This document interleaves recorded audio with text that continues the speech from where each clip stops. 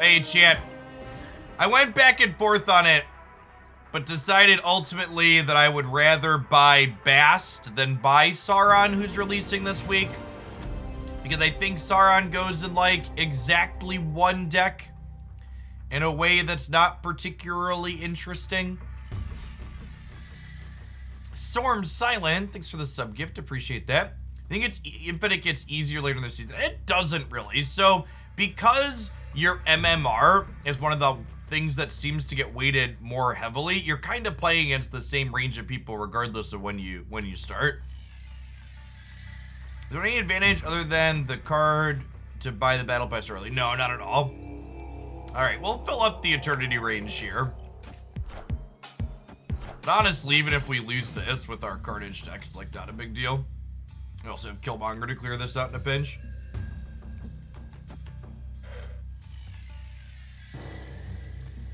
We just fill this all the way up, huh?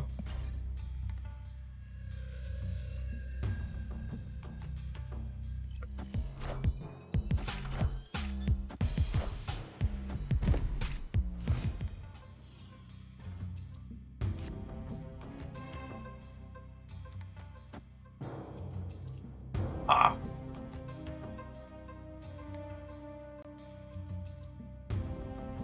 Part of me wants to just do this. We just do this, it's more resource efficient, but I could see it being right to just beast here.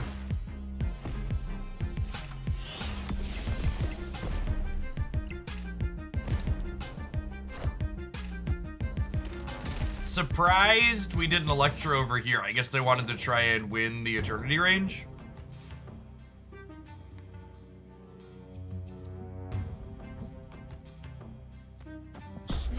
We snap them before the Killmonger happens here.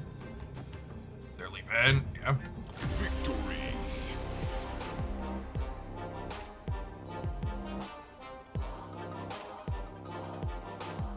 Think they're Galactus? Yeah, maybe. This is one of those, I need to just stop snapping as much. Like, this could have been a potential highlight game where Deadpool got to do a thing, but I pressed the snap button and they left.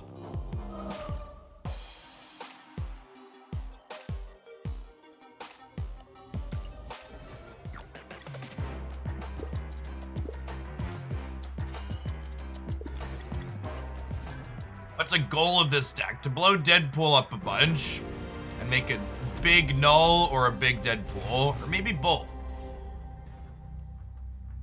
Isn't Bast a weaker beast? I'm not sure what you think this card does, but it's very different than Beast.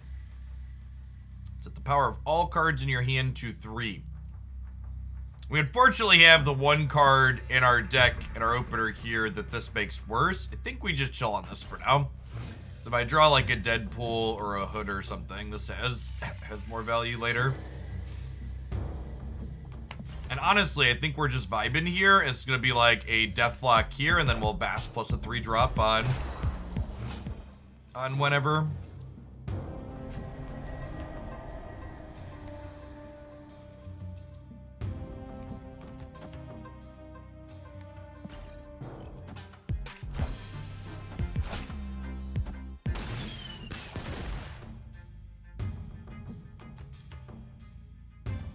This here, we'll do this here.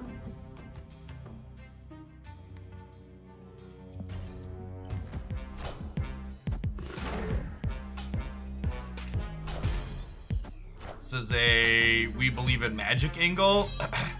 Lady Sif is a little scary because it implies they could be a Hella deck. Although Zola is looking kind of sweet.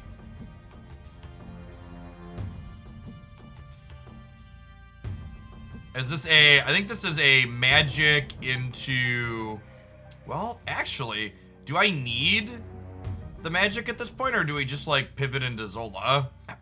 We could do this turn, and then Zola next turn. I guess if I magic, it gives me the flexibility to play the demon out down the line, which is nice.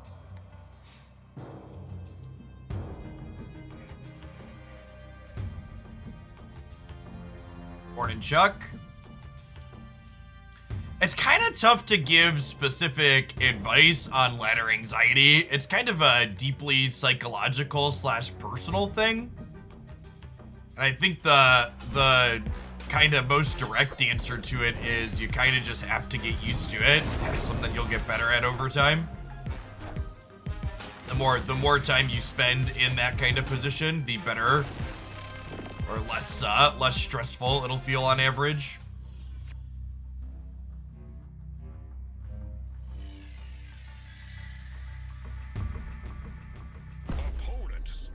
They snapped.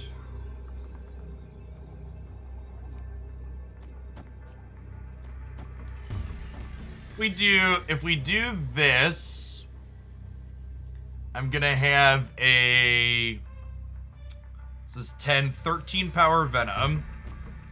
And then next turn we'll be able to go Demon Nova Venom over here. Or Nova Demon Venom, or Zola over here, sorry. Yeah, I think we're in it to win it. Oh, that's a little unfortunate.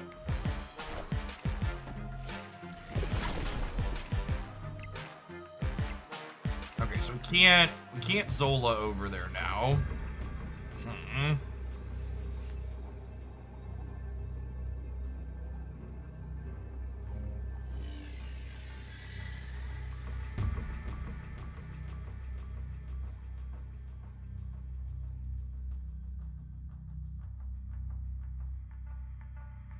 Yeah, do we just like flip a coin here?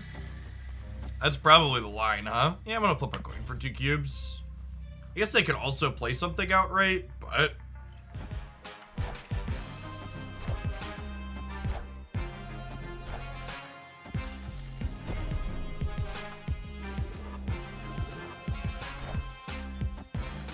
it's like have the infinite guaranteed for the left, so they feel safe.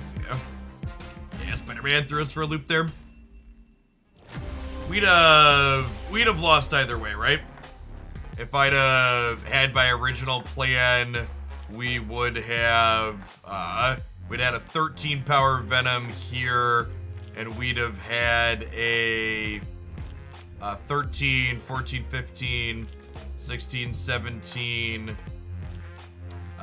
24 power here. It would have been really close on the left side if we would have been able to Zola here.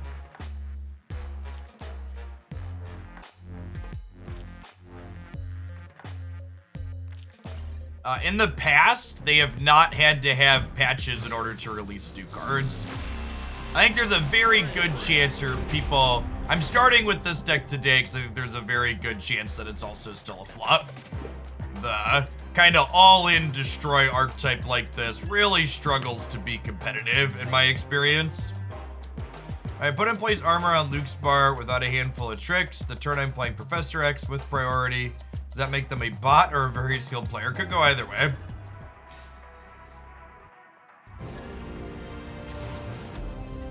Yeah, I do think, in fact, I do think the leader situation is a big part of what is making a lot of Marvel staff problems worse. Completely agree with that take. In fact, to give you a very direct example,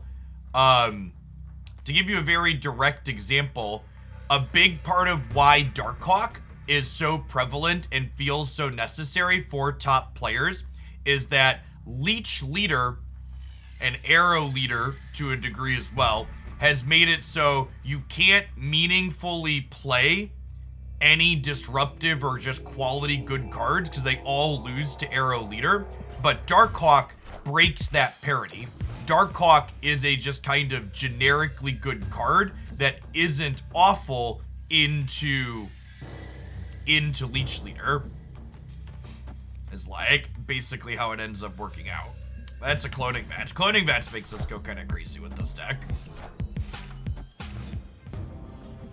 One Carnage, please. One Carnage, please.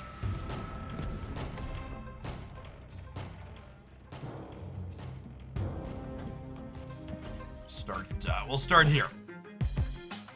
Chuki, thank you for the 40 months. Welcome back. Someone asked, when did I get Bast from my token shop last night with my rollover credits?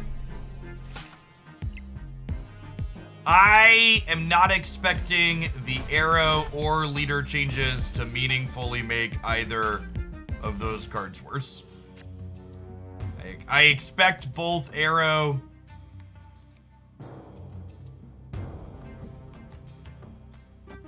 I would expect both of those cards are still kind of best in class.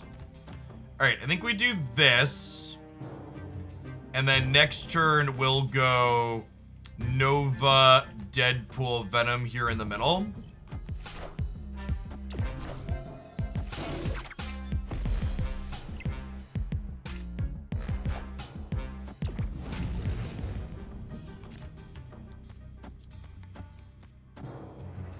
And then we'll get a copy of Nova back to our hand, a copy of Deadpool back to our hand, a copy of Venom back to our hand. And honestly, I think the way this is set up, we don't even want a magic here. I think 6 turns is plenty, especially since they're an Electro deck. I think their deck is probably going very large here.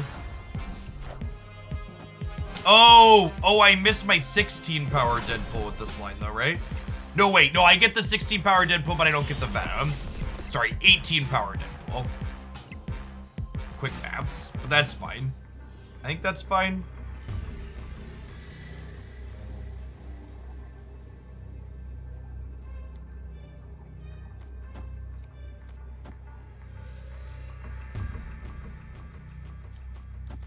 And it's important that I fill the cloning vats here, so that way our opponent, oh, I guess actually, we do this actually. So I want to lead on Bast here to play around leader, but I want to fill this as much as I can to play around arrow. Yes, those are the 2 things we want to play around, are arrow and leader. Cool. Look at that. We took a second, we took a beat, and we played around the big green shitter.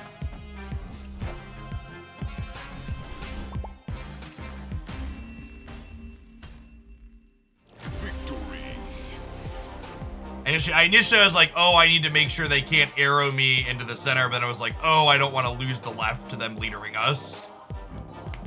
So filling that worked out well.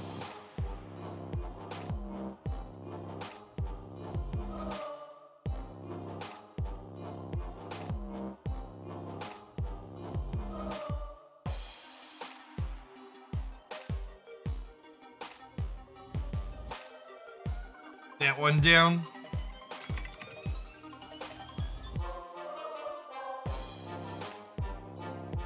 Someone said, I like Regis' suggestion of there being a free rotation of a certain number of cards everybody gets to use for free every week. So, I actually think that would be an atrocious idea.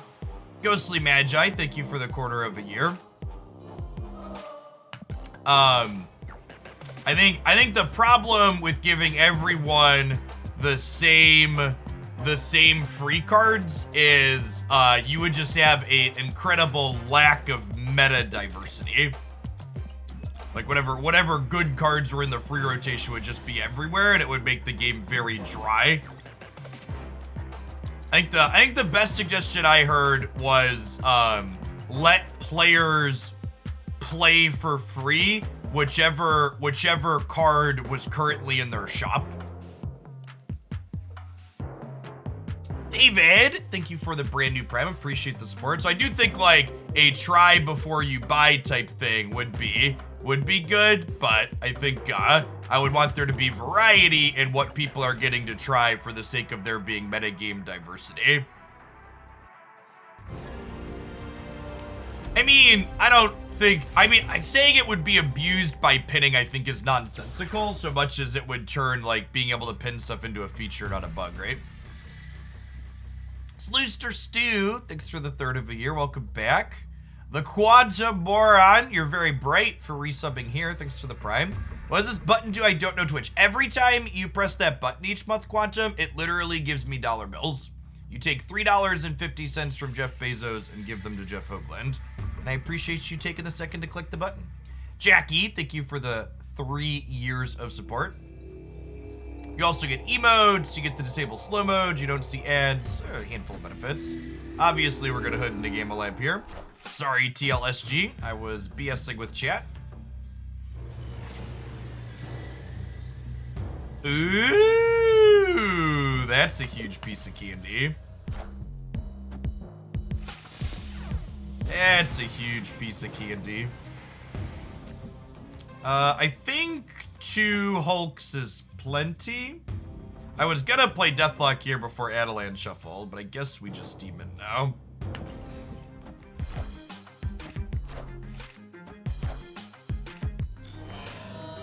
Thanks for the quarter of a year, Duke Beard. Appreciate it. Zabu.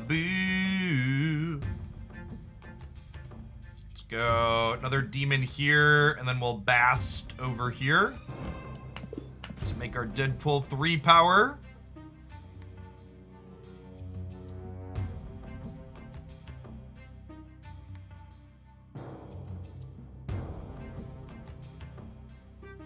Yes, they are very likely a Shang-Chi deck, so hopefully our extra draws with magic will let us find Null. We're gonna make up for the fact that our Hulks are likely toast. Sir Man, thank you for the 7 months. Okay, the Mr. Negative makes, what's it called, slightly less likely, Shang-Chi. Not guaranteed to not be there, because like Zabu and there's a lot of variety in these decks, but Mr. Negative often doesn't have room to fit Shang-Chi in.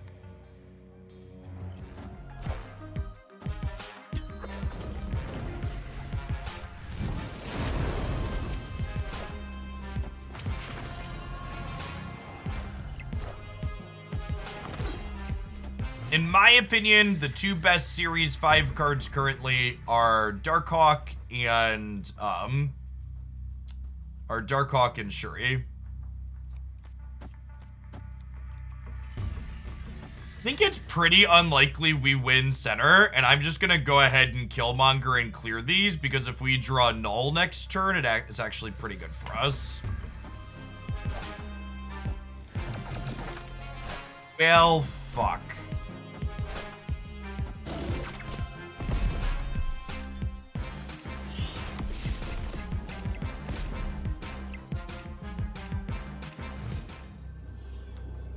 Alright, Shang-Chi, take my cube, bud.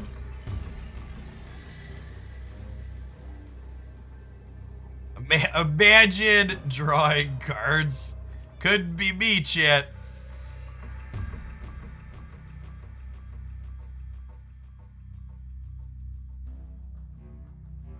Hulk looks real good with this split. Took me 9 splits to get a inkified hood, but we got Kirby dots on it, so can't complain too much.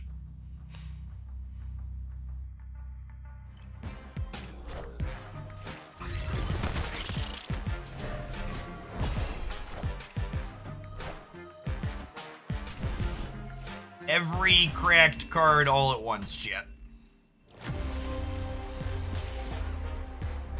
Wasn't Darkhawk memed when it was first announced? I don't know. I've been playing Darkhawk since it released.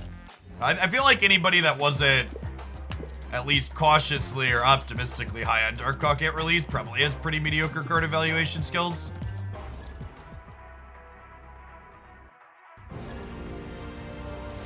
I'm really not a huge fan of the... I'm really not a huge fan of the Surfer negative or Zabu negative decks. I think they generate really big swings like we saw at the end of that last game, but I think their average case draw is worse than just like regular negative without Surfer or Zabu's average case draw. There's something novel and kind of neat. I think they're good enough if you like them, but I definitely prefer the kind of stock negative.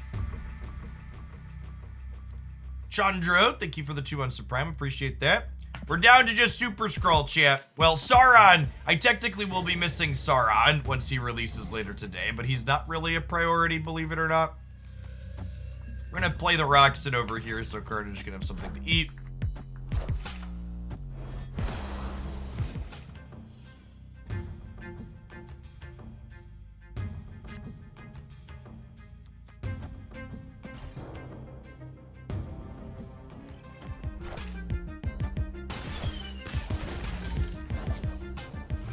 Beast?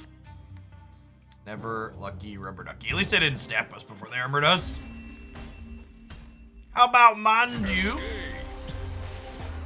K White, thank you for the sub gifties. For how about Mondu, MTS, No Sensei, Andy Pip, and Griffo.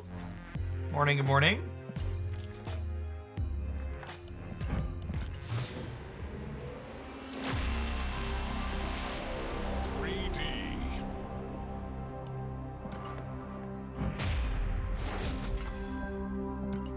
Bill Kinton, thank you for the 38 months. Welcome back. One of the things to note about any deck that any content creator, including myself, puts out that's a new deck idea that talks about good cube rates and finding successful win rates, as soon as any deck list is known and people become more familiar with it and it becomes propagated, your cube rate especially goes down significantly.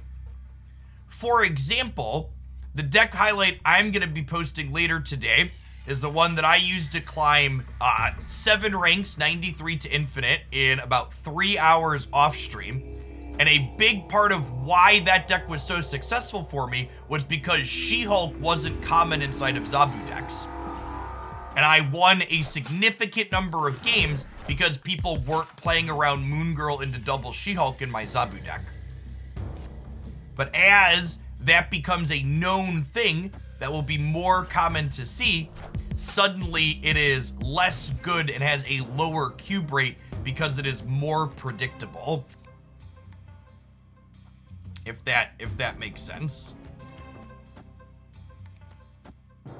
Another thing to be aware of, and I always try and mention this when I talk about stats surrounding any deck that I post, is that any single person doesn't generate a statistically significant sample size with any deck that they play. Myself included.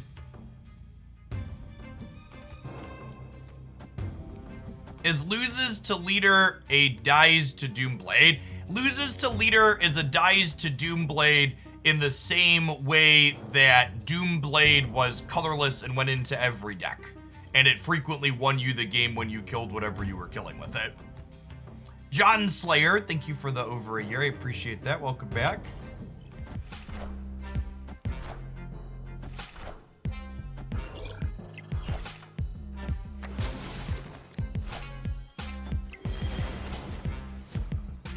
I don't know how we ever win this game.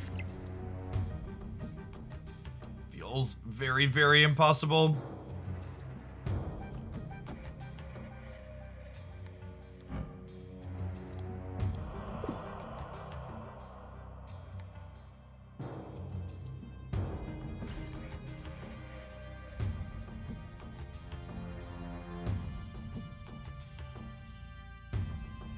I mean, this game isn't even about my opponent having Bast negative, right? Like, they had Bast, and they had Zabu, and they had negative and Hawk all on curve, and they got to draw off a Bast card. I am Iron Man. So this is like this is one of those times where it's like, you look at it, and it's a little bit annoying, but also, like, very clearly this is a high roll type situation that is not the average case scenario for what's expected. All right, so I think we go Bast here, and we go Carnage over here, and then we hope that this holds on the left and that Null wins on the right.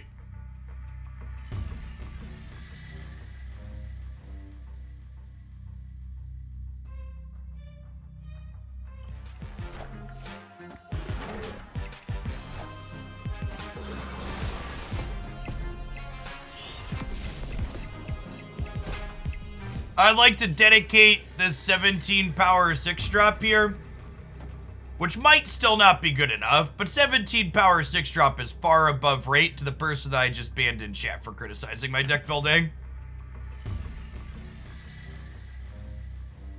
Opponent snapped. There's a good chance that Null's just, like, not good enough in general. Because of the big swings that a deck like Negative is going to be able to put out here. I think it's right to play right here. We'll see. They already have Iron Man in the middle, so I don't think 17 is going to be good enough there. Obviously, this play is much worse if our opponent knows what we're doing. Bast, like every other Series 5 card you will see featured on this channel, I pulled out of a reserve. Sorry, I did not pull out of a reserve. I bought with tokens.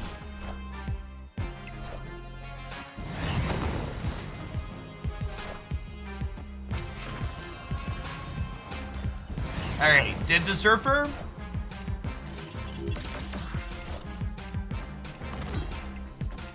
They don't even need the Surfer, but I assume they have it anyways. That's how this works.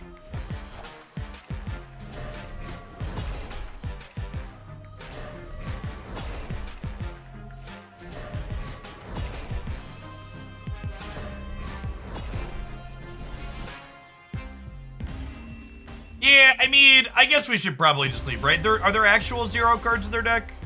They actually have 0 cards in their deck, right?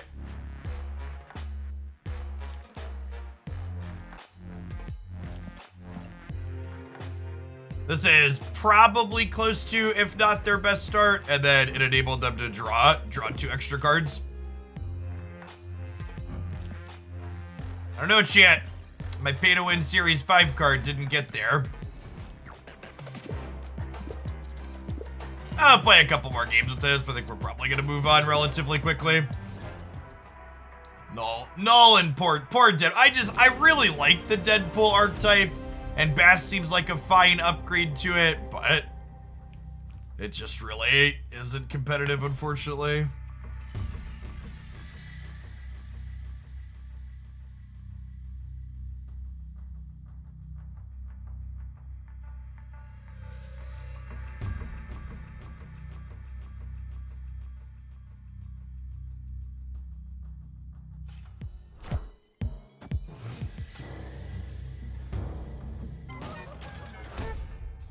Ooh, that's a fun one. Opponent snapped.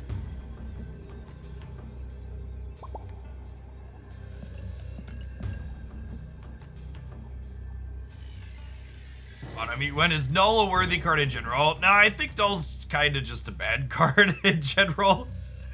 I kind of want to just pick the hood back up and get another demon here. Yeah, get fucked, asshole. The classic opponent snaps and then emotes thinking they're fucking hot shit. Get the fuck out of my game. This is why I really wish we could just have emotes auto off by default. 9 people out of 10 just think they're funny and gloating with them.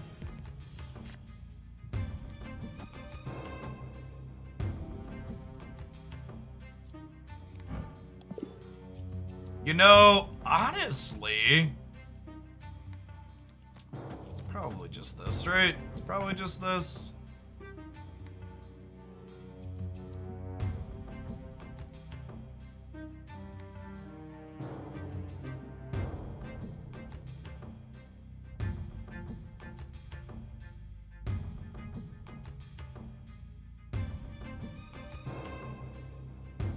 Oh, yeah, I guess with Starlit Citadel coming, there's probably merit to playing the Killmonger over here, because Negative Zone's gonna end up somewhere else.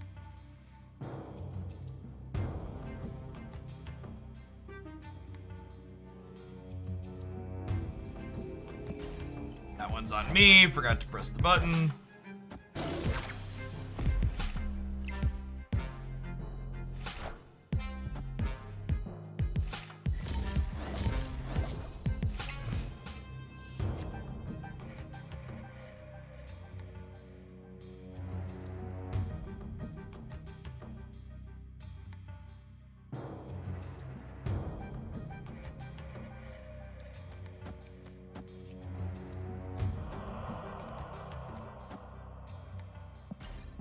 And unfortunately, we're just like not putting meaningful stats into play here, right?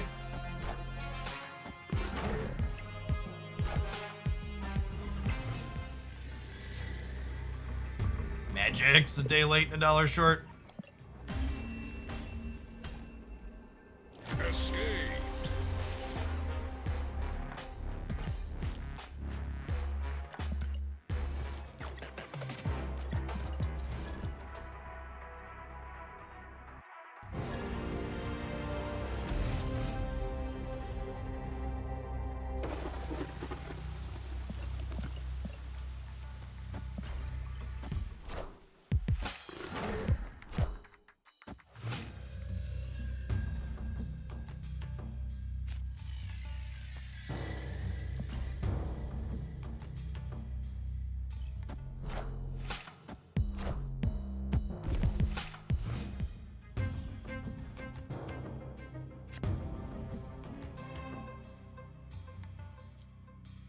This probably cuts both of us off of the raft, which is probably fine.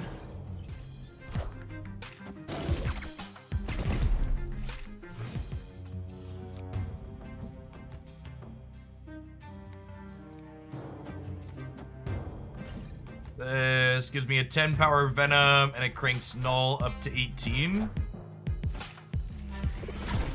I think Zabu Shuri is better than normal Shuri. Well, I don't, so like, when you say normal Shuri, I don't know that I really understand what you're talking about necessarily.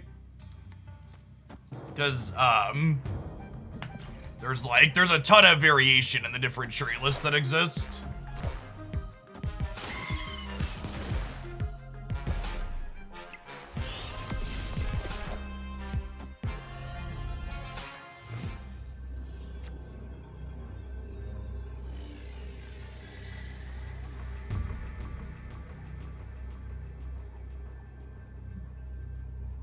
See, I think the Arrow Vision Shuri list is just kind of a different deck than like what the Zabu Shuri deck is trying to do.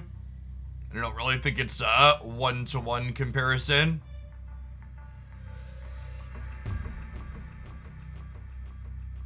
Do I pay my moderators? No, my moderators don't really have to do much. I do like 90% of the moderating on my channel. Also, you've kind of been a jackhole like multiple times in my chat, so I think I'm gonna ban you.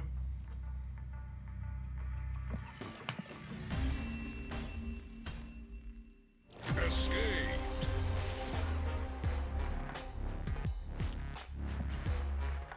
That's harsh. All right, I got some harsh here for you too. See, chat, that was all me. In fact, it always makes me chuckle when like the unban requests come through and I skim through them and people are responding to the ban request both like they don't expect me personally to read it and like they didn't think I was the one who banned them to begin with. 99% of bans on this channel are handed out by me.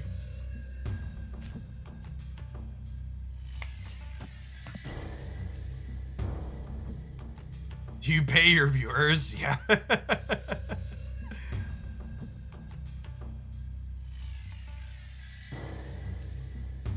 The other 1% of bans are Agatha, yeah.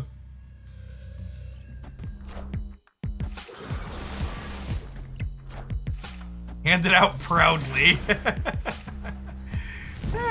Free limbo.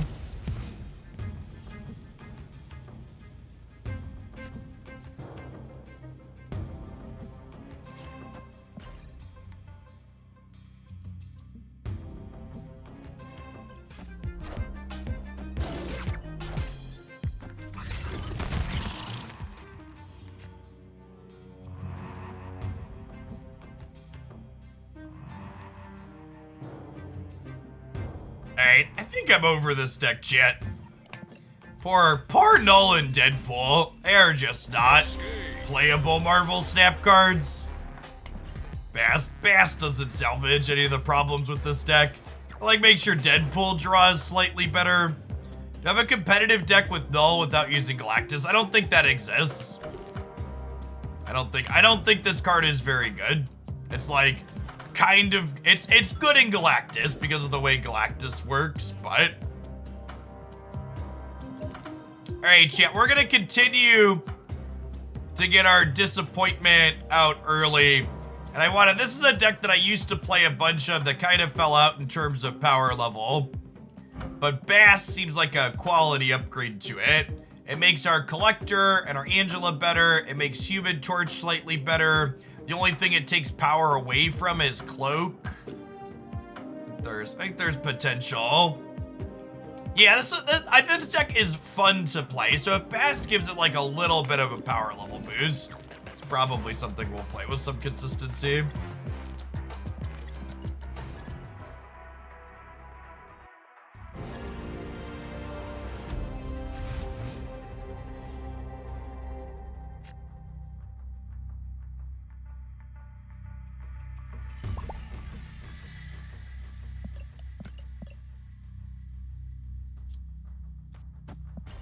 Crawler into the Eternity range.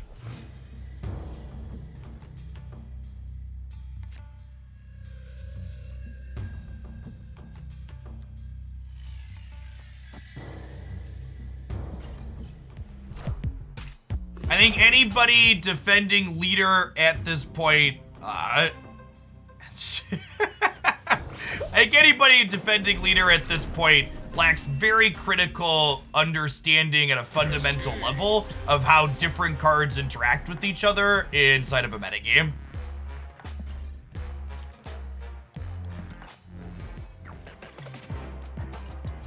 And I'm mostly not going to get into specifics of breaking down anybody's particular boneheaded arguments about why they're defending it. I'm just going to make that broad blanket statement and move on with my life.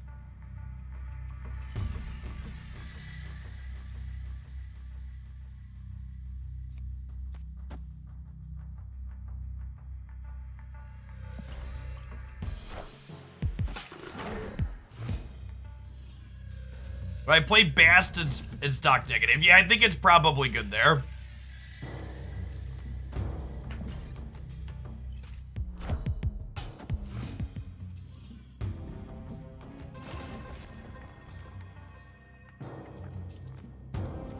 Well, this game's off to a little bit of a rocky start. We've got one stat payoff here at Angela. The question's gonna be, can we put together another one?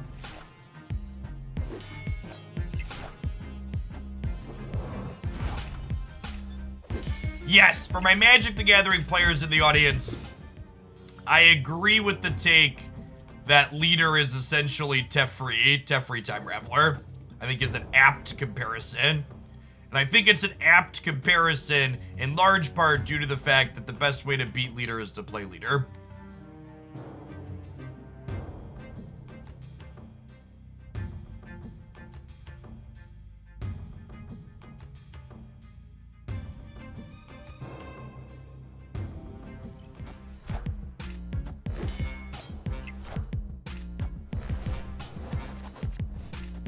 In my experience trying to play this deck, I do not think it is super... Oh my god!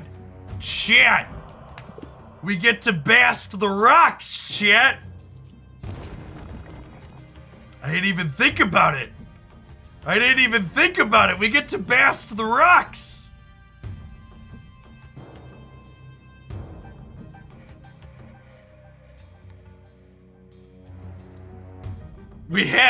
We built our own vibranium mines, chat. That's so good. No, I don't think taking 1 point of stats away from leader is meaningful. Someone else asked, do you think this deck is competitive without Bast? In my experience, it really struggles to be reasonable without Bast. I don't even know if it's reasonable with Bast, if we're being completely honest, chat. Maybe playing the cloak was a mistake. I have to hedge both locations down.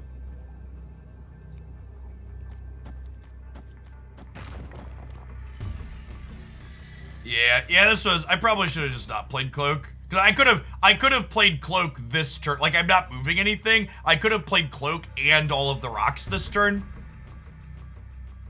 I likely cost myself this game the way it's gonna play out. Yeah, I built my own New York and I didn't have to.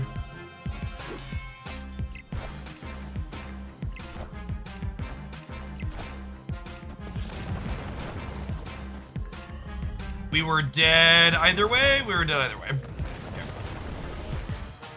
How did you get Bast? It's already fully upgraded. It's only a blue border, chat. The blue border and the infinite border look very similar on the deck overlay.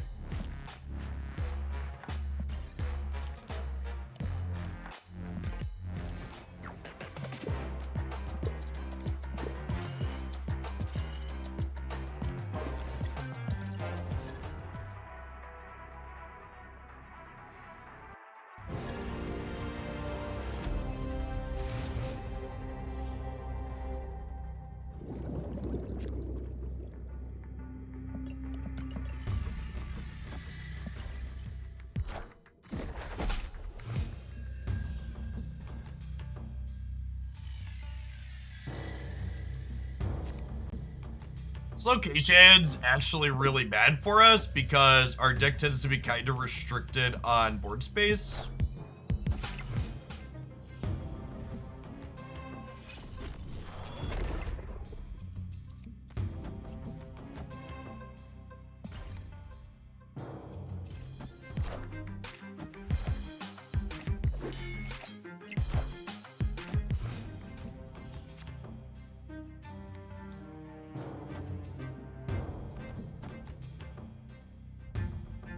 How does this work?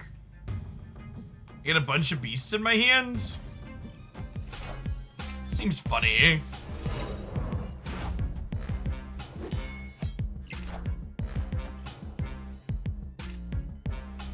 So I fill my hand with beasts here, right? Is what's gonna happen?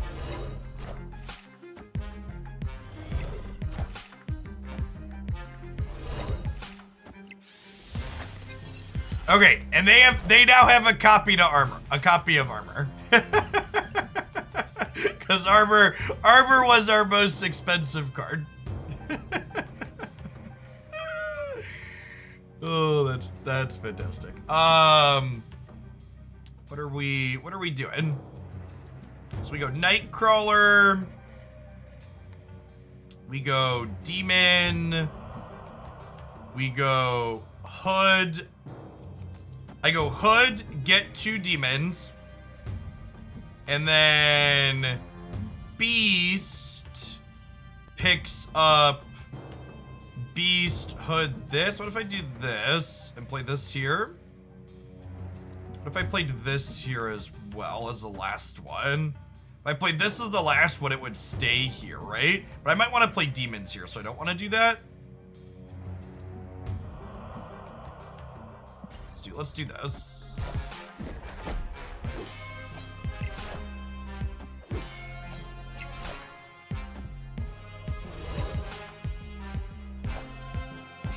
Remember, hard hand size limit of, oh wait, this is gonna mean we're locked into beasts in the middle, doesn't it? So we have to win left and right now? Yes. We have to win left and right now. Got me. All of my cards are center.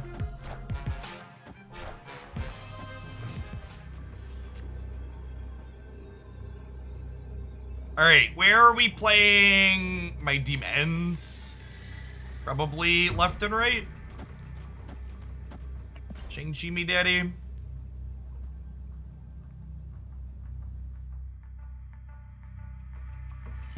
Was playing the Yellow Jacket combo deck today, and due to some random locations, I got a 65,000 power Wasp. That's excellent.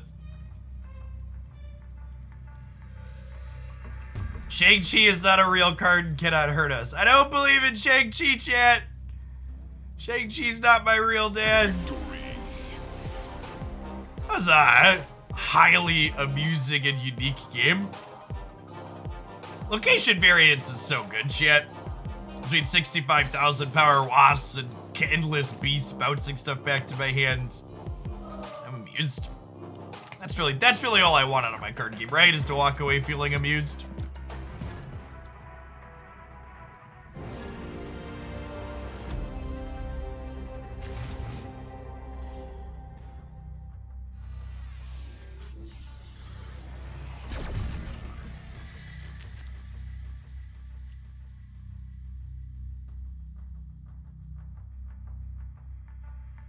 If I Bast here, it's +2, -1, +1. So it's 2 extra stats. I don't even know if that's good enough, honestly. I'm gonna just collector on 1. If we draw like Hood or something, I'll be happy I waited on this.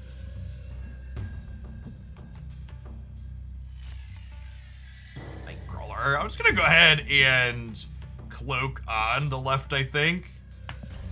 Just get my 1 card out of my hand that Bast would make smaller here.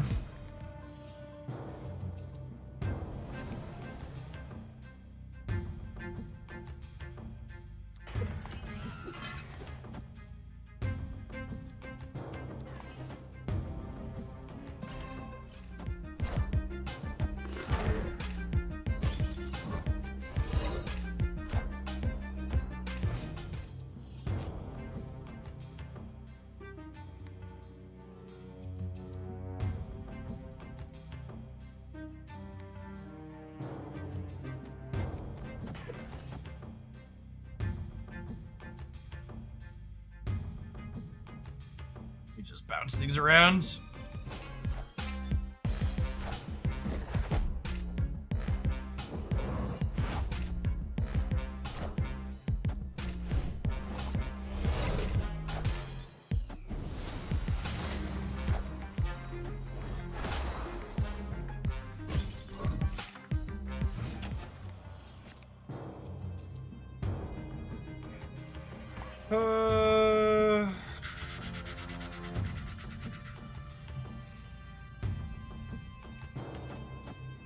Probably just this.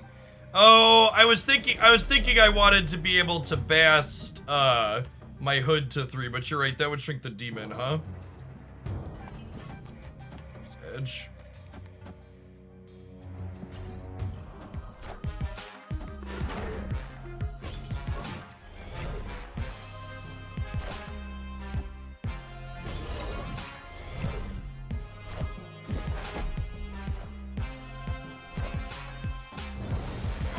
Hey, Boreal, glad you found him useful.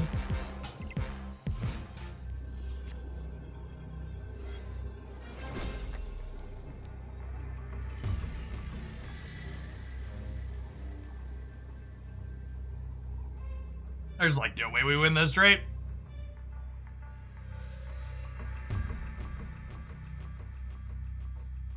Yeah, I had enough tokens last night to buy Master the Shop. We're sparing a cube for content. Maybe this wins here. So there's no way Chavez wins either of these lanes, right?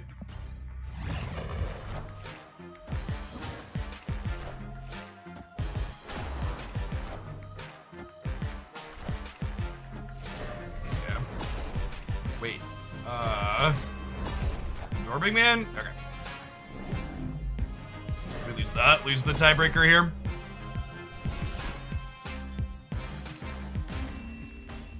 Apologies for the slightly early break. I really need to run to the restroom, so I'm gonna go ahead and click our ad roll while I'm stepping away. Anyways, I'll be back in just a minute. BRB, folks.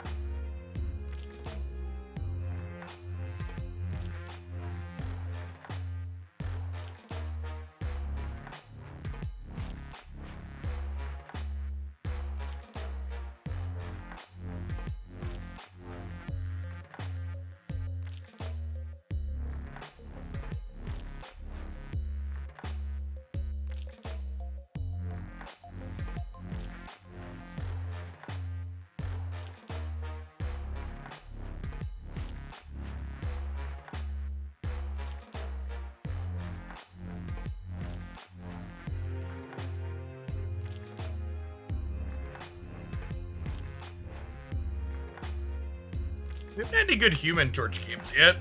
Hopefully. He stops being shy and shows up. I'll take some more cloak boosters.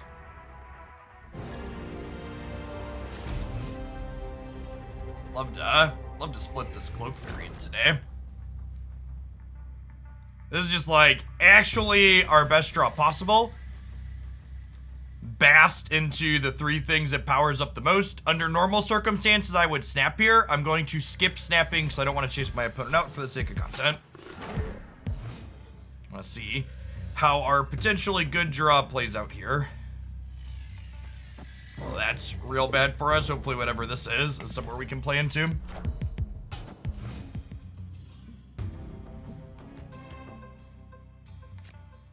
Or it could be worse. I don't know that we necessarily leverage Shuri's Lab well.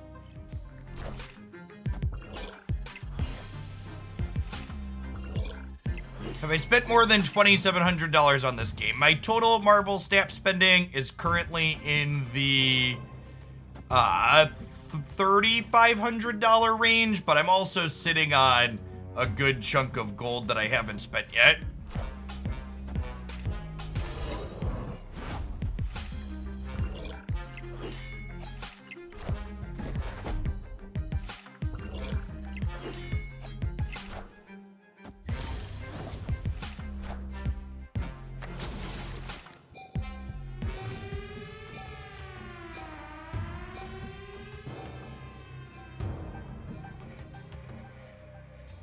So we can play Demon here, and then we'll Falcon here and pick all our friends up.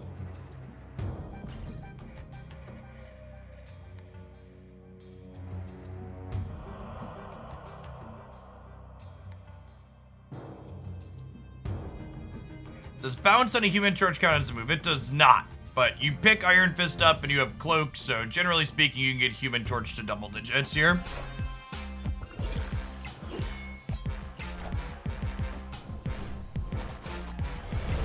Or things come back here, Collector gets big. Widow's Bite doesn't even really matter because we weren't going to have the ability to play into Crimson Cosmos anyways.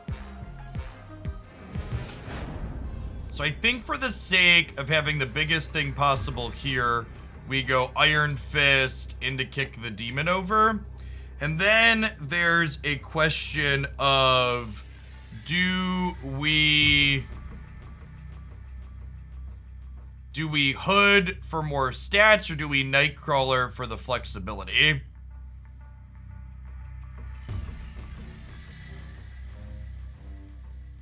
Hood for more stats, or do we Nightcrawler for flexibility? Oh, we get a demon as well if we Hood, is a good shout. But it's just leaving. Yeah. Victory. Our deck got to go totally nuts there. This was gonna be 24 in the center. Hood was gonna be 12 here. Yeah, we can't move Nightcrawler if we don't play him this turn, but I think it's probably just Demon. And then we get to Hood into 12 power, and then we have a 9 power Chavez to add to the board as well.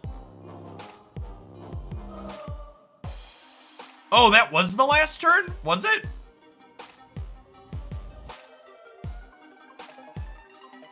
I got distracted by chat. I mean, we were in a good spot anyways, so we were gonna be what, 16, 24. Oh yeah, the vault did close, you're right. Derf. The Widow's Bite threw me off because we didn't draw Chavez. That was it. Normally Chavez is in my hand on the last turn, so I was counting. Got it. Someone said they have a patch in their iOS store. Someone let me know if you see a patch on the Steam client. I'll restart.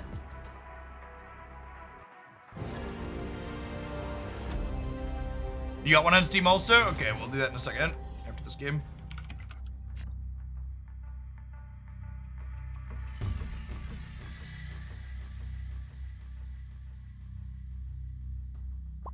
Garfunkel, thank you for the 2/3 of a year. Welcome back. Peak variance.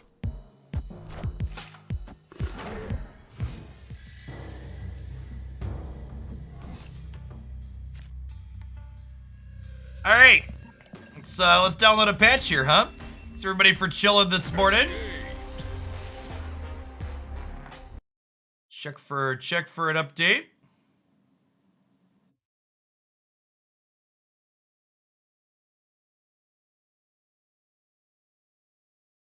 Got a 500 megabyte patch almost here on Steam. LVN, thank you for the Prime.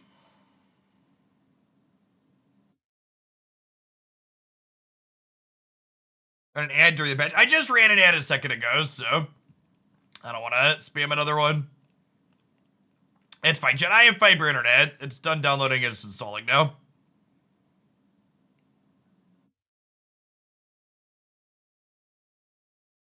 Oh, you know what? I'm actually not going to be able to view the patch notes on the Steam client, am I?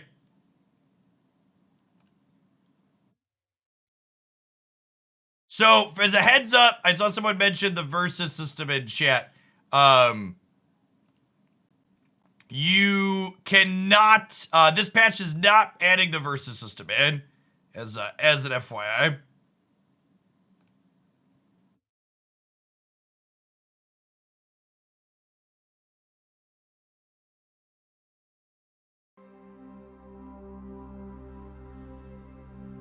Yeah, no collector's tokens in the Pro Bundle was expected, chat. If you looked at my thing.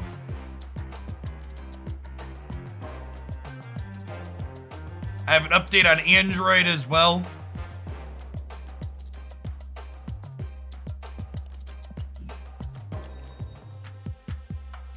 We have the Primal Masterpiece here with Craven, Sabertooth, and White Tiger. I like the White Tiger. This is probably a pass for me overall. It's only 1,500 credits. The Pro Bundle is $100.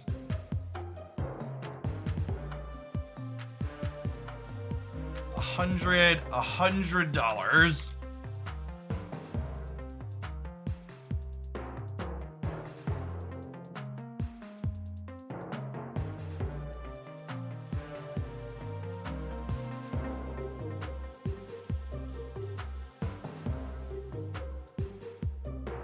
It's interesting that they put 250 collection level value here on the thing as well.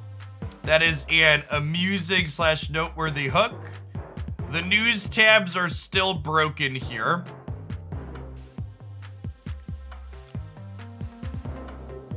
I'm gonna go ahead and close this really quick, and I'm gonna pull up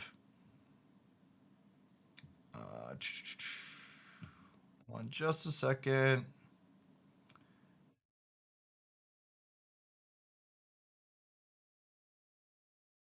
This is the Android version, so we can take a look at the news here together.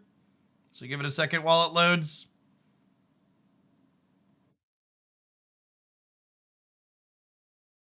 The Primal Bundle is not worth spending your gold on if your goal is account progression, chat.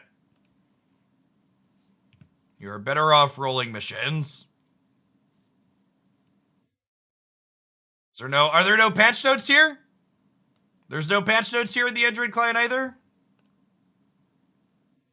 Nope. Read more. Okay. Did anybody see, did we get patch notes on the website? Someone said they're on Discord. I'd prefer not to have to sift through Discord. All right, hold on. I'm going to buy the Pro Bundle on Android real quick here.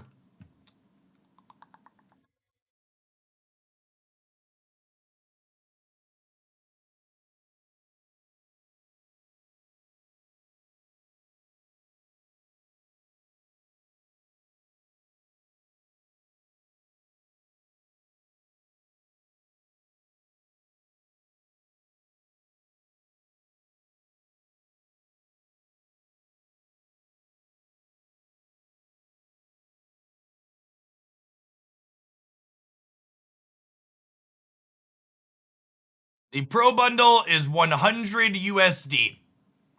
So it is slightly better than purchasing credits for gold directly by a very marginal amount.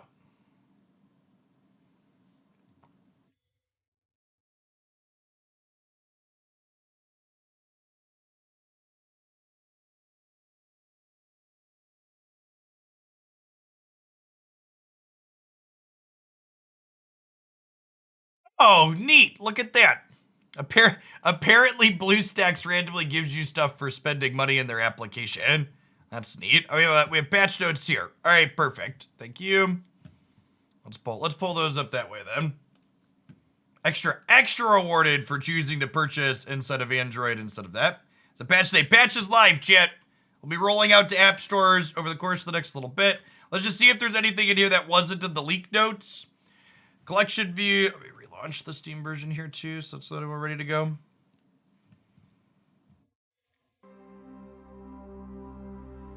Eight cards from common to infinity. New location sounds, new card sounds.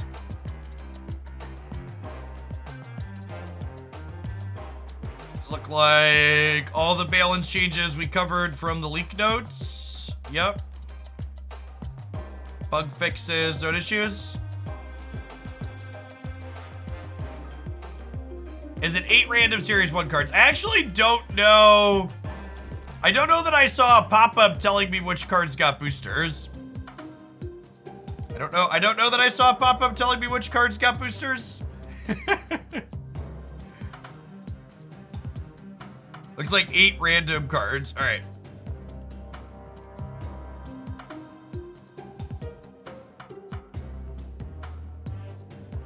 It's delayed. Okay.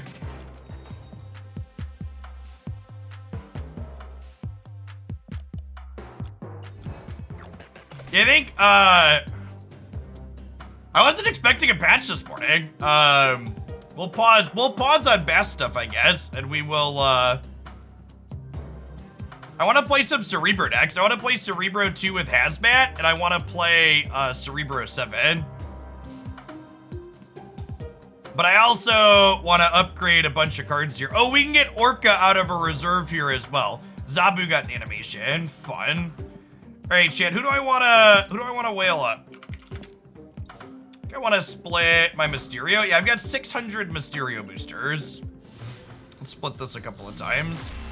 Yeah, Arrow has 7 power and Black Cat has 7 power now. So I think Cerebro 7 could maybe be a... I can't claim more credits because I'm above 10,000. Got it. Okay, so we gotta spend before we can claim them, Chip.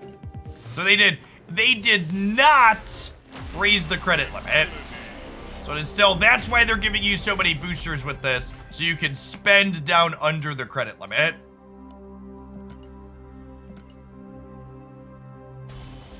We should be able to get Orca with the amount of credits that I have.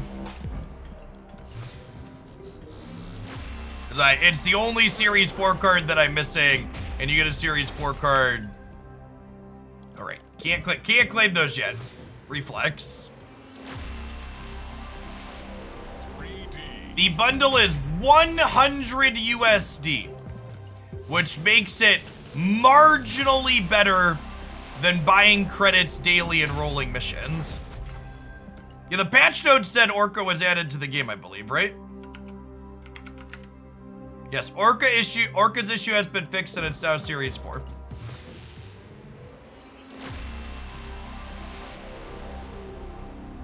Shiny logo. They pulled back the Groot and Drax buffs. Nope, they are listed as exactly what they were in the data mine.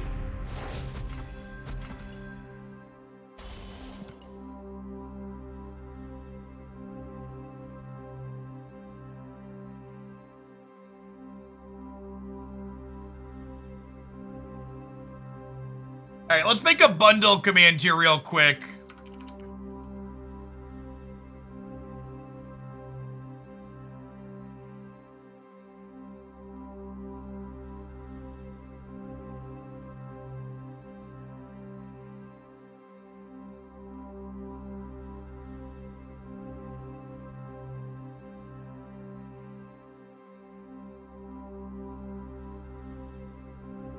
The new bundle is marginally better than spending $100 on gold and using that gold to roll missions. Resident Sleeper.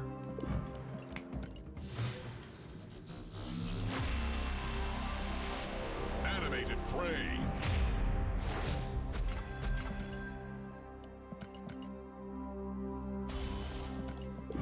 Tokens.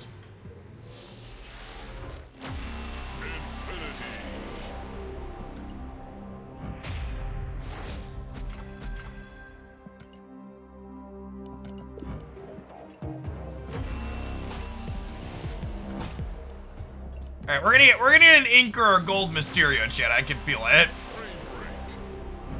Chat, the cosmetic bundles are never worth purchasing for progress. The cosmetic bundles are never worth purchasing for progress. The cosmetic bundles are never worth purchasing for progress.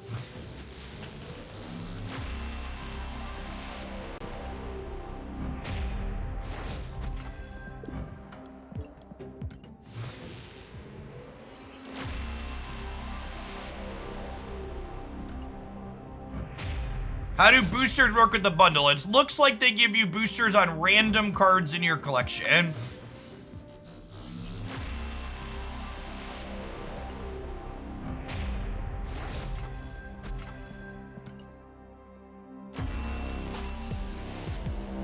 Look at that. Oh, there's a set as favorite option when you get the variant. That's a nice quality of life improvement. I think I like that lizard less than my other lizard.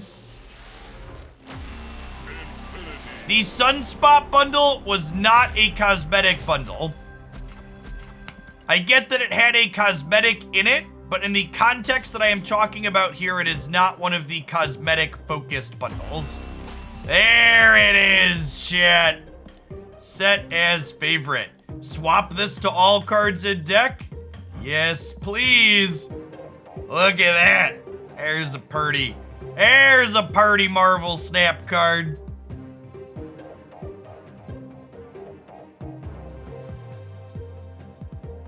Here's a purdy Marvel Snap card. I think on average, I prefer Marvel Snap's card acquisition to most other card games' card acquisition models. Especially compared to Arena and Hearthstone.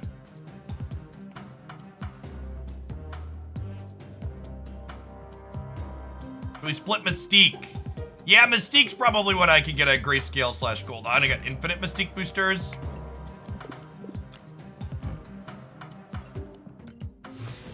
Cue the moment where Legends of Runeterra players who are here and no longer playing Legends of Runeterra tell me that Legends of Runeterra has a better economic model.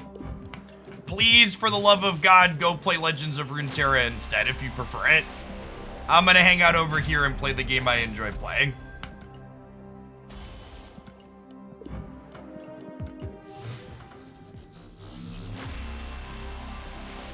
Animated frame.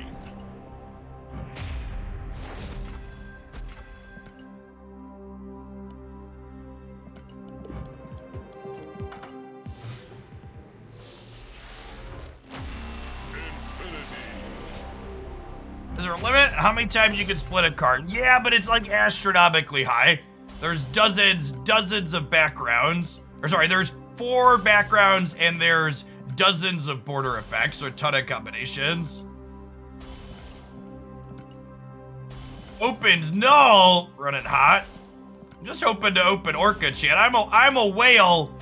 I need to be among my people at Open Orca.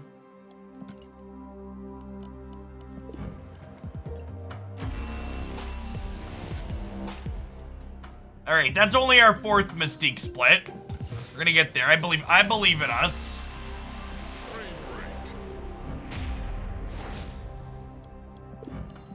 It does not give you 250 collection levels in addition to the credits. It's communicating to you that the credits and boosters it's providing you can get you about 250 collection levels.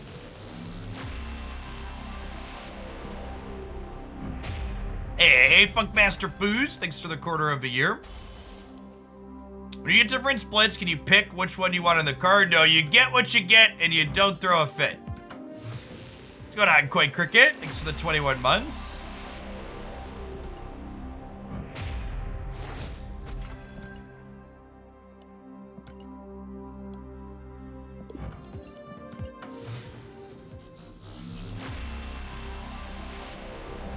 How many collector's tokens does 250 levels get you if you're Series 3 complete? About 3,000. 2 to 3,000. Some variance in there.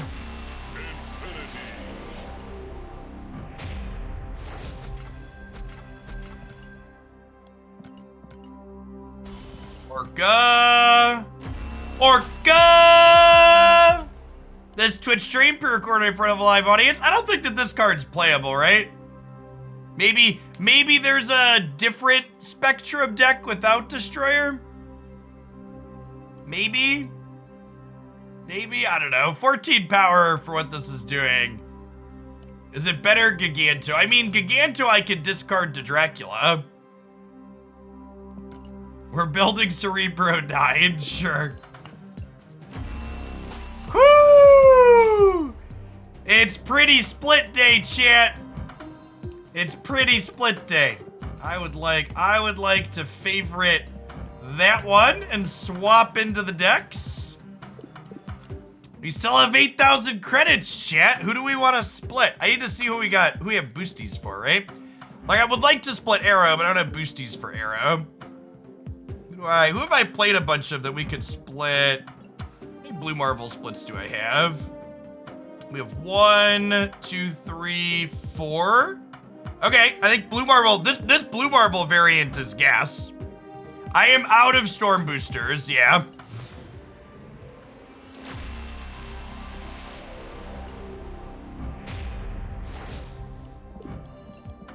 We're gonna hit collection level 12,000 today, chat. I don't have many Cerebro boosters.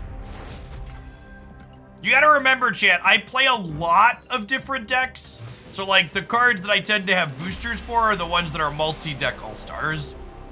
Tyler, thanks for the quarter of a year.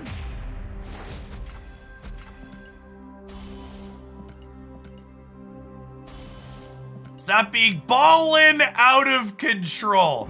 What an appropriate title for our whale stream today.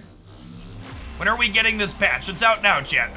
This is my regular account. I'm not on a special server or anything like that.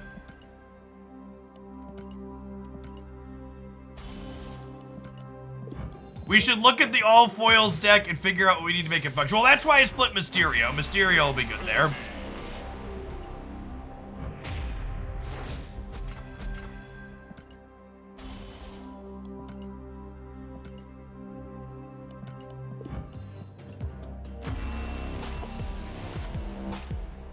It's beautiful split day, chat. It's beautiful split day. Oh, I don't know that I quite have enough boosters. I don't think I have enough boosters to get him to gold border though, right? I don't think I quite have enough boosters to take him to gold.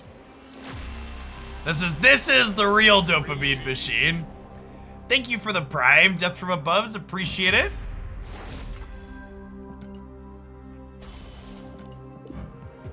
Okay, so I have 41 boosters left. I think I leave him on blue border for now, right? Because I need 9 more. We're close to getting him. We're close to getting him to yellow border. I think we leave him blue for now. Because it goes with the card. All right, 6,700. How many collector's tokens am I up to is a better question. Someone asked how many collectors. I had 0 collector's tokens this morning, chat. All right, we're at 1,400 collector tokens, having spent around half of the credits. So yeah, somewhere in the 2,500 to 3,000 credit range. Am I gonna get the Savage Land variants? I don't think so. The credit ratio on this pack is really mediocre. I don't have a White Tiger variant though. Is this one of the better White Tiger variants? This might actually be one of the better White Tiger variants. All right, now I'm waffling shit. Hold on, we gotta go look. We gotta go look.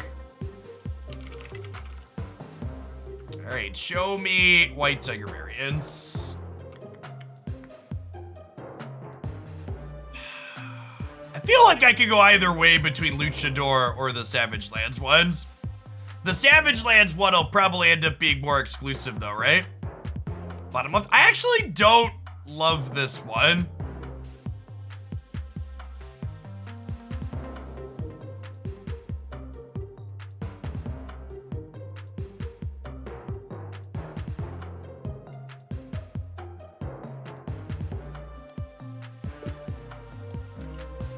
Alright, who am I kidding?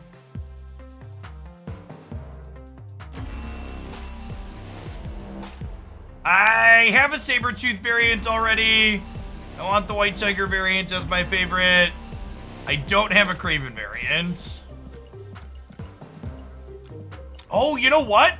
I don't think I had split Craven or White Tiger yet either. Sweet, I actually hadn't split the base art one. This'll give me a split on another card I don't have a split on yet. 3D. I think if you already have Darkhawk, Shuri's probably the second best Series 5 card right now, and your Series 3 complete. I don't have enough boosters to split the base and the second one. There are people that are new to chat. You're not sure what a split is. As you upgrade through your cards like this, the border and cosmetic effects improve on it. And then as you get them to infinite, the final split level, or the final cosmetic level, you split the card into a new cosmetic version of that card. So we're gonna do that to Craven here in a second. So we press the button on Craven here. Infinity. So he's max quality infinity. These tick up. Collection level 12,000 chat. Then you click this button, and it gives me a new Craven with the cosmetic effect. So it's a rainbow background. I'd prefer to keep using my infinite bordered one though. However, we can still upgrade this one once to get a discount on half a level for 25. Idrix, thank you for the prime. My recommendation would be that you focus on completing your Series 3 collection before you work on Series 4 and 5. All right, and White Tiger, oh, I actually have enough to split White Tiger twice. And so here's, to highlight how splits work with a card that I have more copies of. The more that you split a card, the better cosmetic effects you could get. So if you've ever seen these monochromatic cards, you cannot get a monochromatic effect until you've split a card a minimum of 4 times. So you can see with my Mystique here, I've racked her all the way up through infinity 5 times, and we've got different rainbow backgrounds and particle effects, and then Inkify was the last one that I got here. Another tidbit for managing your collection here. You see how I have lots of copies of these cards visible? If I uncheck this all variants, it only shows me my favorited version of each card.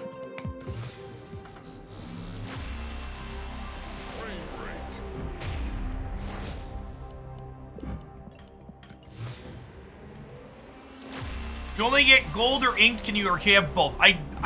Gold and ink are both considered background effects, so you cannot have them simultaneously. Although it would be kind of sweet if you could get an inked character with if you could get an inked character with a gold background. That one sounds like it's kind of hot. Second dinner, get on that. I would like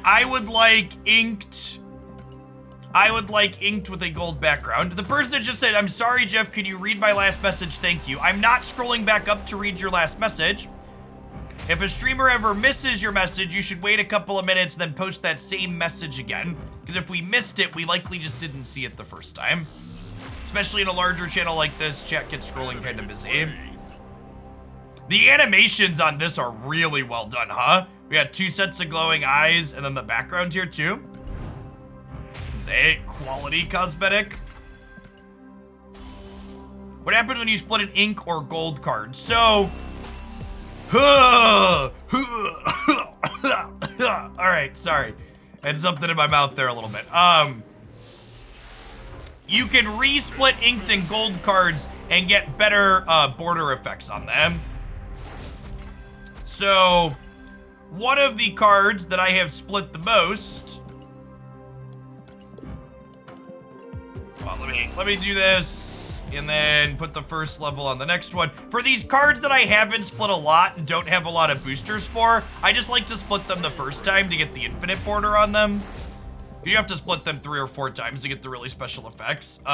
Hood, for example here.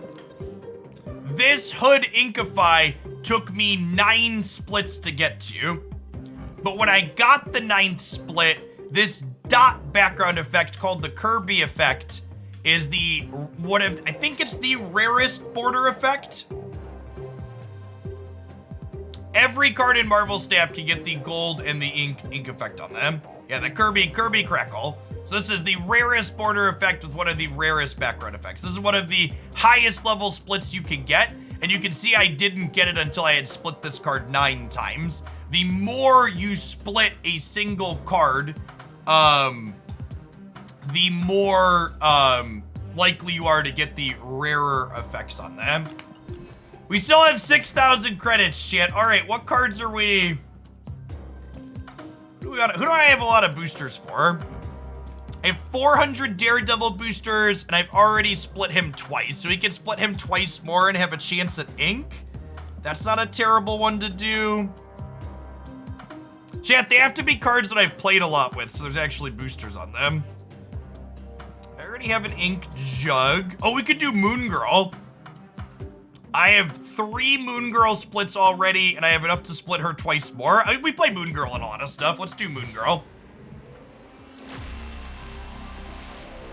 3D.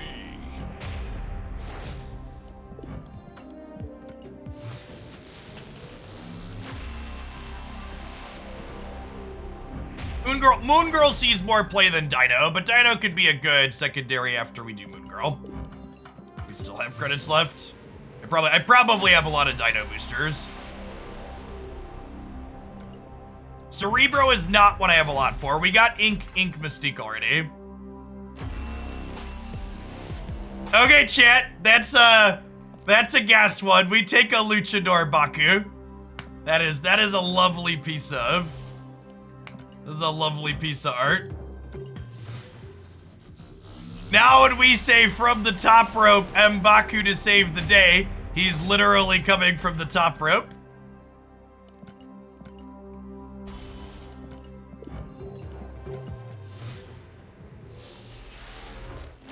That's a good question. So, yes, the total amount of splits a given card has is counted by the base art and the other one. So you can see here I split base Moon Girl once, and now when I split the variant for the 3rd time, this counts as splitting it for the 4th time because it counts all of the Moon Girl cards that I have split. So this could be an ink. It's not an ink. We did not run hot. All right, hold on. Let me see. I don't think I have many Baku boosters yet.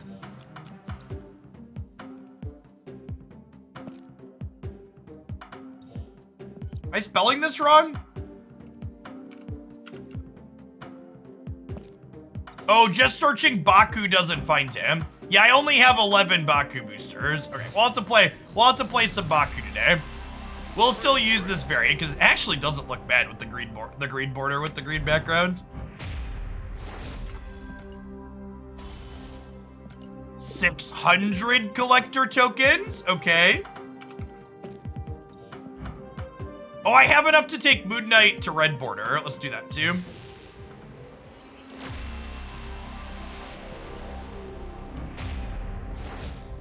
Yeah, Snap's search function definitely needs.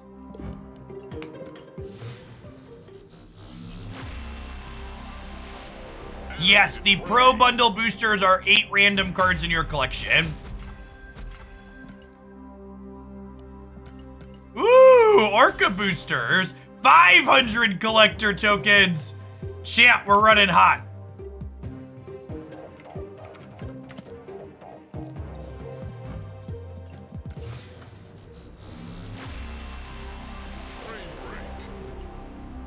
How do you see which random cards got your boosters? I don't know that you can. I don't know that you can. At least not that I've figured out. Okay, we have enough boosties to split Moon Girl one more time, chat. We have enough boosties to split Moon Girl one more time.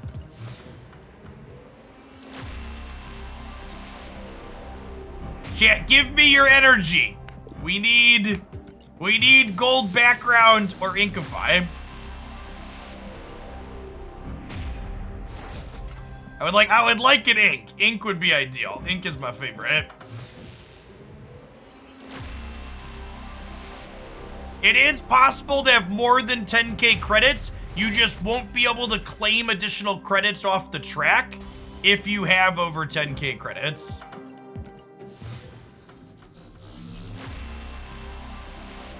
Animated frame.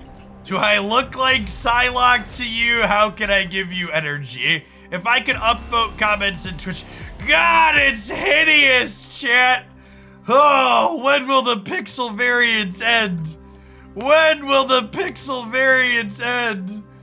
Please make it stop. You cannot claim credits from missions. You can, however, claim credits from reserves if you are above 10k. Baku boosters! Never lucky rubber ducky. Ran out of Moon Girl boosters. Didn't get the splits we wanted. It's actually not that unlucky, but I'm gonna complain about it anyways, like a typical card gamer. That's only our 1, 2, 3. It's only our 5th Moon Girl split.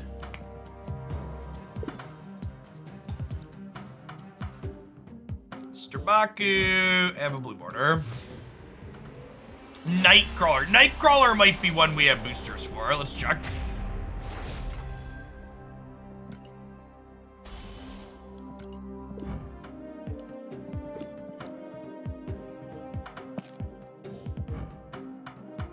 I have enough boosties to split Nightcrawler one time.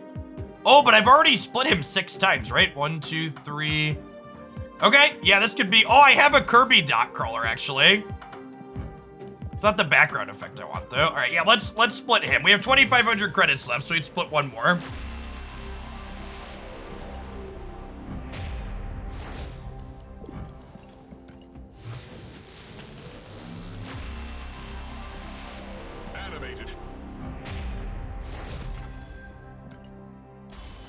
We got this will be our 7th Nightcrawler split, so pretty good chance at ink or gold here. The more you split a card, the more likely you are to get the rare ones. Another 100 collector tokens.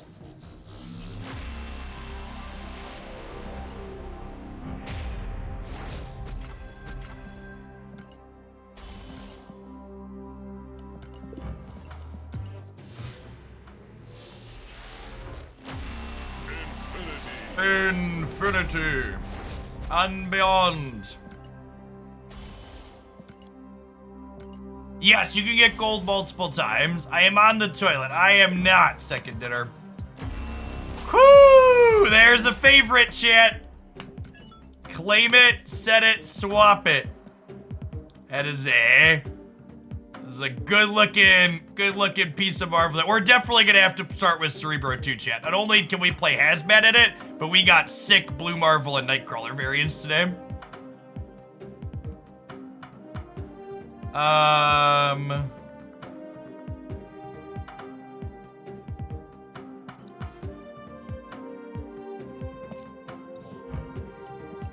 need 3 more cable boosters to split him again. All right, I have 1,000 credits left still, chat. Oh, but I guess we got 1,500 from this. Okay, so about how many tokens did we get? We got approximately, as someone who is Series 3 complete, the more you split a card, the more likely you are to get rare splits. The probability of getting rare splits goes up the more you split a card. Someone done this. That is a non-sarcastic statement. So, about 3,400 tokens, give or take, from the 12k. Now, noteworthy for those of you at home, my 3,400 tokens from that is only because I am Series 3 complete. If you are not Series 3 complete, you acquire tokens at a much slower rate. Yes, Super Scroll is not good in Cerebro 2. Get that rogue variant. Now, I have like 2 rogue variants already. I mostly only spend gold. Like, I was close to buying this Absorbing Man, but I was close to buying this Absorbing Man, but I already have a chibi one, so it's a good piece of art. I just already have one.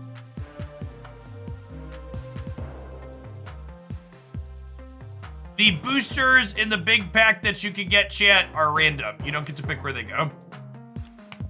All right, time to revamp Cerebro 2 here.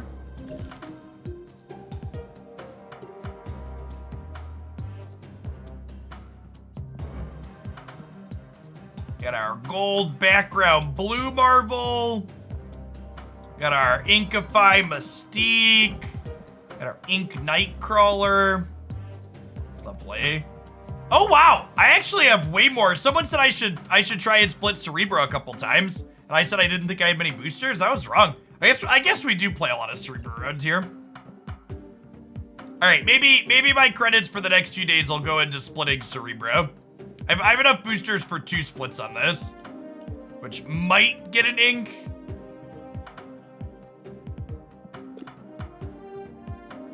Okay, what do we want to do here? I want Hazmat. I want Wongers. I want Luke.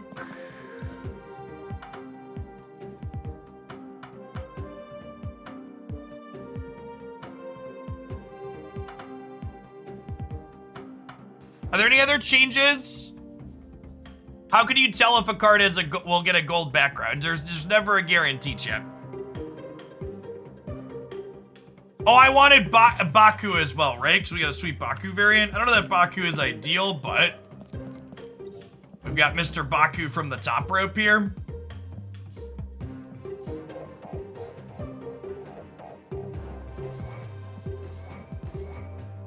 All right, who's our last cut? I think we cut the Daredevil package to fit in the Wong Hazmat Luke Cage. Is it Mr. Fantastic is the one that's got to go? I feel like cutting a higher curve card's probably right, huh? Oh yeah, that's true too. Ideally, we want priority less often with Hazmat.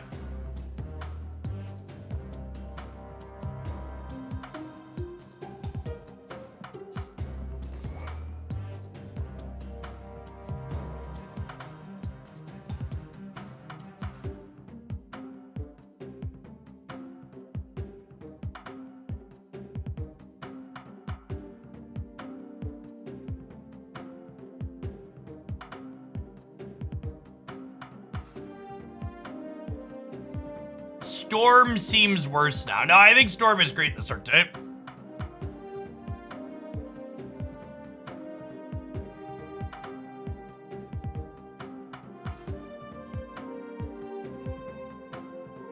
Yeah, Nakia got buffed, but we don't want Nakia to buff things in our hand in this deck.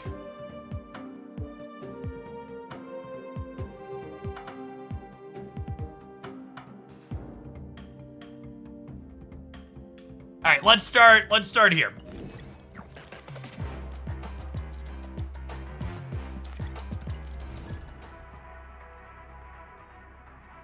We could play Galactus now. I'm gonna go out on a limb and suggest that my Cerebro deck is not good playing into a single path.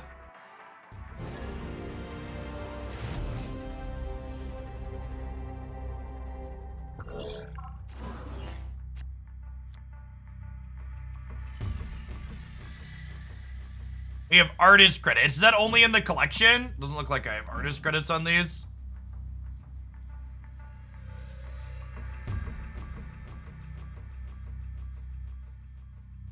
Sounds like a coward who deals before Galactus. Something like that.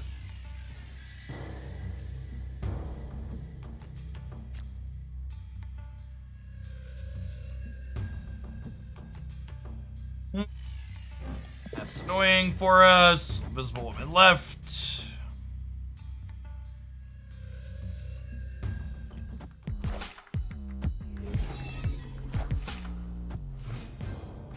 We can double cage to 2 power. We sure can, chat. We sure can.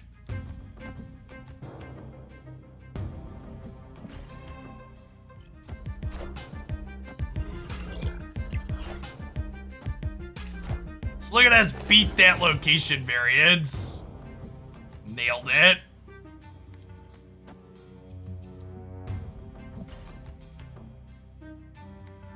Maybe I'm actually supposed to play Cerebro middle since I can't play 2 power things there. Yeah, I'm probably supposed to play the Cerebro in the middle, actually.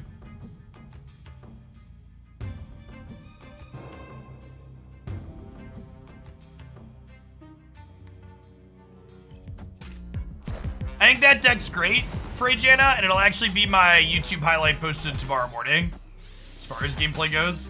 All right, they have 2 copies of Brood. Enjoy.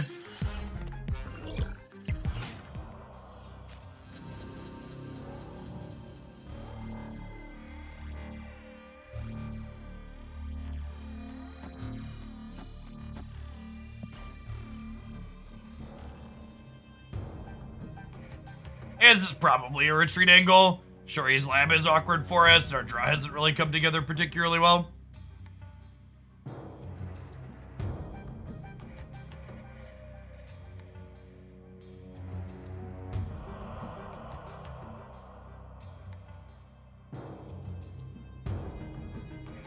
Tap the top where it says variant or chibi variant, etc. to see artist credit. Okay, I'll take a look at that in a second. Yeah, I'm aware they can see Hazmat chat. Daredevil sees through Dark Dimension and Invisible Woman.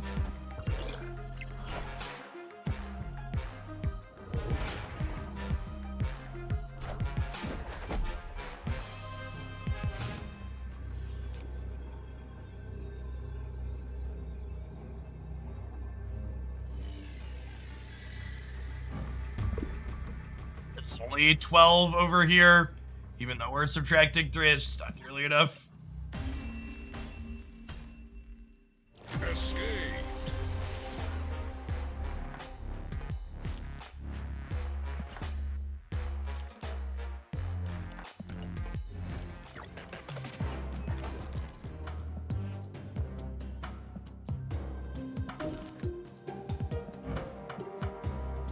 Hey, look at that. Click there. What? It says Ryan Benjamin with a pencil. What is that communicating? Did they do the artwork for the name, maybe? Pencils versus inks. Oh, that's interesting. I didn't realize those usually have different people. I'm not super familiar with comics. Is that a really common thing where one person sketches and then another person colors? It is. Okay, neat. Today I learned. Very common. I didn't realize that was a thing.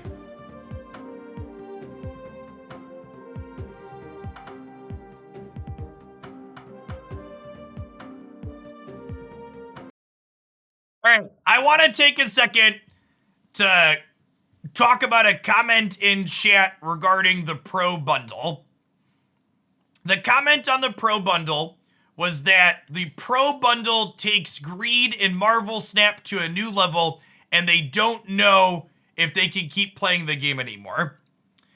What I'm about to say should not be interpreted as me defending the expensive price on the Pro Bundle, because it's incredibly expensive. That's just true. Complex Beast, thanks for the 38 months.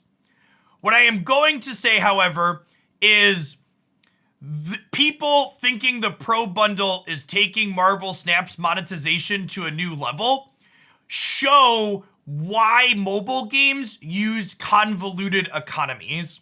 The Pro Bundle is actually cheaper than buying credits for gold every single day, something you've always been able to do in Marvel Snap. The Pro Bundle does not make Marvel Snap more expensive. It just makes the pricing that Marvel Snap has always had more transparent. And for what it's worth, if you're someone that's watched any of my educational or numbers breakdowns on things following Marvel Snap, I've broken all those numbers down many, many times before. So the bundle does not make Marvel Snap more expensive. It actually makes it slightly cheaper. It just makes it more clear what the pricing actually is if you're spending money. So that's my comment on, there will be lots of comments, I'm sure, about the bundle being too expensive or making the game worse or whatever. But what it does actually is just shine light on how the system's always worked.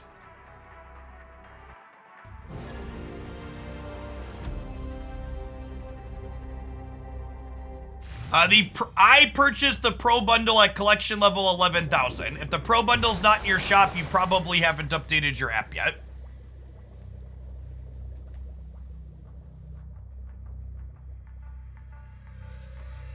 Being annoyed with the lack of localized pricing or localized pricing being translated in a poor manner is a very reasonable position to have. I agree with that.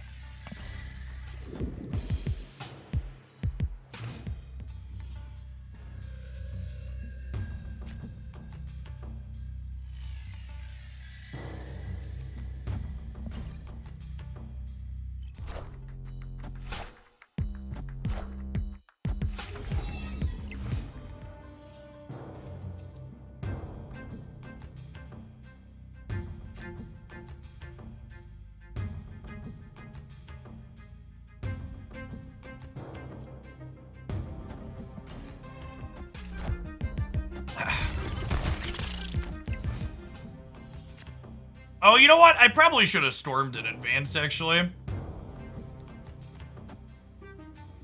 Probably just not. Oh, it doesn't matter the order I play these in, because we're under Invisible Woman. I say I did this in the wrong order, but Invisible Woman means it doesn't matter.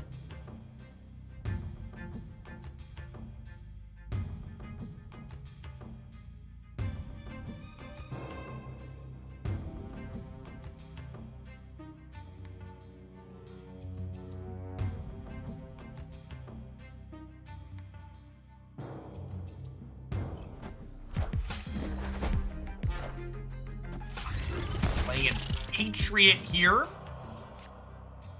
Mystique into here sounds lovely. Now, one thing that's awkward about Hazmat is that I can't play her out if we don't have Luke Cage, and we don't currently have Luke Cage, so we just have to chill on her. There's a very good chance that this build of this deck is worse than the other build that I've worked on in the past.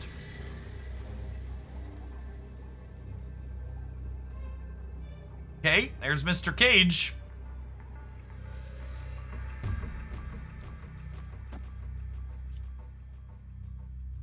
Is this enough to win the game, though?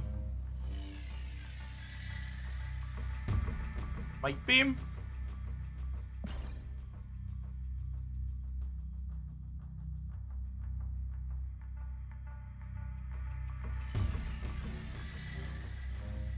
We have to storm mid. No, I'm expecting Cyclops to be bigger than 6, but maybe that's wrong. I guess I'm shrinking it. Yeah, maybe I do need to storm mid. We could get into trouble because of the Monster Metropolis is accurate. I'm just hoping they have a way to make their Cyclops big. That might be a bad game. We are risking a little bit here. Because of how Monster Metropolis could interface with our stuff.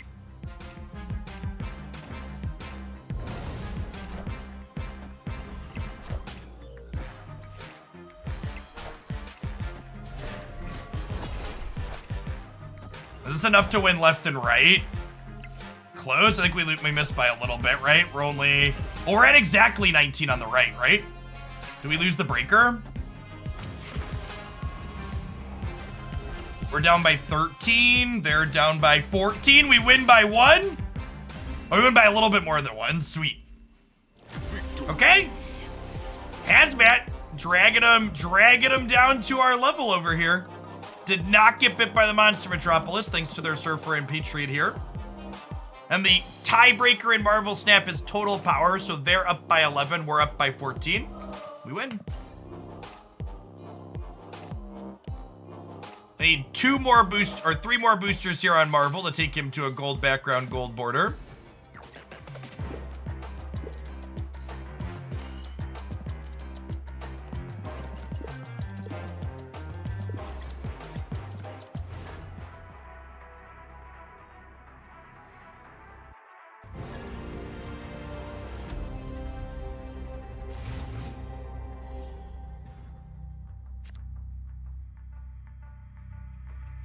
Now, you say earlier, I haven't gotten any Series 5 cards from reserves. That is correct. I've gained almost 5,000 collection levels since they added Series 5 cards, and I've gotten 0 Series 5 cards from reserves. That's also running statistically average. On average, you should get 1 Series 5 card per 4,800 collection levels.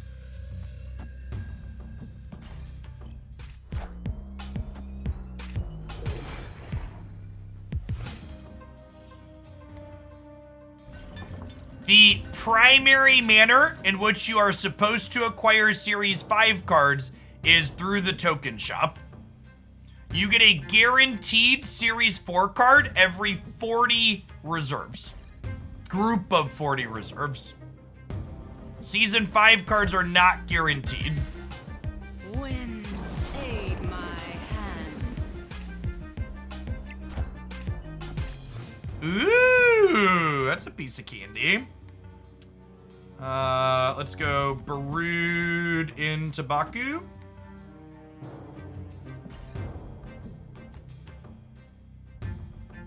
Hey, Gwynblade, thank you for the Prime. And Sunset Voidwalker, thank you for the 3/4 of a year. Welcome back.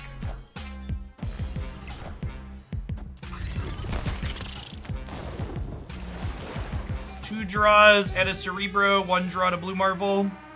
Heyo. Do I expect them to beat 9 in the middle here? I might even go more than that with the Mystique, right? I think we just Blue Marvel on the left to play for all 3 locations here a little bit.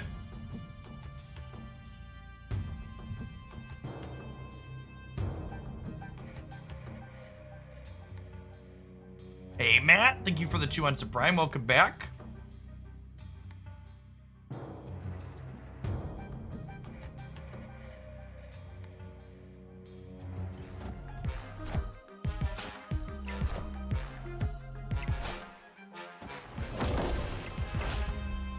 All right, so their next thing is gonna be Shuried. There's our namesake. Win the left-handedly.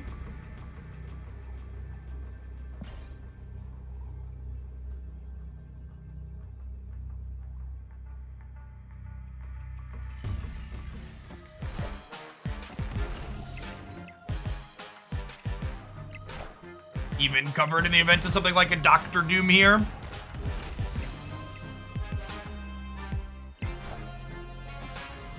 No! Oh, no!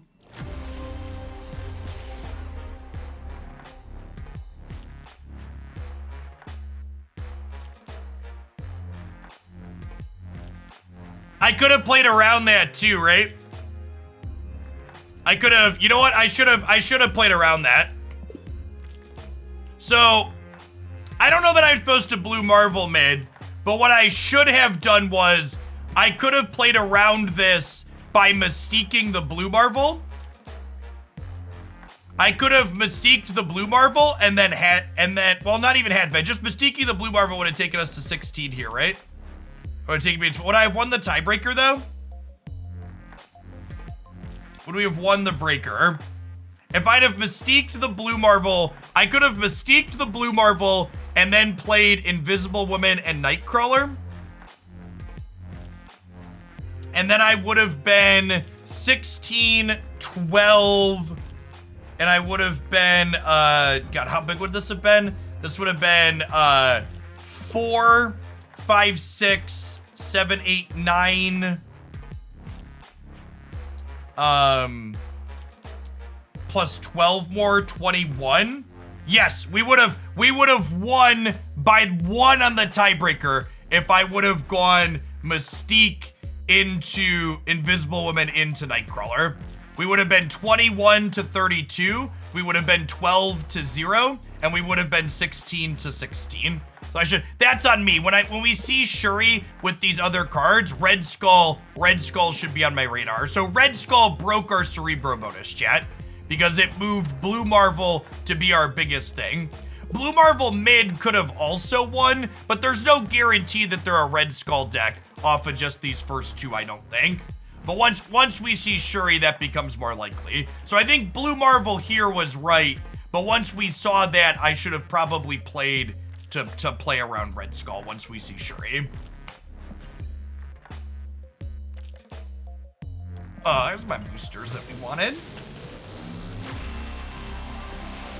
Animated.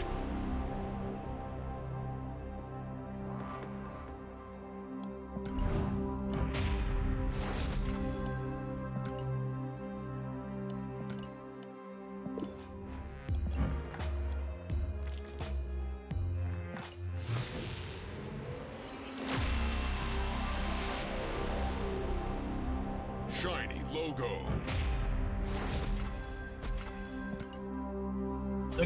The gold background with the gold borders looks so good. It's a quality piece of art.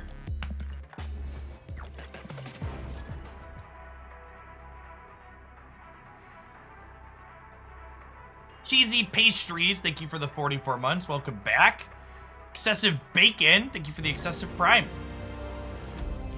Matt is typing, thanks for upping for the 2nd month.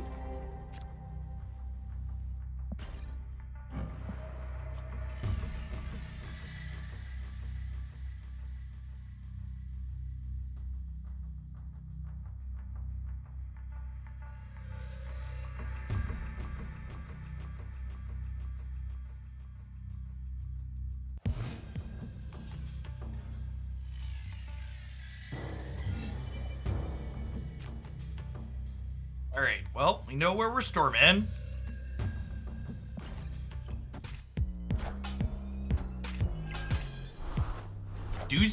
Some Cerebro 4, maybe? Hey, the Advocate, thank you for the prime.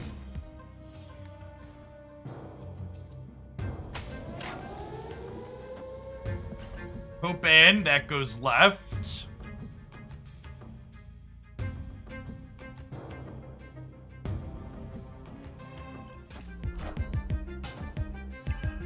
Wind, aid my hand.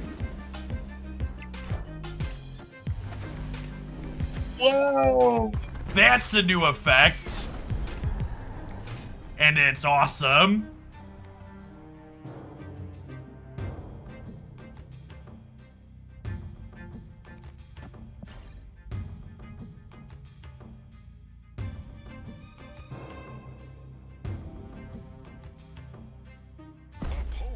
Yeah, there was a patch note that Arrow got a new animation as well. We'll have to play some. We're gonna play Cerebro 7 after we play Cerebro 2 for a little bit. RR Brenz, thanks for the prime.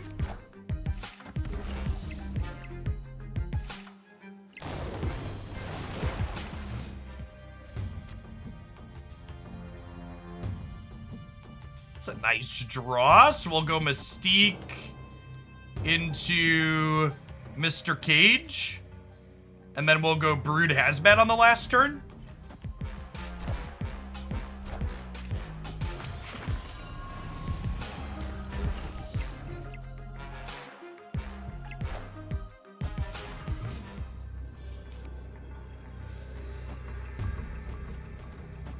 M'Baku, I was gonna say it was the best draw on our deck, but actually he could have jumped the middle if we wouldn't have drawn him, so that's whatever. Alright, dear opponent, please don't Enchantress me. Maybe I'm supposed to have split Mystique and Cage to play around Enchantress here.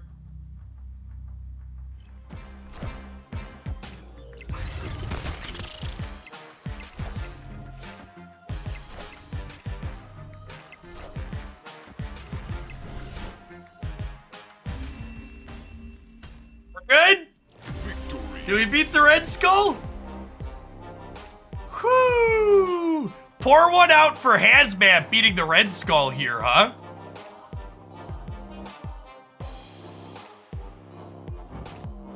If Hazmat hadn't made Captain Marvel smaller, she would have jumped here and beaten us 6-5. Close game.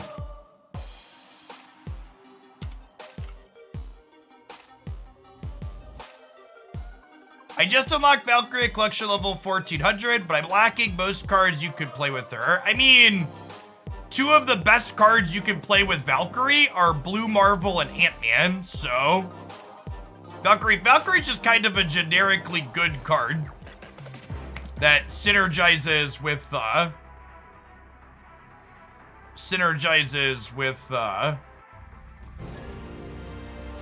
ongoing effects. I would assume that the Pro Bundle is a new permanent thing. Yeah, Valkyrie's like a flexible Shang-Chi, essentially. I would assume that once Valkyrie downgrades and is more widely available, we will start seeing her in a lot of different decks.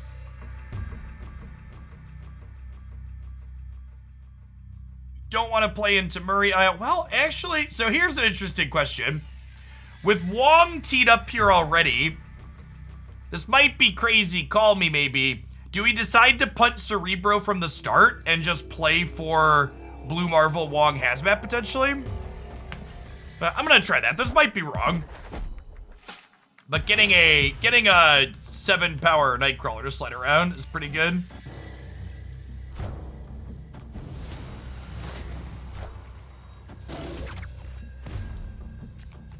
Okay, chat, change of plans. We can still be a Cerebro 2 deck, I believe.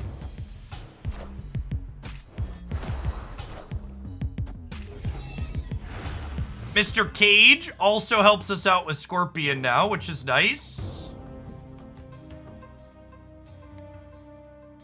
Oh no.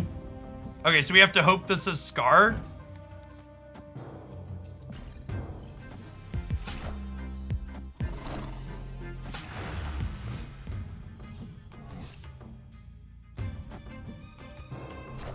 Okay. Okay. Well, that's great. And then we're vibing on this Hazmat in the center, right?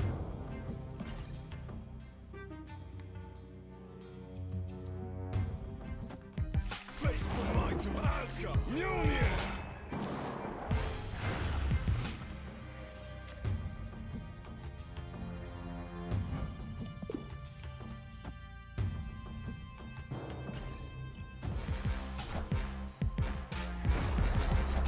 They're playing Leech in their Surfer deck.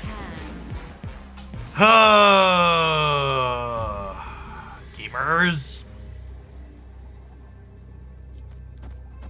Sad. I guess that's something I should be thinking about.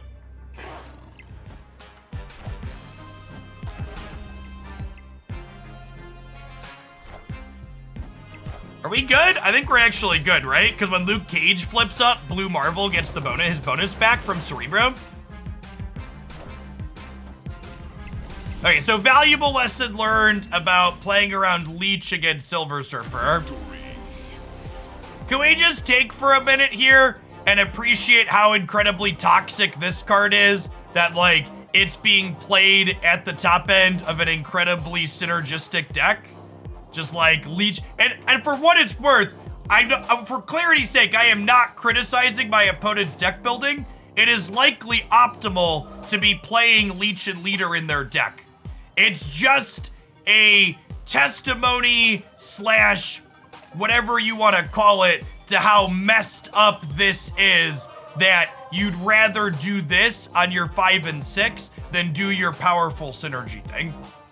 Indictment. Indictment is the word I look for. It is an indictment of the problem that Leech into Leader shows, that that's a thing worth doing.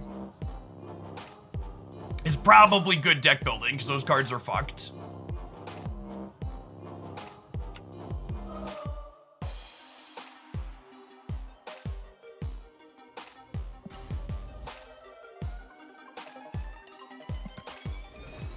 Oh my gosh, you can play Cerebro 3 with Leech Leader. But wait, your Leader's probably going to copy things that have more than 3 power, right? So Leader's probably not good there still.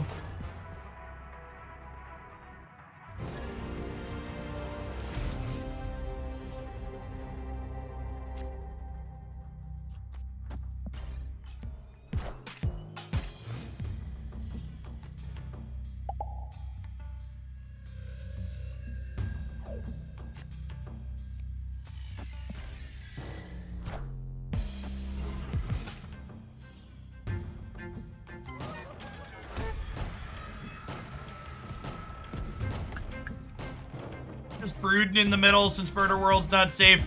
If we find Storm, we're gonna storm New York to get rid of that effect at the end.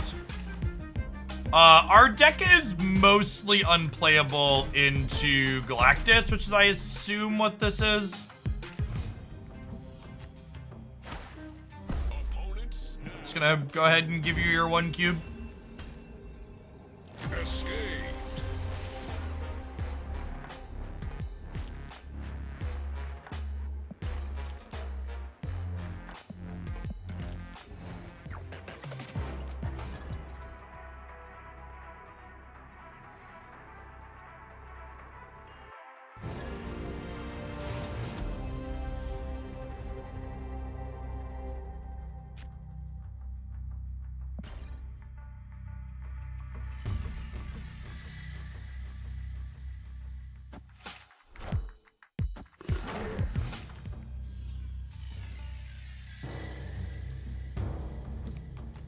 That one's not stellar for us. We're just playing Cage.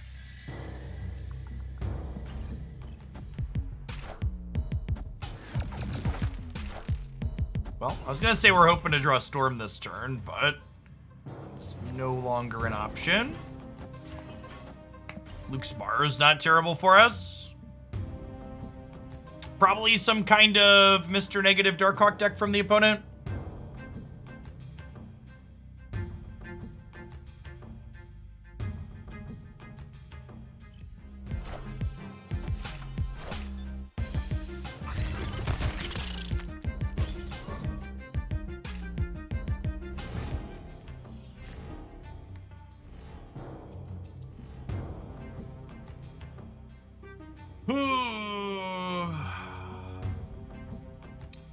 Wait, what if I just start doing this?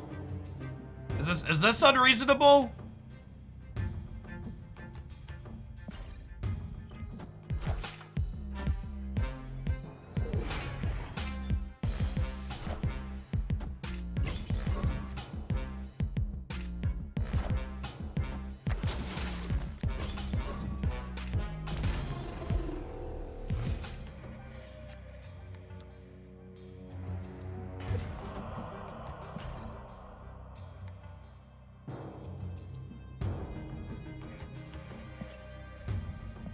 Oh, hey, I don't have to scroll on the emotes tab anymore. It's nice, I guess.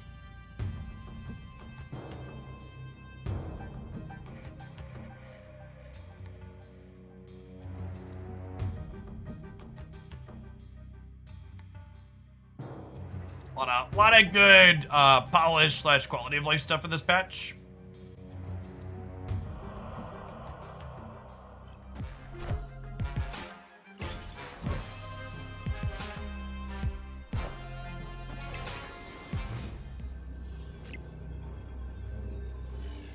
We even drew Mr. Baku so he can't pop out to Luke's Bar and add more tiebreakers. That's so sad. And then the extra sad part here is we lost the breaker to go second here. So I think we're done, unfortunately.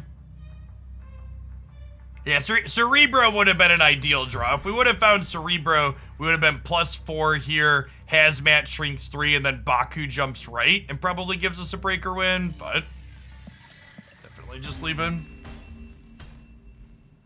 Escape. Hey, it's me.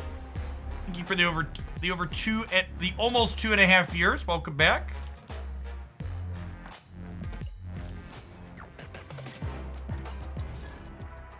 Wong plus Hazmat in the bar will not work. Correct. Yeah, Wong will bounce back to my hand and then Hazmat will flip up. We don't play District X or World Board games on this channel once for Infinite Chat. Escape. Please refrain from posting deck lists in my chat. Especially in raw text form. It clutters a lot. Patriot Surfer has been the most fun I've had so far. Yeah, I think that archetype's a lot of fun and very reasonable.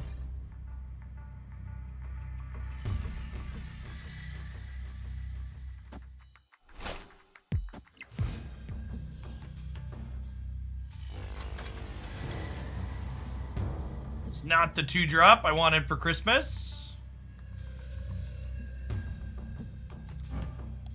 You know, I honestly might not have time to play this later. I think I'm just playing it on curve.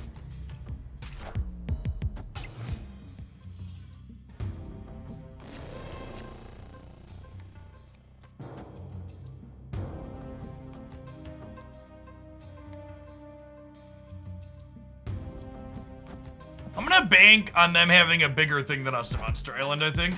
Wind, aid my hand.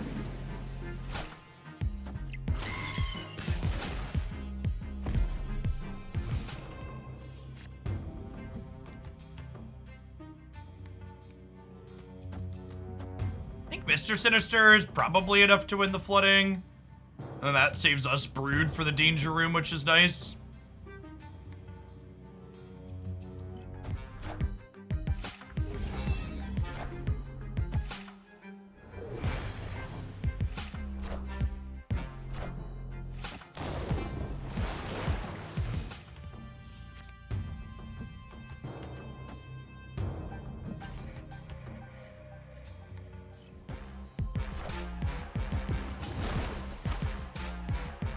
Super punished. I was about to say they only blew up one card this game, so their death's not free. And then the Danger Room procced and gave it to them for free. So I guess we're dead, right?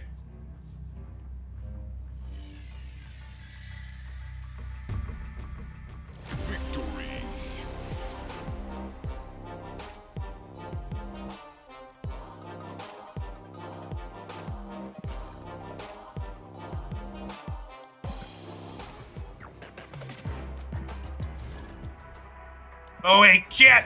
It's time for our hourly break. Non-subs, we'll see you in a minute. You're not gonna miss any gameplay. I'm just gonna chill with chat. See you in 60 seconds.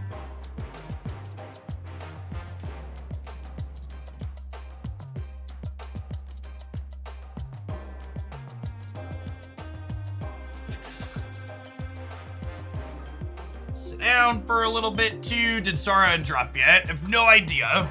I actually decided I'm skipping Sauron. I had to choose between Sauron and Bast, and I think Bast is gonna be a ton of fun. So I picked up Bast last night.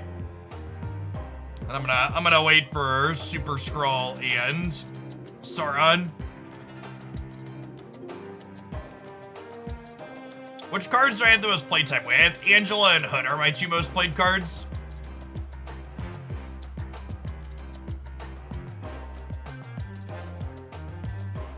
You definitely should not buy the Primal Bundle for gold if you want to count progress. Buying the Primal Bundle for gold is significantly worse than buying extra missions.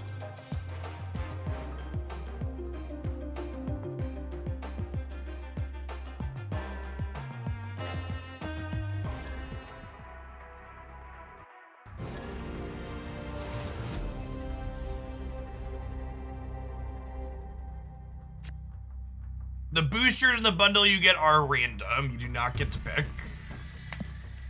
Mr. Baku from the top rope.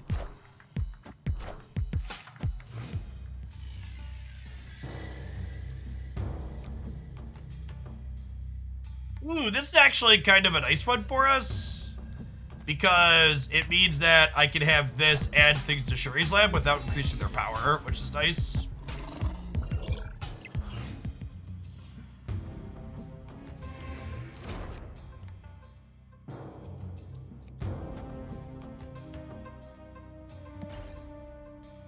Over here for now.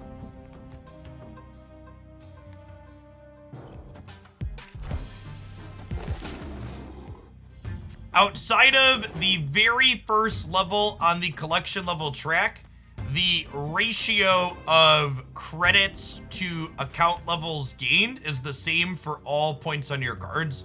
So you get a 50% discount on the very first upgrade on a card, but other than that, they're all the same. Just upgrade what you want.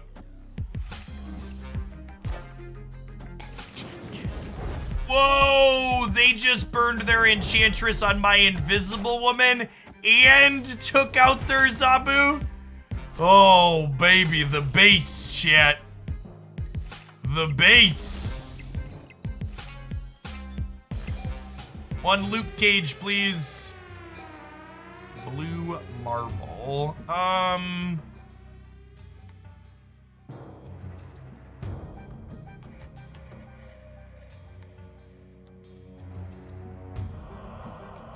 think we do this turn, right?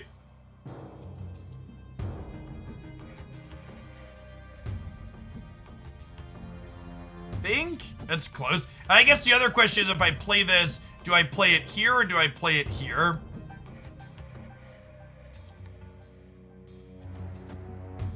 And I think we Blue Marvel right, and then we go Mystique into Brood next turn, actually.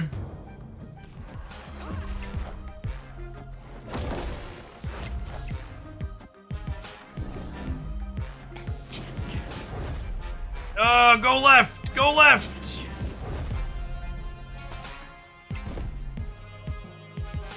Damn. Well.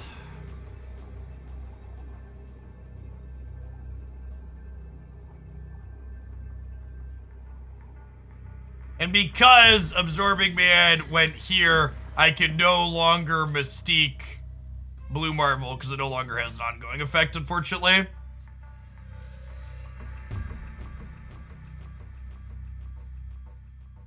No, the leak patch notes were exactly the release notes. My sticks. Fodder, thank you for the prime. Escaped. Yes, losing this means all the Cerebro bonuses are gone too. Lost this. This 50-50 was the entire game. If we keep this 50-50, we get to Mystique, copy this twice, and then like Brood. Be plenty fine. Yeah, Absorbing Man's a very good card. Absorbing Man's probably the most important card for enabling Zabu. Goes in most Zabu decks.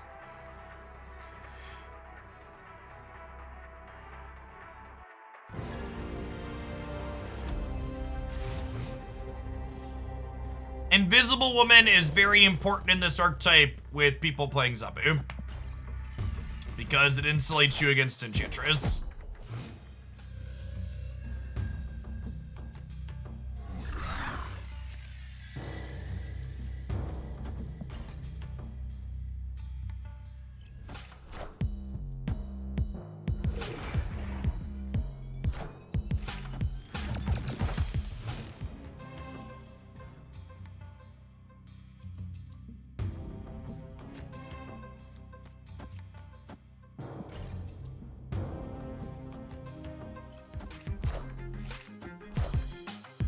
Lucky Danger Room.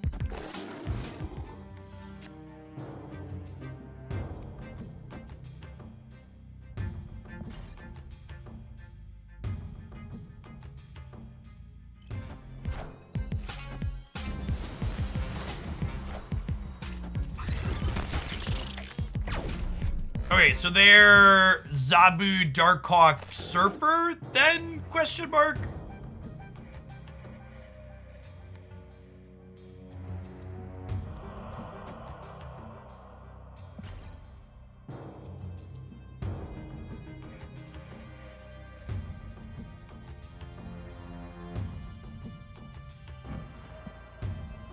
The inked one does look a little washed out when it's on the board, huh?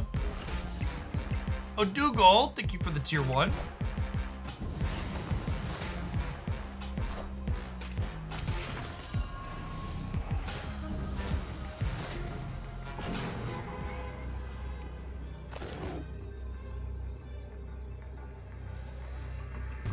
Yeah, I assume we're just supered in here. Escaped.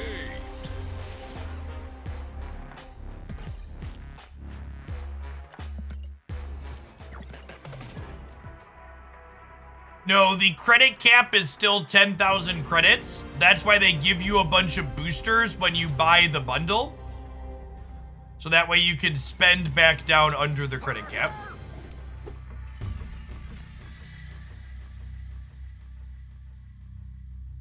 Oh, that is interesting that the deck tracker, it has the wrong card images.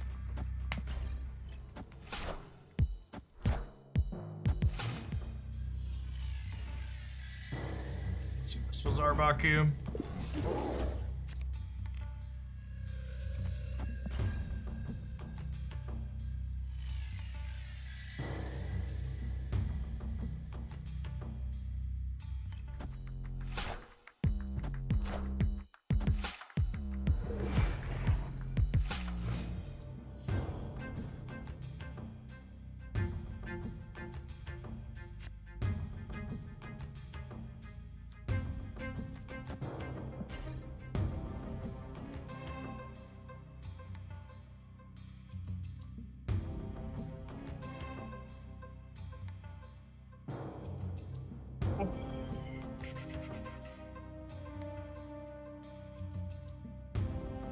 Captain Marvel interacts in a lot of different, subtly quirky ways with things that have end-of-game effects.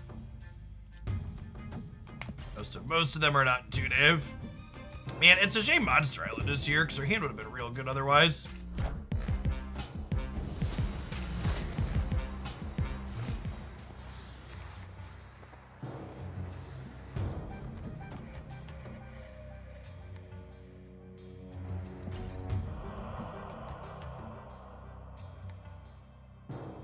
So the inked background effect is not an upgrade option. So upgrades are things like frame break and animated and stuff like that. I tend to leave my inkified cards at the base level because I like the white border with the black and white background personally.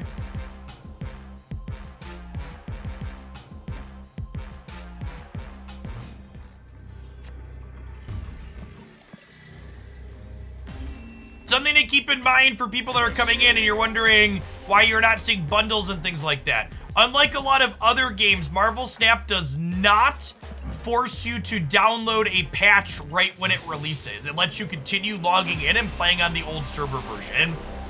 So if you're missing bundles and stuff from your shop, it means you haven't patched your client yet.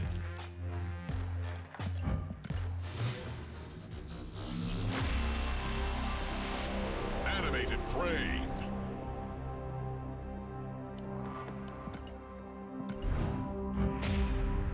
Does Wong have any use of this deck? Yeah, it's there to double hazmat, but I'm not convinced that. Chat, something you need to understand is that most decks most people build, myself included, are awful. And it is very likely that this build of Cerebro 2 with Hazmat and Wong is much worse than the established version of Cerebro 2 that I've played a lot of with Daredevil and Hobgoblin. But this card got a power increase, so I want to try it. There's a good chance my conclusion after we play this for an hour or two is play the other one.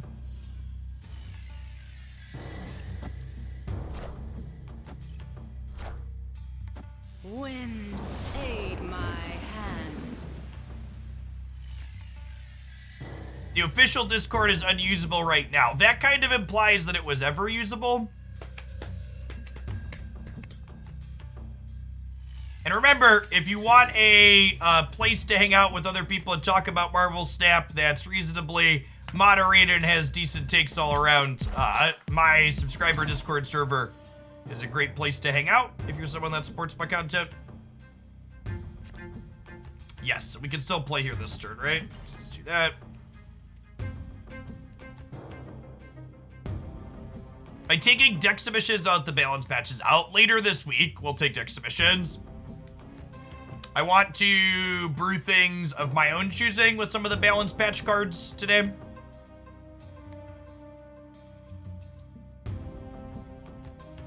So probably maybe tomorrow, definitely Thursday. And we'll see how Thursday goes before I decide if it's going to be a regular thing again. The patch is live now.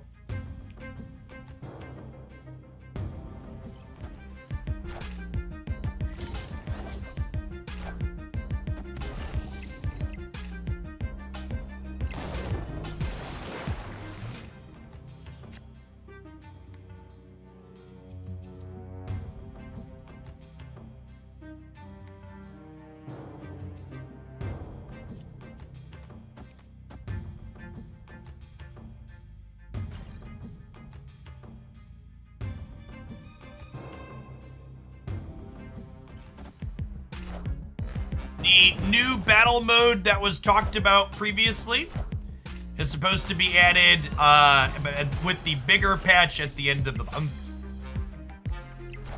Alright, chat, they played a Nova out, which means I really want to take this and slide it into the flooded so it's underneath their armor. There's a good chance they are a Killmonger deck. They snapped me. I think I'm staying, because if we draw Hazmat, or sorry, if we draw Luke Cage, we go Hazmat, Sinister Cage. I have a pretty decent shot here.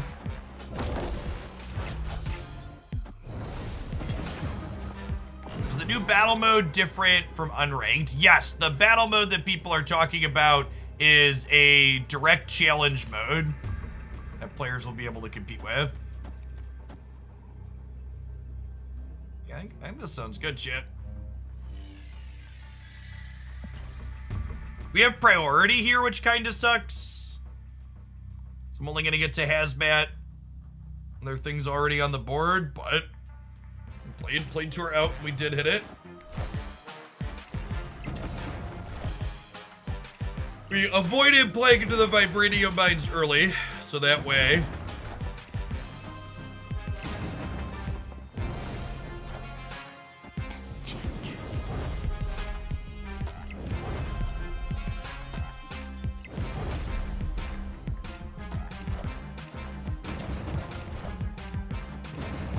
Real Mysterio is... Doesn't matter, we lose on either side.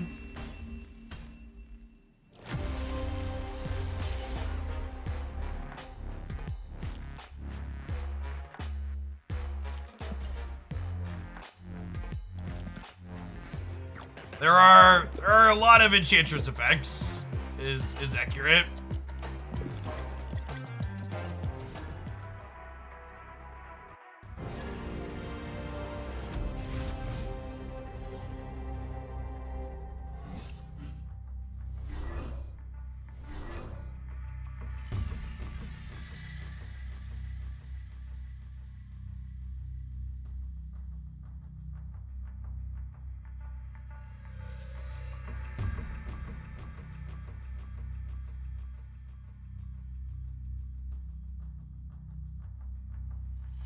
I need to chuckle over this YouTube comment. And it's not an offensive one, but it's just an amusing one. Sterling, thanks for the 10 months.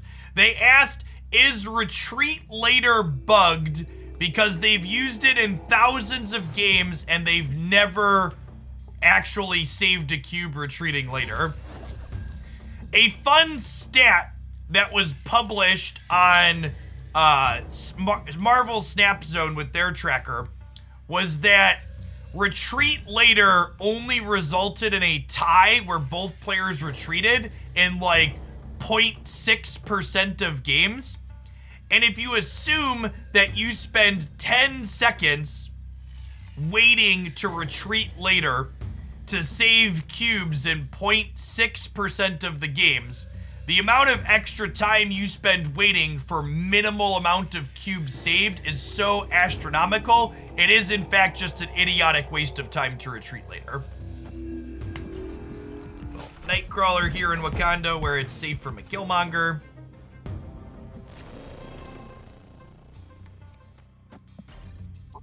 Ain't too scared of the danger room.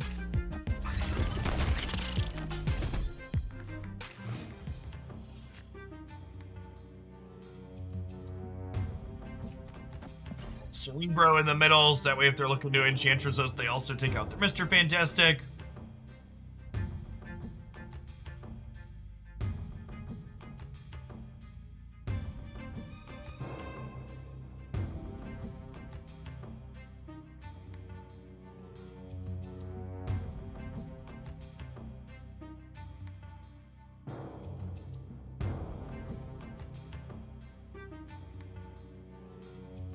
A substitution for this deck if you don't have the Hazmat Luke Cage package. Yeah, I don't even think it's likely the Hazmat Luke Cage package is good. We're just trying it out, chat. One of the things we do often with my live streams is sample different ideas, especially when there's something new, like Hazmat gaining a power. My preferred Cerebro deck list can be found on my website, or my YouTube channel, wherever it is, and it plays Daredevil and Hobgoblin.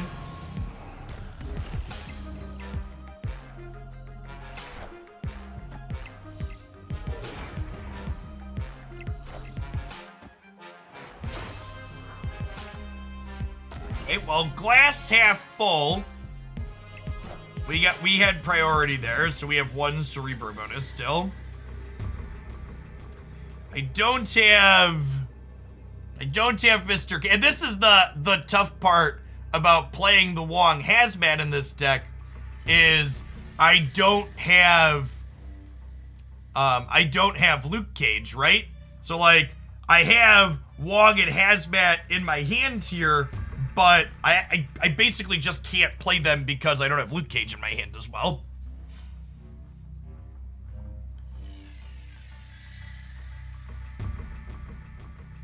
We do have Mr. Baku in our deck, who could maybe better. If they Ultron middle, they add 12 here. Going to 14, but I'm going to 15. And then Mr. Baku could jump left and save us, I think, right? Copium.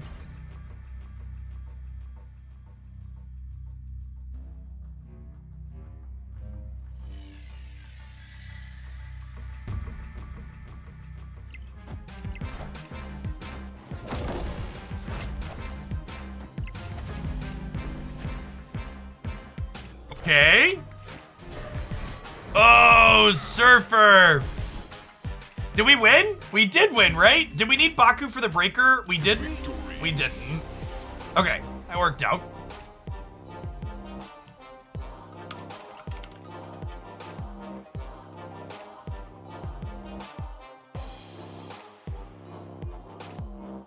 Chat, the confidence through which people post objectively, factually incorrect information on the internet will never not be baffling to me.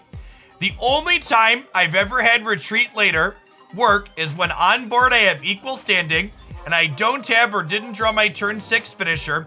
If you instantly hit retreat later and then snap, occasionally you can psych the person into leaving and force the tie.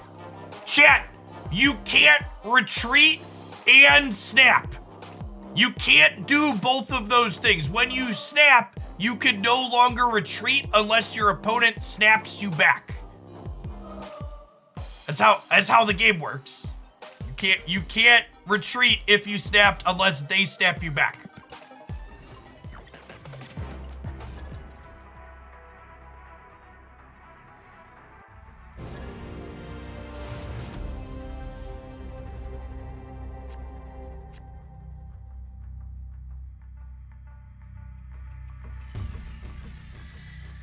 Your sub collection level 1000 should be spending your tokens on any Series 3 card that pops up. Not on anyone, but you should spend your tokens on Series 3 cards that would make you happy to play.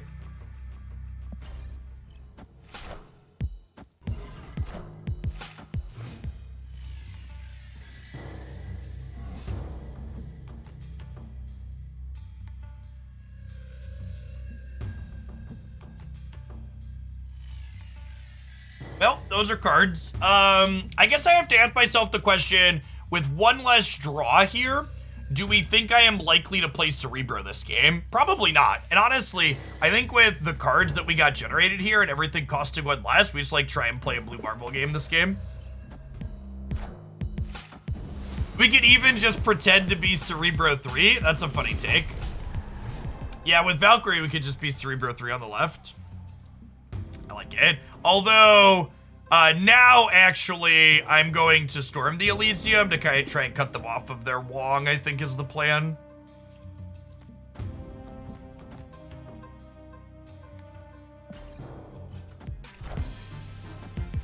Wind, aid my hand.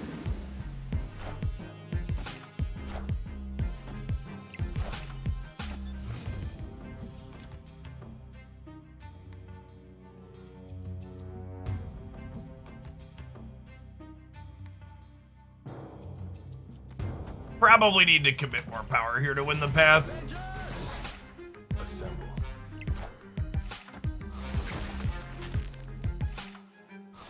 Oh my god, chat. It's the Marvel Snap card of Reddit's nightmares. An Ant-Man that hits you not once, but twice.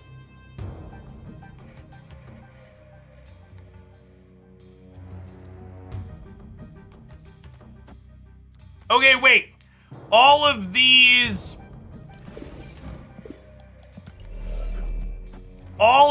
over here are 3. So if we Valk right, this will give us 3 power over here, right? What a funny game.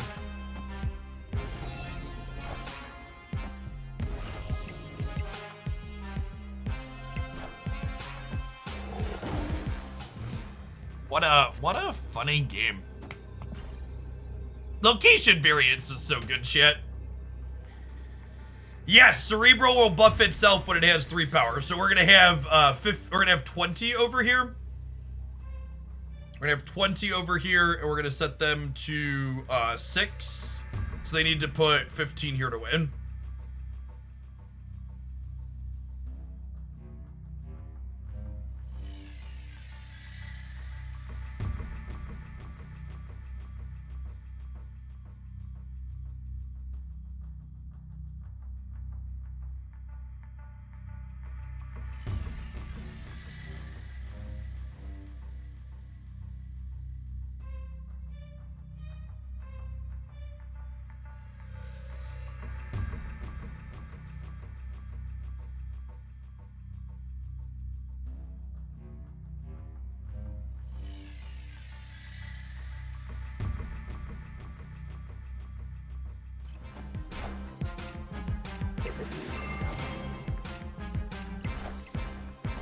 Are we good? I think we're good. Nailed it. Victory.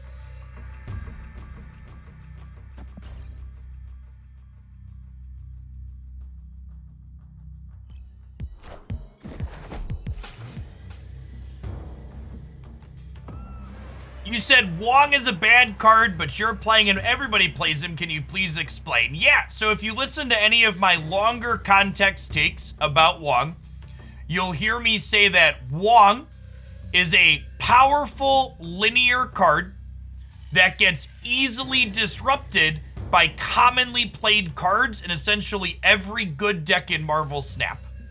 And because of this, Wong is an incredibly poor cube equity card, because when your opponent is going to beat Wong, they're going to stay in and they're going to take a bunch of your cubes. And when your opponent can't beat Wong, they're going to just leave and not give you a lot of cubes. So Wong is a card that looks and feels busted, but it really goes off in a big way.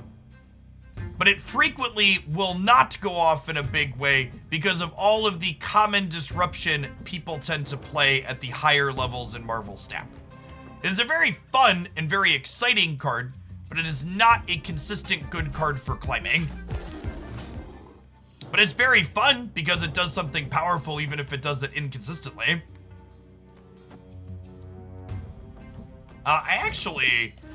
We can Storm first here, right? Because this is under the Invisible Man, I don't have to wait here.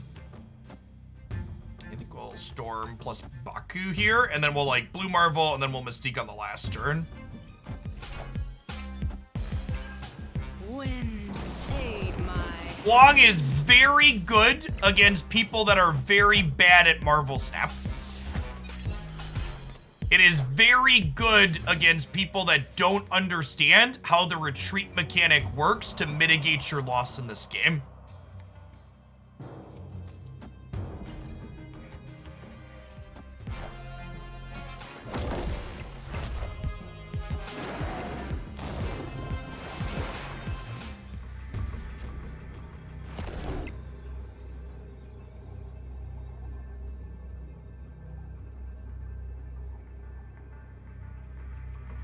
that we could win this. So this puts us to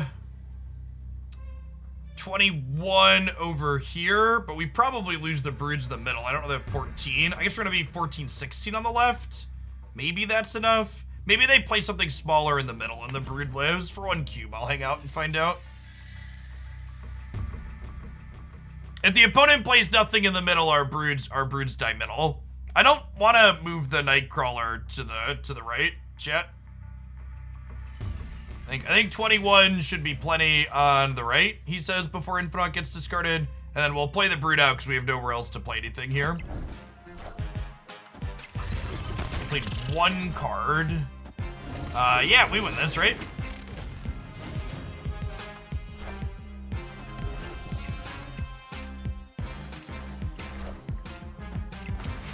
Good stuff. Good stuff. No Infinite. No Infinite. No Infinite. Just a Moon Girl. Got him. 5 cards in hand, so pretty unlikely to hit anything particular. Victory.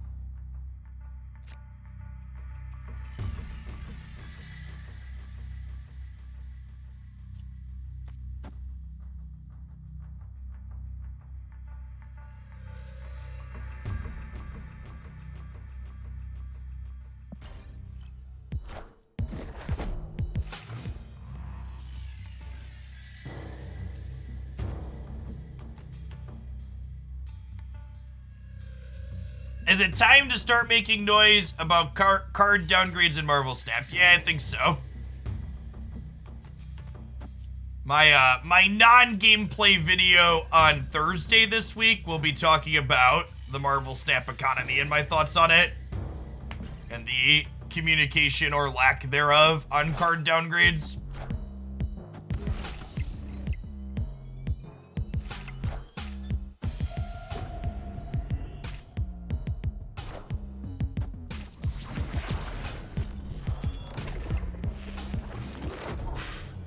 Oof! Why you gotta do that to me, Wanda? Why you gotta do me like that? Escape.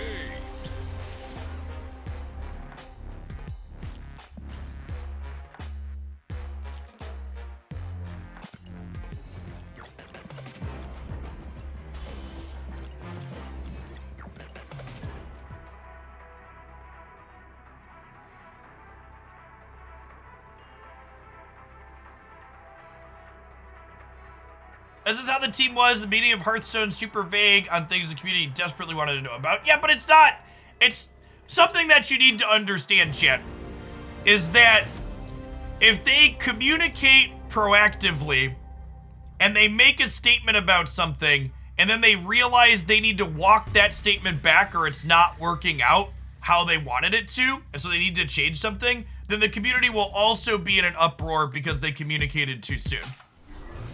It's very much a damned if you do, damned if you don't situation. And I will point out that it is not an accident that every time Marvel Snap has changed something about their economy, the economy has become better for players in terms of how quick you get cards. The Widow's Bite actually helps us here, which fills this up. And the reason for that is anything in this industry, and honestly most others, is you have to start high and then pull things down, because if you start low and try and back it up, people riot.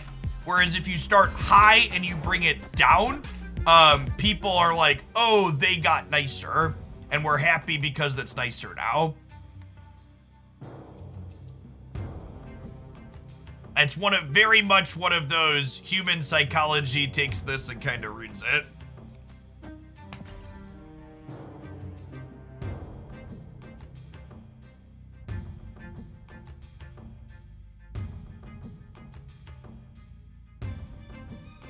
question in chat. Do you think it would be a bit more viable to the economy to eliminate Series 5 and have those cards added to Series 4 and downgrade on a Series 3 schedule? So I'd like to start by pointing out how you've parsed your question, how you phrased your question, I should say. Sorry, wrong word. You've said the words, do you think it would be more viable to the economy? And I would respond to you with, what do you mean by more viable to the economy? Do you mean, would this be better for the players if they did it this way? To which the answer is yes, giving people cards faster, easier, players would enjoy that. However, would it be better for the long-term health of Second Dinner and Marvel Snap and their company? I don't know. That's a complicated question.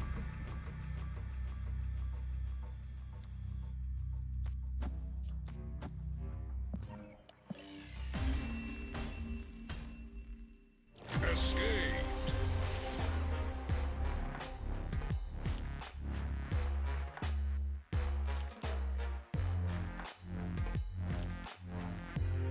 This video relevant?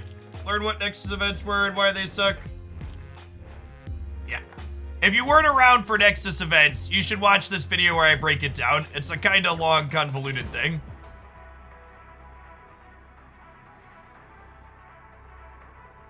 Yes, the Pro Bundle is 155 boosters for 8 random cards.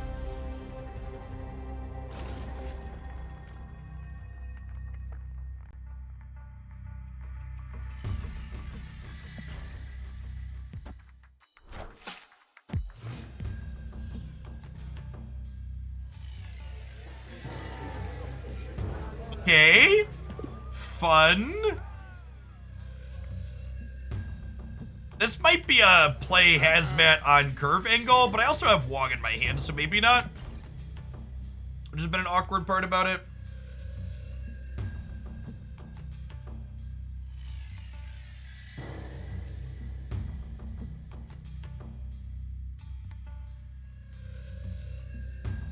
The big thing that we'll be interested to see about the Marvel Snap economy long term is that Marvel Snap has very clearly structured its economy to want players to care about cards that are new to them as opposed to cards that are generically new in general. And that is something that is very different than every other card game that's ever been put out.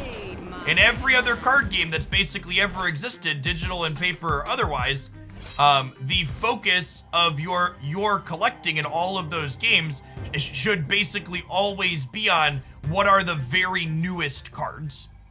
And in Marvel Snap, they don't want you to care about the explicitly newest cards. They want you worrying about collecting cards that are new to you.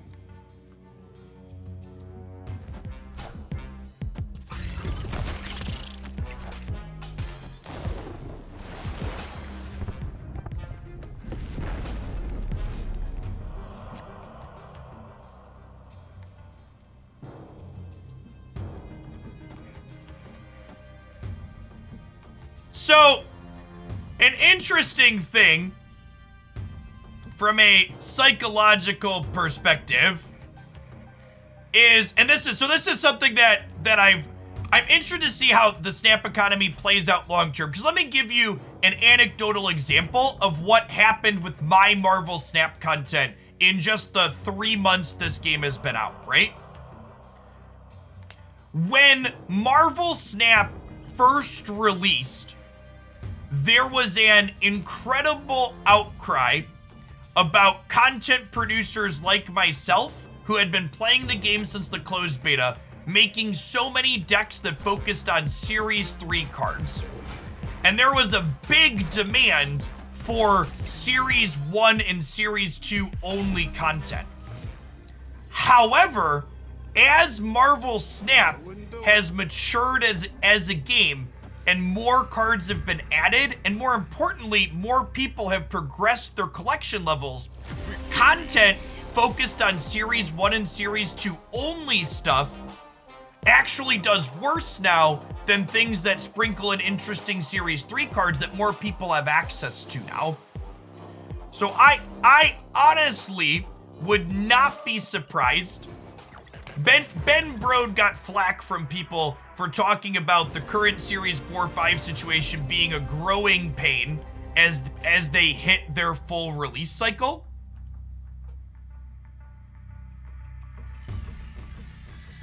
And there's a good chance that that's true. As more people hit Series 3 complete, and especially when we hit the point where people that were free to play starting on release hit Series 3 complete, the 4 and 5 cards become more widely accessible to everyone.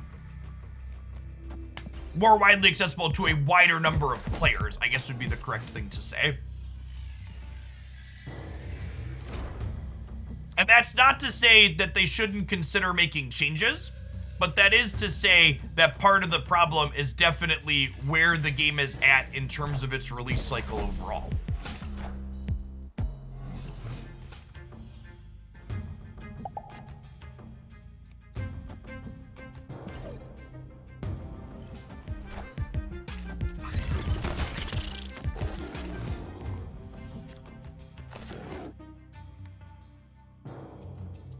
I agree with that, Jerkman. The slowed card acquisition helps with balancing of the game long-term as well. Agree with that. If there's a card that's actually problematic, it's only problematic at the very top ranks among the top collection levels to start, and then they can fix it before it's everywhere.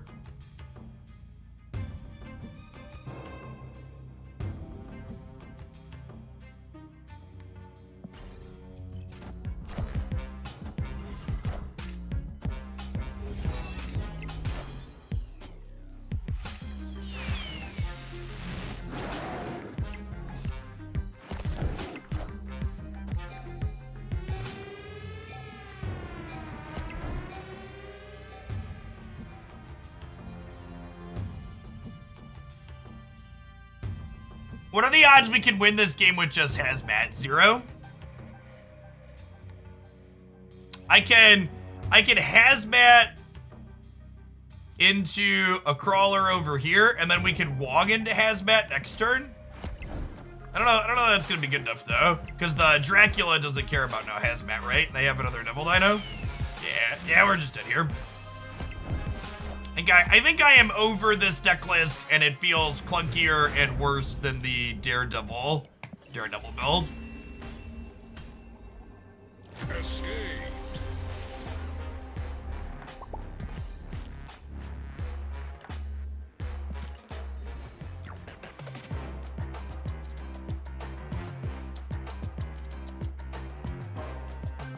Yeah, I think I'm down to Cerebro 7 a little bit, Chip.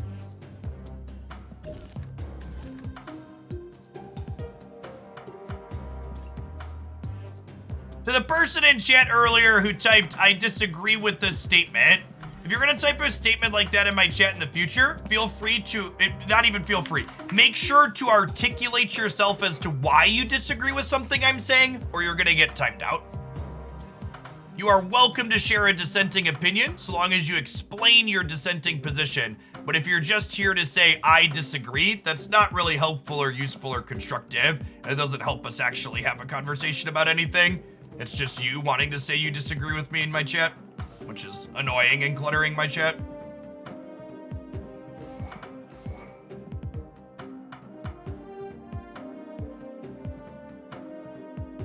Mr. Bazaar, thank you for the prime. Appreciate that.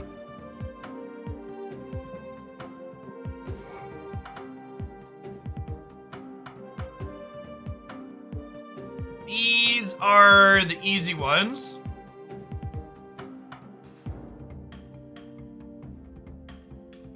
You disagree with the statement that not being able to play the game helps with the balancing of the game. So, what I said was newer cards being less widely available means that if there's something that's problematic, they will be problematic in fewer games before they get corrected, which is just objectively correct.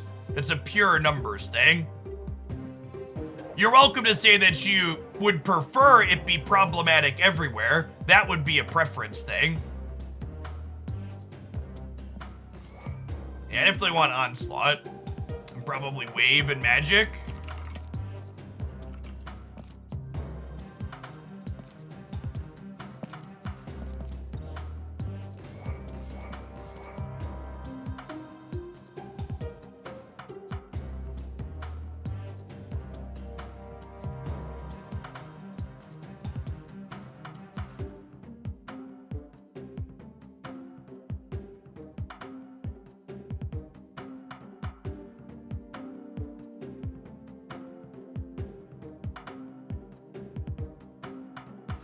What's a good Wong deck? Good Wong decks don't really exist. At the higher level, almost all Wong decks are bad. Wolfsbane could be okay.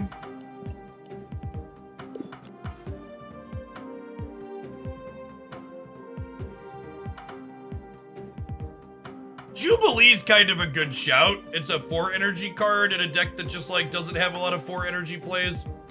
If we're playing Arrow, Vision is probably reasonable.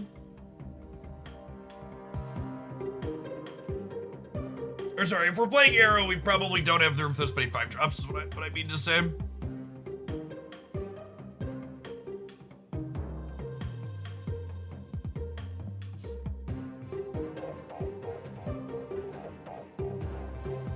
Jubilee can pull magic on 6, is accurate.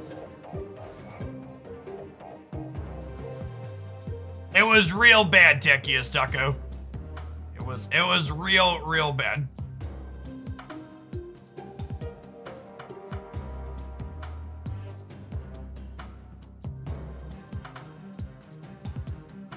I think Vision is better than White Tiger.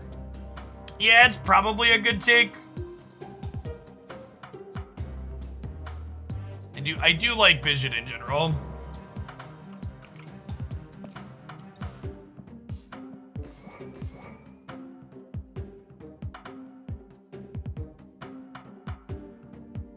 We do have a sweet White Tiger variant now. We're gonna play some White Tiger in another deck later, I think.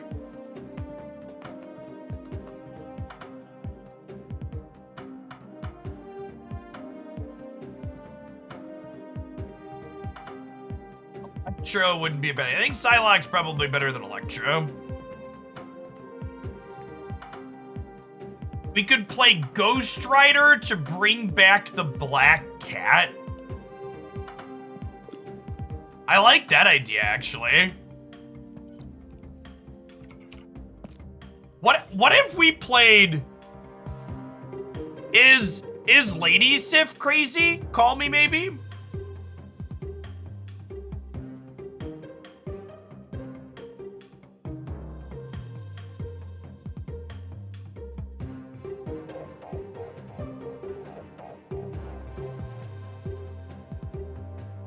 Dracula is kind of a cute idea, too.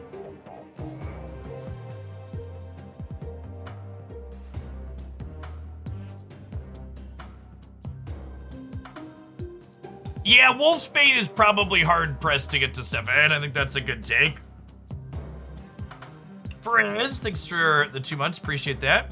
Yeah, there's a lot of good UI improvements. By the way, chat, you can see artist accreditations now, too. When you click on here.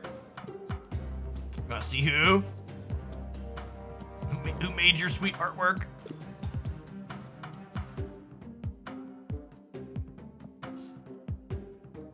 Yeah, Zero or Psylocke could both be good. Zero has 2 good targets. I probably want to play Max on Curve pretty often, which makes Zero kind of appealing. And if we zero into Black Cat, that's also fine.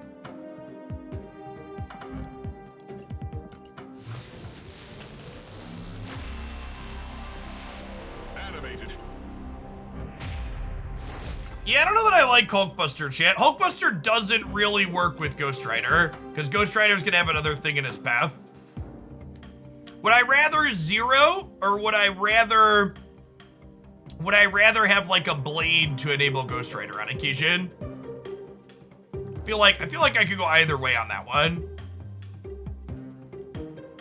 Invisible Woman's technically a way to enable Ebony Maw and Max. That's cute. Yeah, that's true. She's a little bit, and she doesn't hurt the rest of our curve nearly as much, right? And the 3 versus 2 power is kind of a wash. Okay, I think I like that.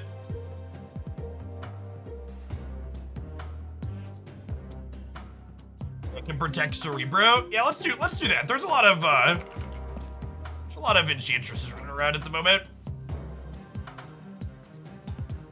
Let's start here and see how it goes.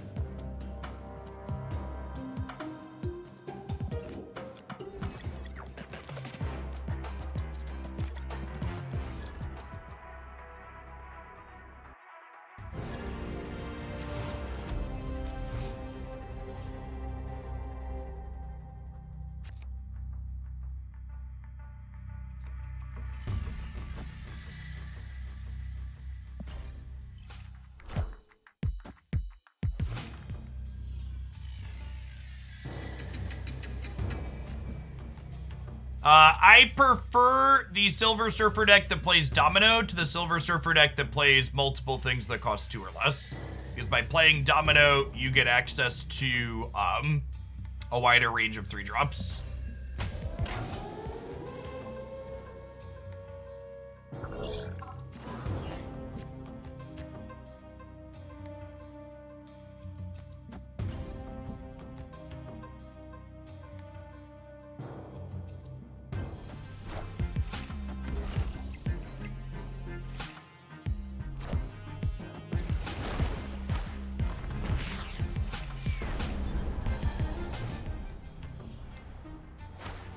All right, and if they snap, well, anytime they wave, you basically want to play around, what's it called coming off the top?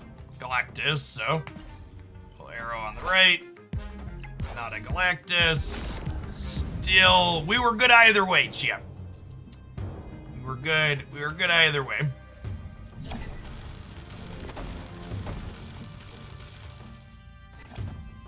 Think I want to just vision?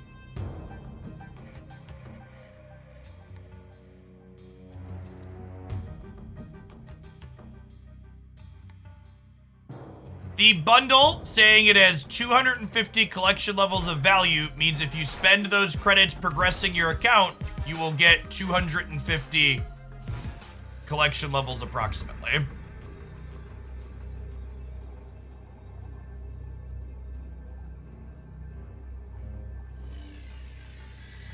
There's Cerebro 3 with Wave. Interesting. I think we're dead, huh?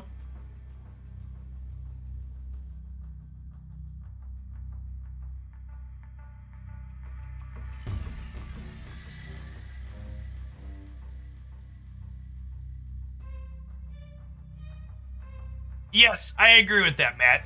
The way Marvel Snap is basically approached in pseudo-constructed format is that until you are an endgame player, you're kind of playing your own version of sealed/limited on the rank ladder.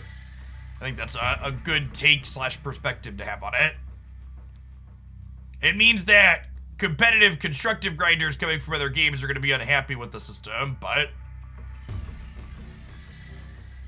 Does 14 win here and does 10 win here? Probably not. I think we're leaving. Escaped.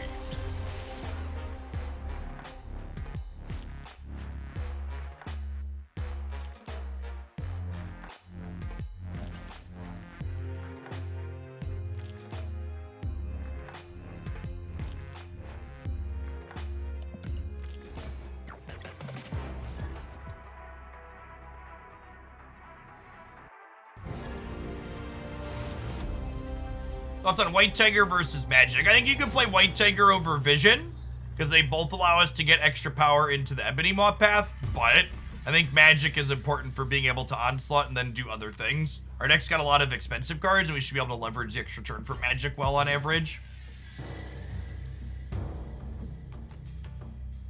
I don't understand what is pro about this bundle. It's pro-capitalism, chat.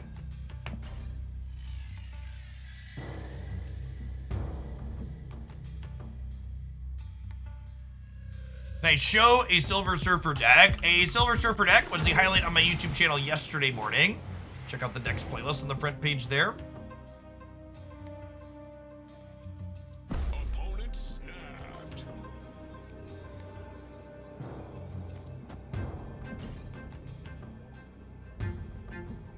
Have or will I bought it? Snapped it off, chat. Not close.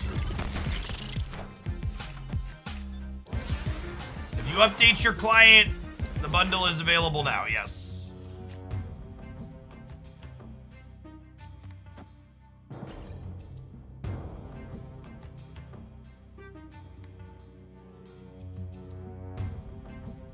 The Apocalypse bundle has been the best bundle they have released to date, yes. Do you believe in magic? And this turn 7. They're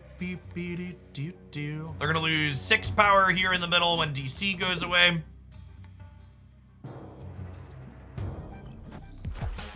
My favorite negative deck. My favorite negative deck is just the stock negative deck for my Mr. Negative Deck Guide.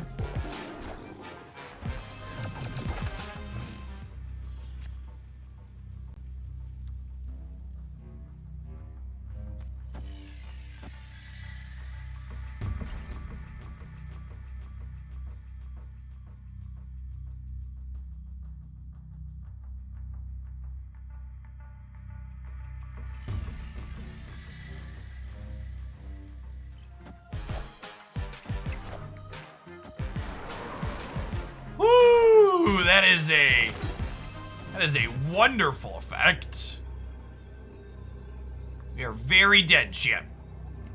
I don't know how many cubes exactly we're gonna spew with this one. Escaped. Yes, Arrow, Polaris, and a handful of other cards got new effects in this patch.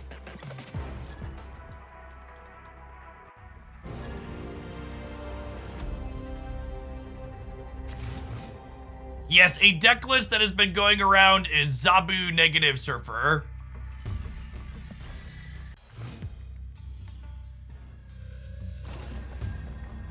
Chat, when I say I only have so many cubes to spew on a deck, it's not to say that I'm worried about maintaining my rank so much as it is to say it's starting to feel like there's nothing here and I'm not going to play it further.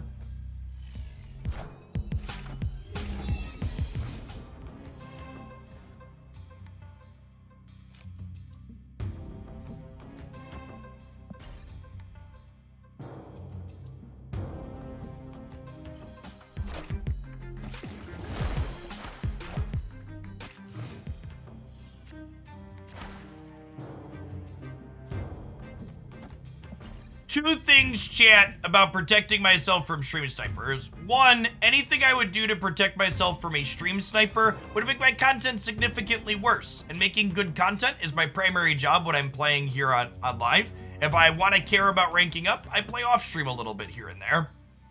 Two, if someone needs cubes so desperately that they feel that they need to stream snipe to win them, their life is probably in a really fucking terrible place and they need the cubes way more than I do. They can take them.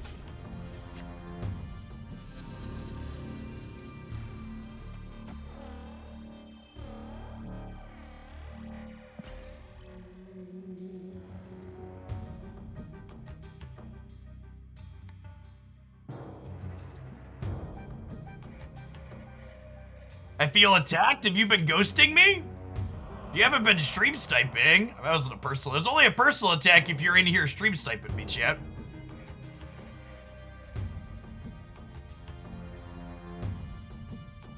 I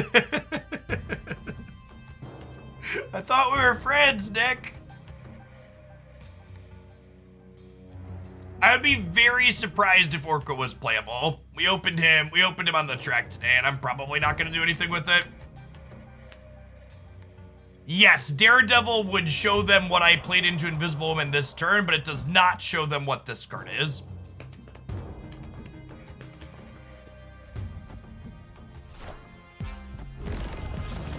I'm really surprised they didn't Professor X Fist Tower. I guess they're worried about what kind of 6-drop could be here. So that was actually the best draw in our deck, I think. I guess I want Mystique here too at some point, but it's a really, really solid draw for us.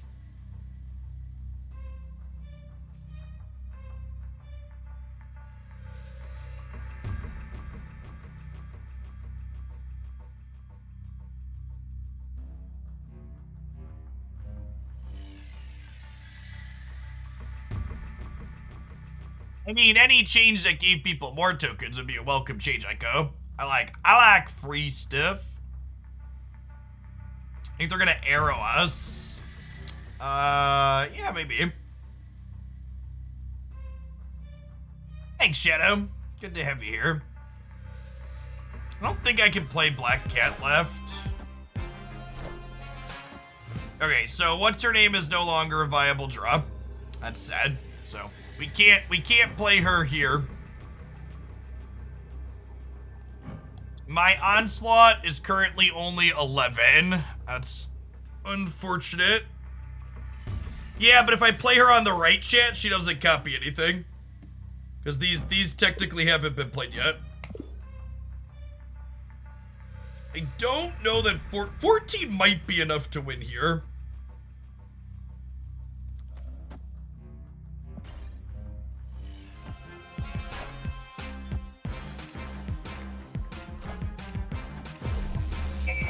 How much do we have here? Are we good? I think we're good, right? Yeah, get out of here, green idiot. That. Want some cubes back from a leader player at that? Feels good, man.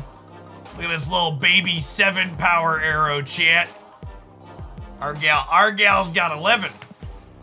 Things you love to see. It.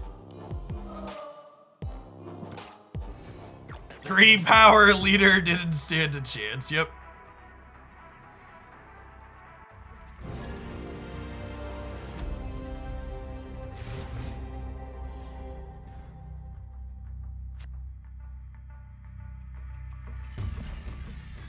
Opponent snapped.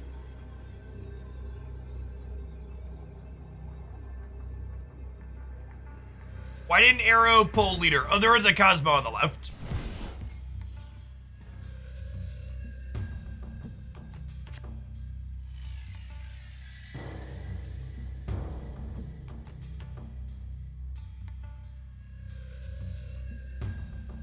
Any detriment from stream sniping is made up from playing 3700 versus 1 every game with chat giving you advice. Oh, I see here, I click into K Porker's channel, and they have 0 followers on twitch.tv. So I assume that they have never streamed before in their lives. Imagine thinking that 3700 monkeys banging on their keyboard gives a streamer an unfair advantage. Chat, I want to think, if you will, you're taking a math test in school. And somewhere on the board in front of you, there is the correct answer. But along with the correct answer, there are also 300 very wrong answers. Do you think you are at an advantage on that test because the correct answer exists on the board? Or do you think that you're probably still worse off?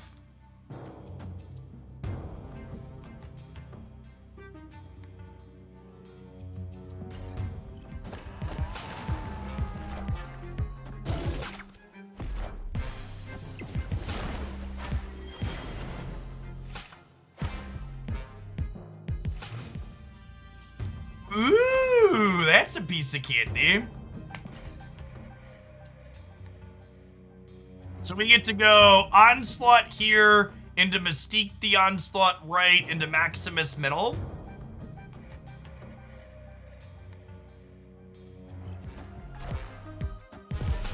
What do you do when all the cards you could upgrade are the pixel ones? You cry? Man!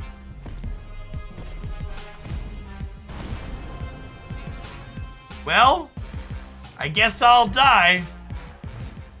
That's a shame. We had a really good setup here, too.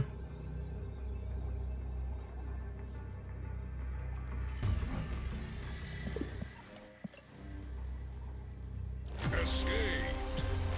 Hulkbuster. Hulkbuster's just a little inconsistent, and by the time you can't really play it on curve in this deck is part of the problem. Good thing he only had 2 power. The Galactus change is definitely the most baffling to me.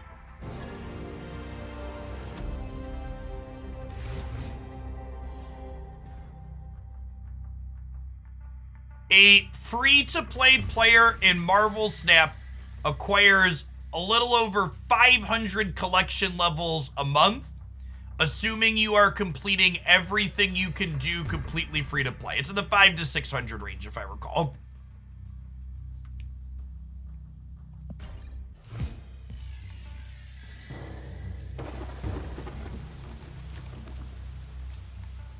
After this game chat, I'm gonna stand up and stretch my legs out. We'll take our hourly 1-minute ad break. Appreciate everybody hanging out today.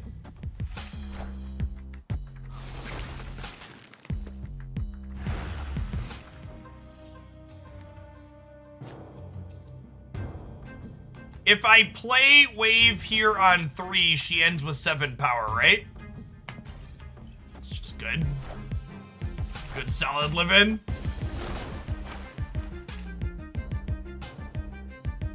Going on, Alaric. Thanks for the 2 months. Magic was exactly the draw we needed. Oh, magic breaks it. Oh, awkward. She does, doesn't she? Shoot. This whole thing is just super awkward now, right? Because I can't play here because it gets kicked over randomly. I guess we have to hope that this and the Cerebro both go right.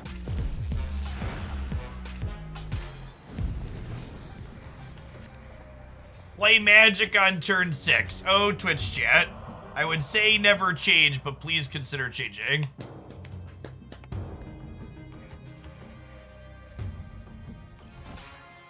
Have they said whether or not they are going to move cards between series? Yes. We know for a fact that we will eventually get a new card into every series in Marvel Snap every month.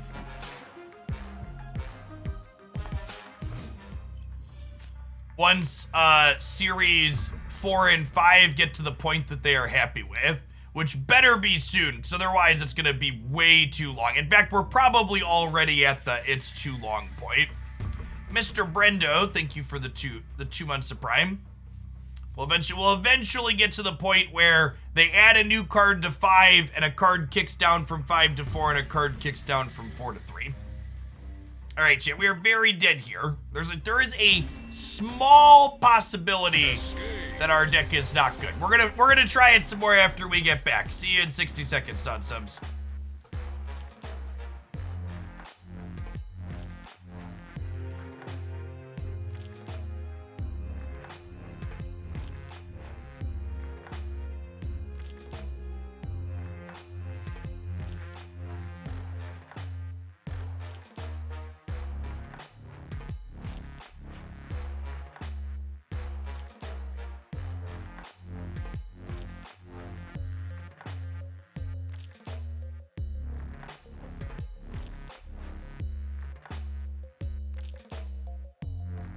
I'm looking at the artist credits on Pixel Variants. They're all done by someone named G. Engel. It doesn't surprise me those are all done by the same person.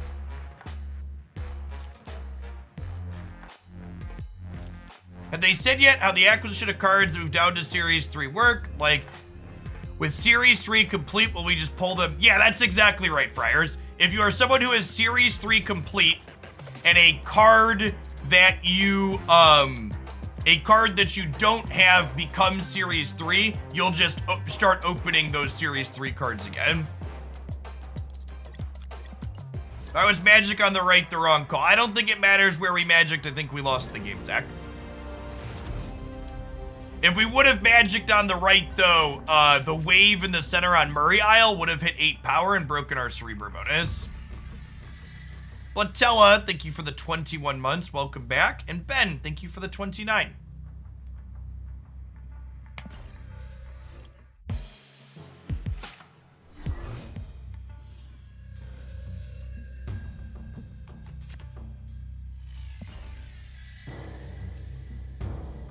We can play our Cerebro and our Mystique into Nidavellir and they won't mess up our Cerebro bonus. Just good deck building shit.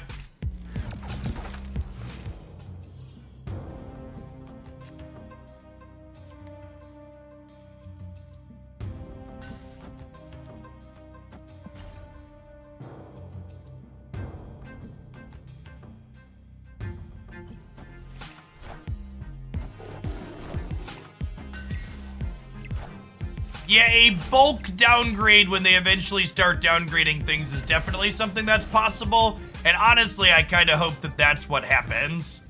Because we are currently waiting a very long time between when downgrades could be.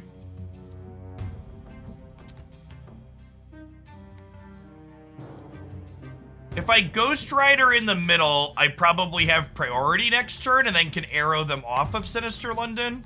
Maybe Copium.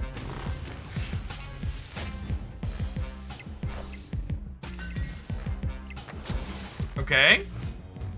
Okay.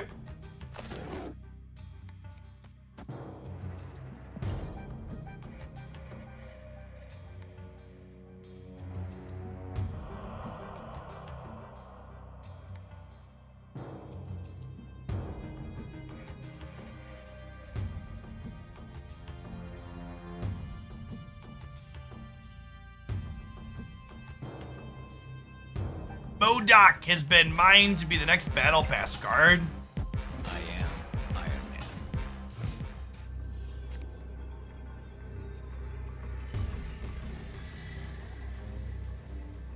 Crazy how much lower my cube rate is while streaming, chat.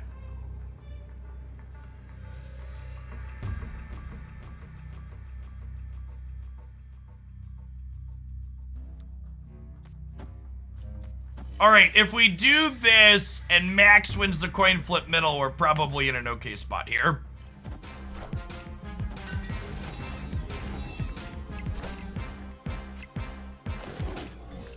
All right, we won the flip. I am Iron Man. I am Iron Man. Probably dead.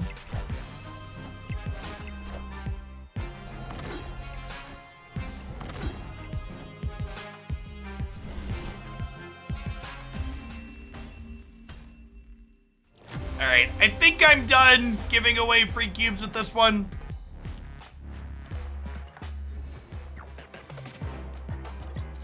Okay, I think I'm done giving away cubes with this one.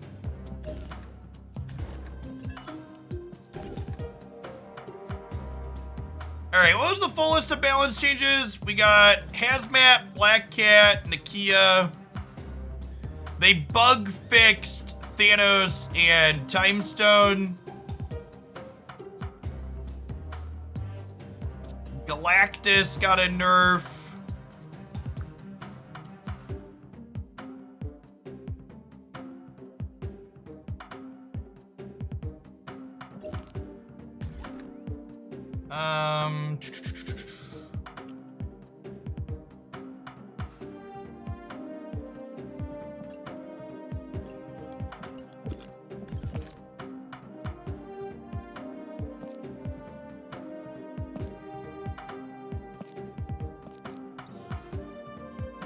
So I think there's a chance that... Why did Ghost Rider not show up? I think there's a chance... I typed in... Oh, I did front to click Rider. I think there's a chance that this might be fine in a more fair shell. With two, like, kind of reasonable cards to enable Ghost Rider. Because this is a pretty quality stat line now, right?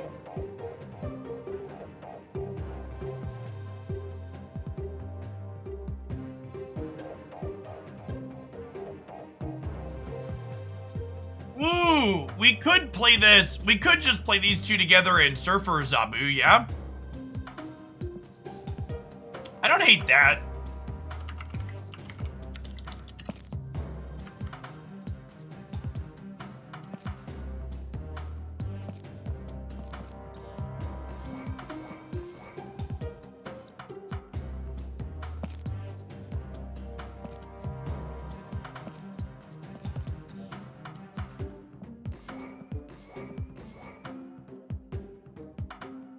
The old Zerfer.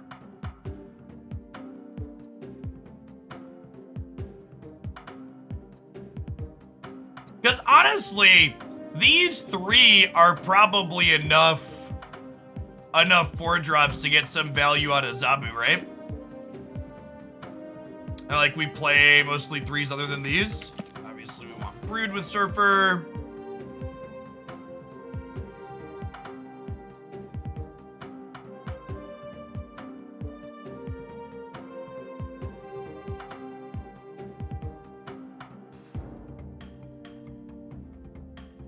Surf Rider was always my favorite Jamba Juice order.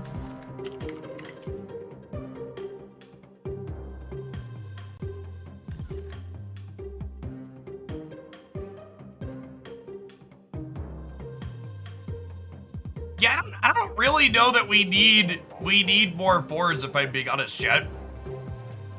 Storm's a pretty generically good card.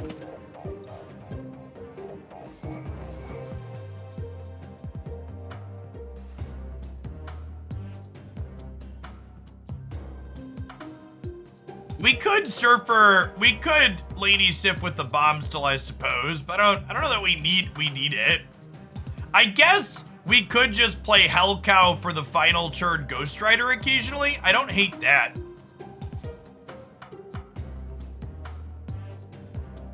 What if we make like Rider Juggernaut the last two?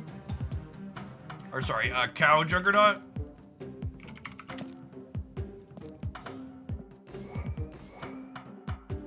Hey, Abzan, thank you for the 14 months. Welcome back. Good to see you for a live one.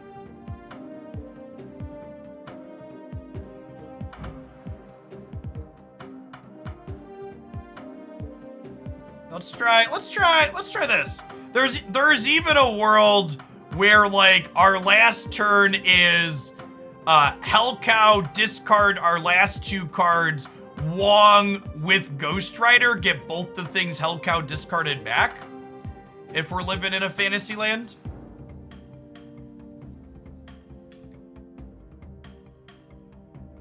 Strong guy. I could see Strong Guy being okay, but I don't know that I have room to fit it in, right? I feel like I'd have to give up Wong or Absorbing Man. I don't know that I want to give up any of my threes.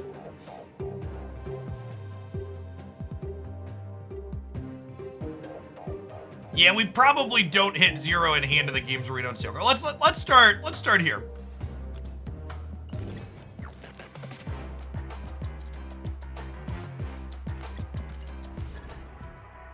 Does deck work without Brood? I really don't think Surfer works in general without Brood, unfortunately. It's such a huge power level increase.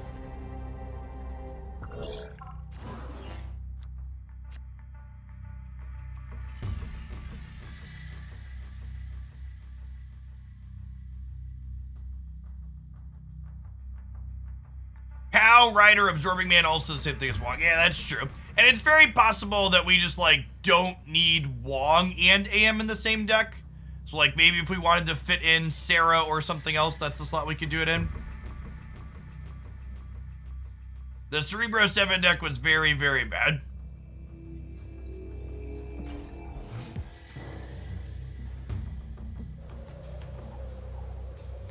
What are the odds? What are the odds? You can tell, chat. You can tell that Domino's a card game player because she asks stupid questions that she already knows the answer to. Like, what are the odds when you draw her on turn 2?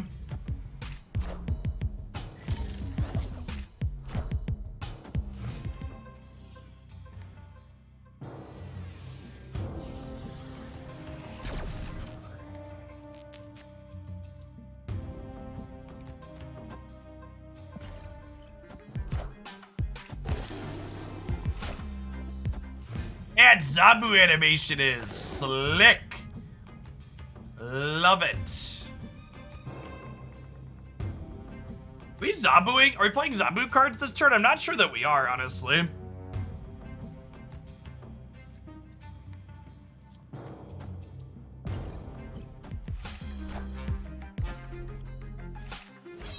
Spider Woman, eh?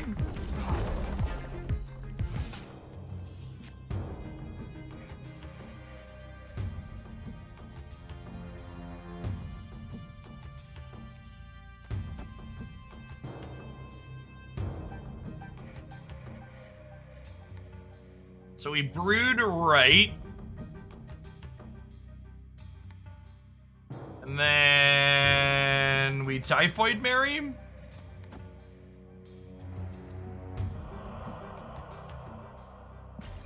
And then we draw Wong or Absorbing Man, and we get to run the combo here. Black Cat, womp womp. That's so sad, we're 50% to hit there. Does plus 12 win here is the question. I'm not sure that it does, right? I guess we could hedge and play for center. We could do this. And we actually get to Black Cat instead of Maximus, which is better into their Devil Dinosaur here. So that's a relevant change as well, which is noteworthy.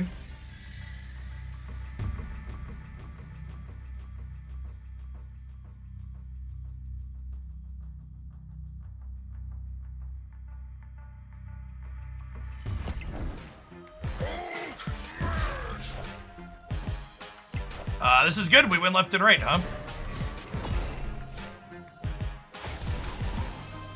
Good stuff. Victory.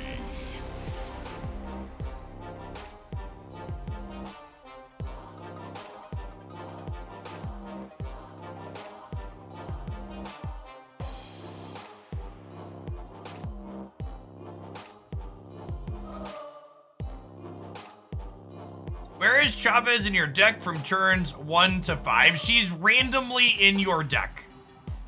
She is most likely on top of your deck, because if she would be drawn, she just stays on top. So Yondu frequently hits your Chavez.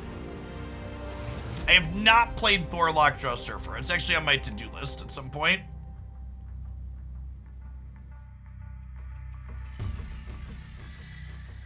No, Black Cat doesn't get discarded until after the end of the game, A9B9, so which is why I played her directly instead of playing the Rider.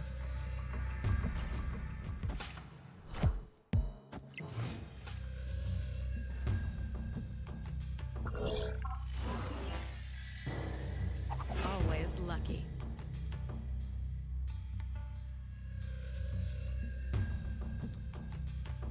Do people feel let down by Marvel Snap, who has advertised a free-to-play friendly game about the shop and bundle prices looking at the moment?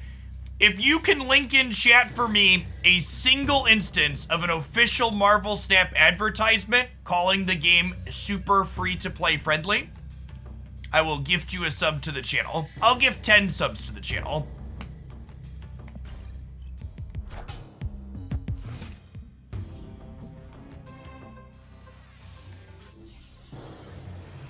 I think a lot of people had something in their head that what they expected Marvel Snap to be, and are disappointed that it has not ended up being the thing that they built it up to be in their head.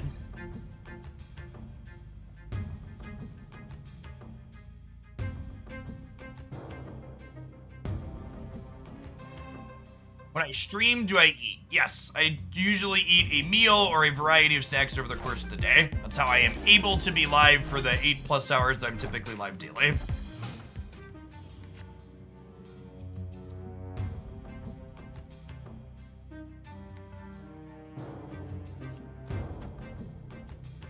Storm the left and then Brood there, probably.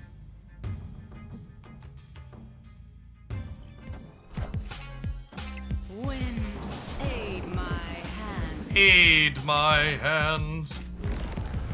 Got me. Opponent snapped.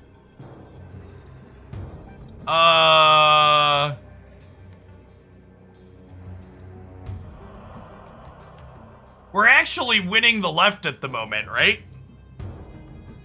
He says before he gets Spider-Man'd. Is it crazy to just Wong Surfer now?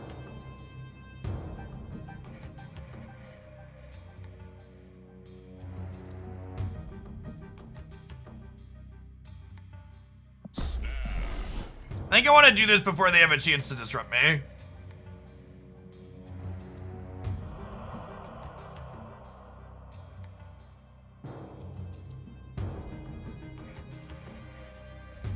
This crazy stopped us before. Good take. Get out of here.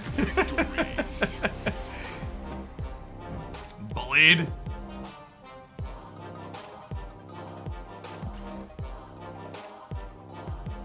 No, we've played 2 games. Manila, 3 games.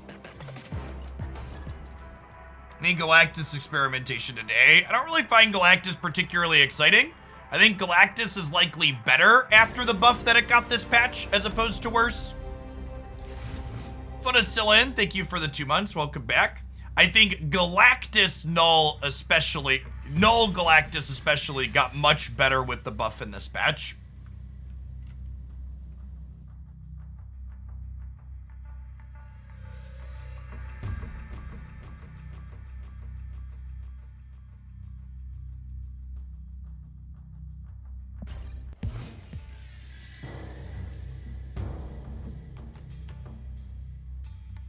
If you're not familiar with what I mean by referring to Galactus having gotten buffed in this last patch, that means you don't check out my daily updates whenever something happens in Marvel Snap here, where I already broke this down.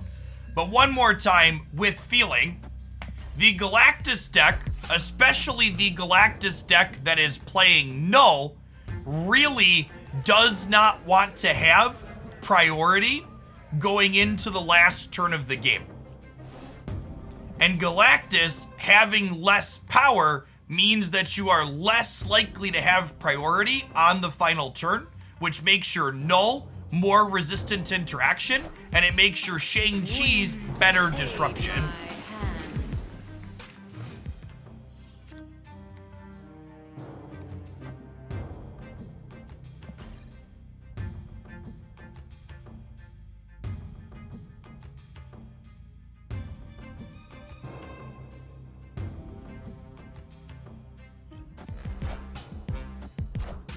I did play a lot of very terrible mid-range decks during Theros block for Magic the Gathering. What's going on, Bluffy?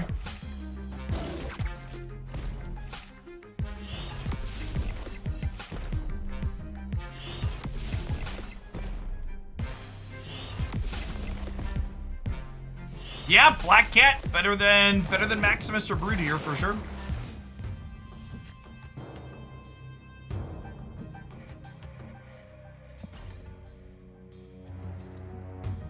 Okay, we pass, and then if they also just pass here, Juggernaut on the last turn into Bar Sinister probably wins the game, right? Actually, we want to max into Juggernaut, because then Max will propagate and Juggernaut will kick off, and this will give us the most stats here, just in case we kick something into here and a tiebreaker situation comes up.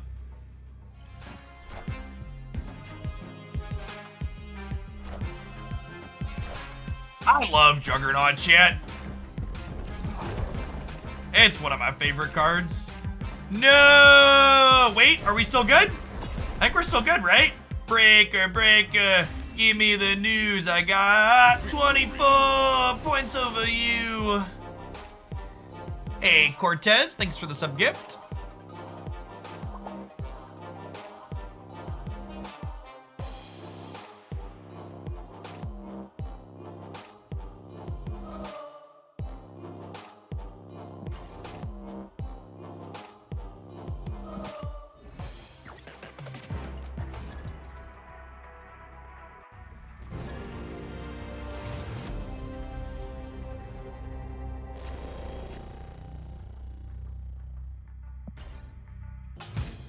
Cerebro 2 with Luke Cage and Hazmat felt worse than the previous builds of Cerebro 2 I'd been playing. Always lucky. Always lucky, except the 25% of the time that she dies in the danger room. Dear Second Dinner, nobody would fault you if on the back end you made sure Domino never died here.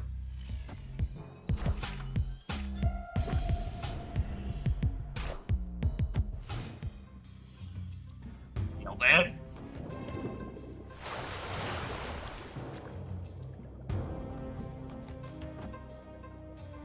Looking good. Actual Stone Cold Perfects. True Black Cat on exactly 3.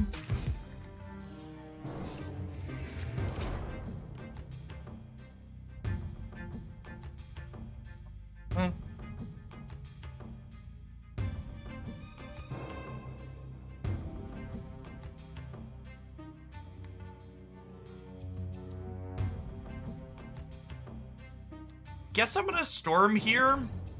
I think I'm storming left and punting the vault.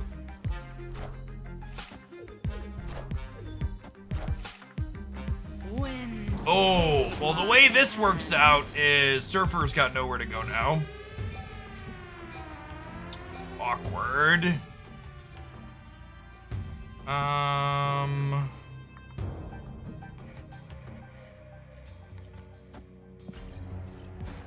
Go right! Go right! Nailed it.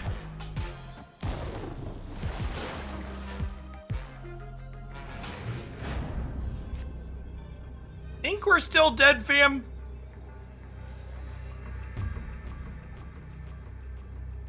We're only up by 1 here, right? So if they beat us by even 2, we lose. Escape.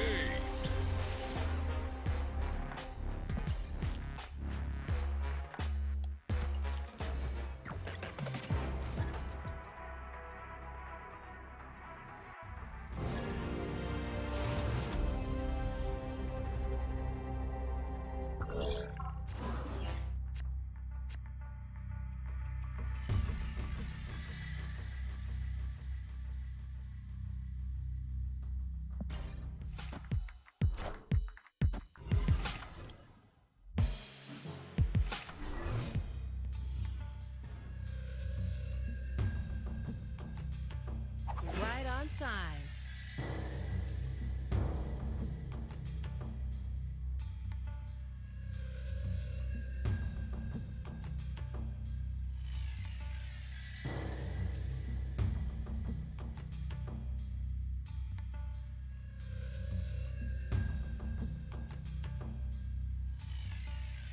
Black Cat's out, but Ryder is in. A restrictive set of locations here.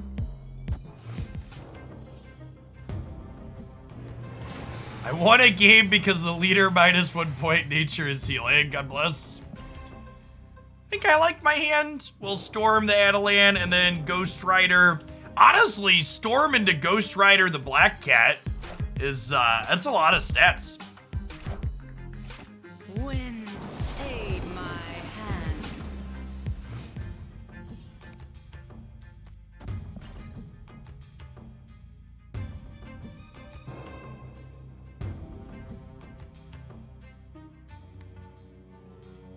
Yes, you may link an official Marvel Snap advertisement saying that the game is free to play friendly. I am excited to see what you are taking out of context to imply that, or maybe I missed it. I watch most of the official Marvel Snap stuff.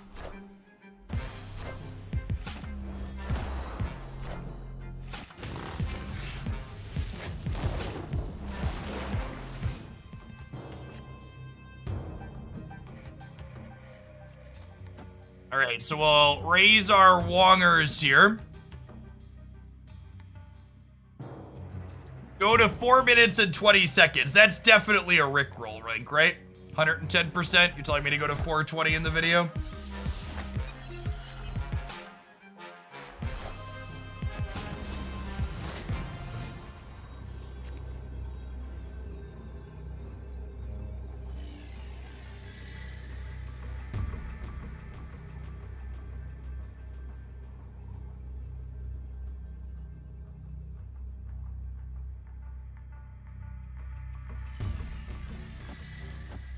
There's just no way this wins. We unfortunately are 1 short. If we were 1 more point of power here, we could kick them out and have a 50% they go center. But I'm almost assuredly a 4-point tiebreaker does not work here, so I think we bail. Escape. The game is free to play, and you can get every card in the game over time without playing. That is a true and accurate statement.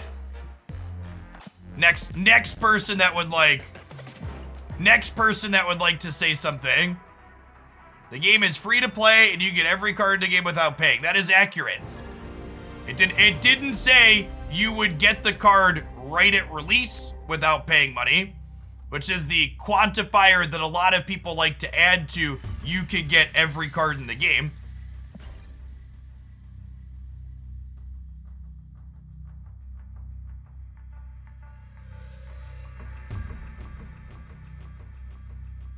Ah, yes. The current Marvel Snap game where Arrow and Leader are the best cards in the game.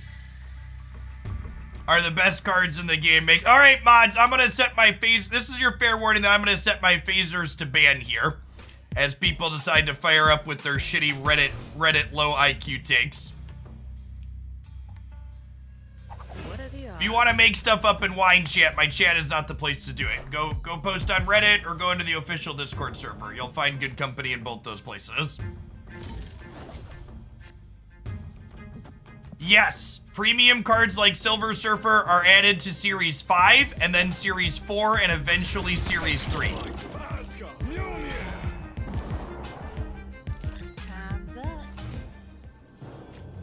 And again, that doesn't happen instantly, but it does happen over time, and it is fair to say that these things happen over time. Ghost Rider discarded a Black Cat earlier, chat, so this is 10 power on the left. I think Ghost Rider Black Cat is probably worth exploring in a few different things. It seems real powerful. 10 stats for 4 energy is a big line.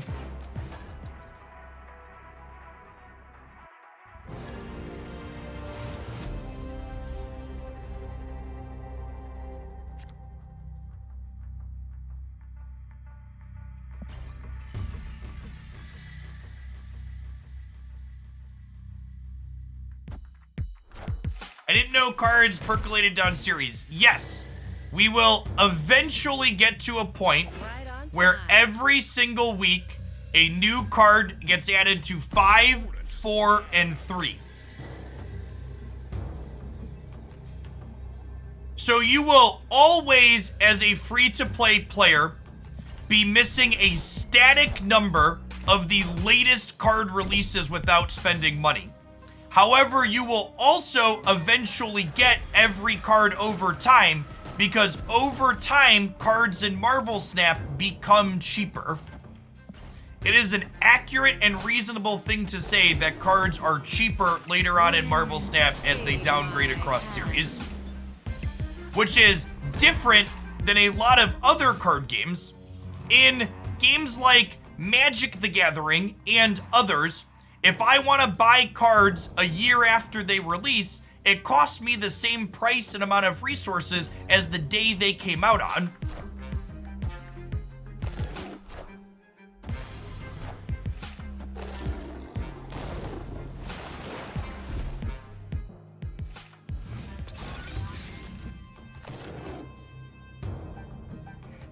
In my opinion, we are currently on the precipice or cusp or whatever you want to call it of things waiting too long to downgrade.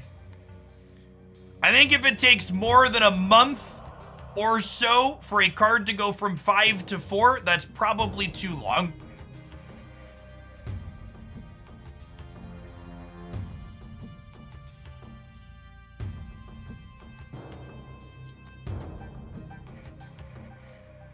Do I just do this? I don't know how I fill these last 2 spots that went after it, though. This adds 12 in the middle, and it adds 6 here. Because these are both locked, so I can't Brood and Surf for Absorbing Man next turn. This is probably the line, and we hope that, like, Hell Cow plus whatever we draw wins the tiebreaker.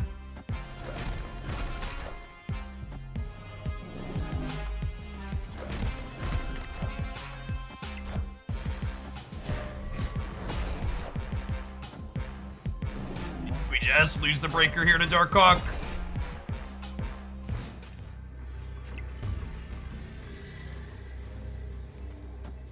We'll get to 19 here. Escaped. Sorry, I said tiebreaker. I meant winning the 3rd location.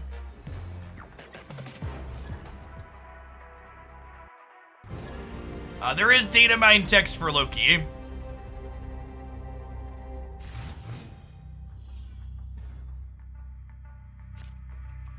Two TBA games in 3 games. Do common cards get boosters more frequently? No. Your cards that currently have less than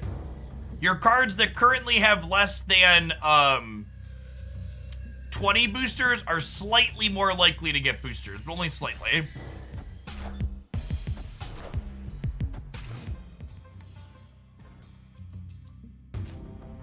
in the nicest way possible, if you are someone that doesn't want to see spoilers on upcoming cards, you should turn my channel off. The idea that information should be kept private once it is released on the internet is pretty nonsensical, especially things related to card game information. And you should, it's free and fair game to talk about those things in my spaces. It should be free and fair game to talk about them anywhere, in my opinion. Time's up.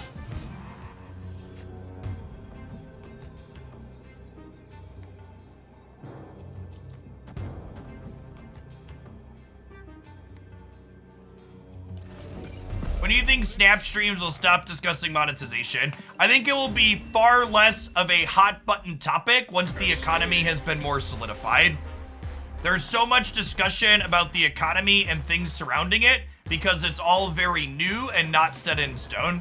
I agree that there will always be some amount of discussion about it, but there has been a lot more than normal recently, in large part because Second Dinner said almost 2 months ago that they're releasing this new system and we would get details about it at some point in the future, and 2 months is plenty in the future. So it is being discussed extra at the moment because they have failed to communicate. Always lucky.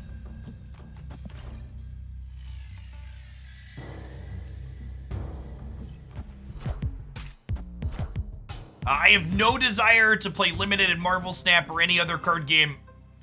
If they make a limited mode, great. If they don't make a limited mode, I don't really care.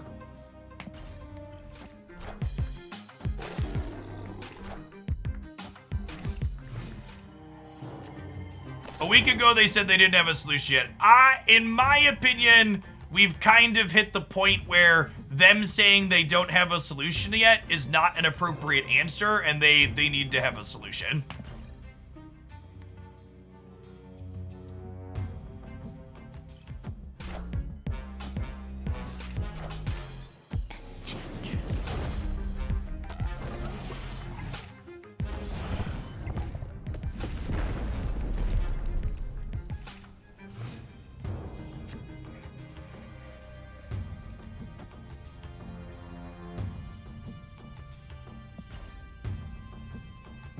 Surfer into Absorbing Man on Sinister London. Hope that's good enough.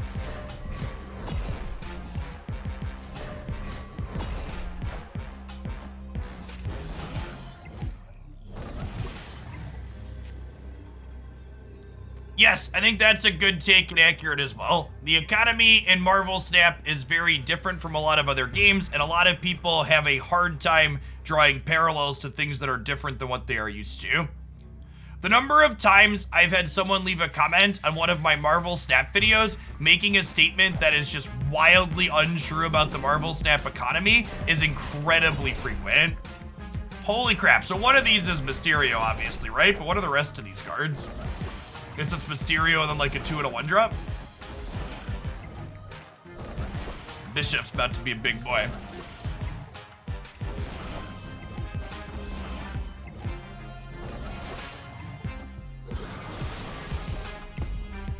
What's this last card? It's got to be a 1 drop, right? I think we win right and center.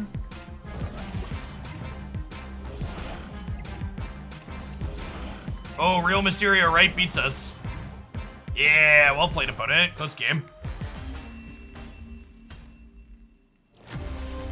I would like to dedicate this game to my pay-to-win format-defining cards that were bested by Series 1 card Bishop, Series 1 card Vision, Series 1 card Enchantress, and then a Hood and a Mysterio.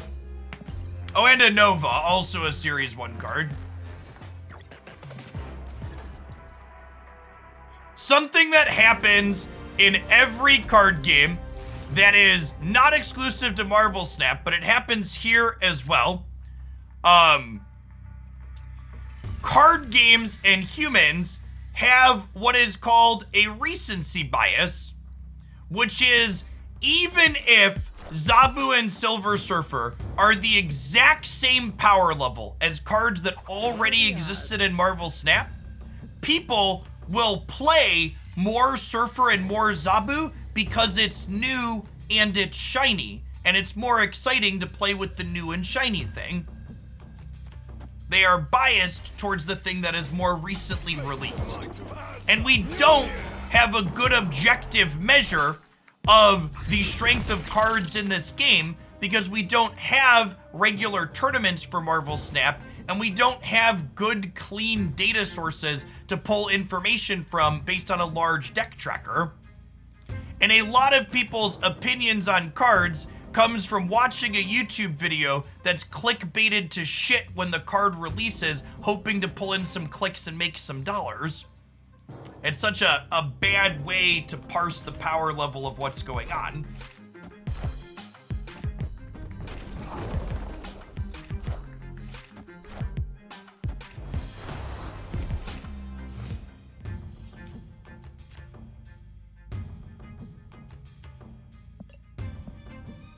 We really can't play Max this turn.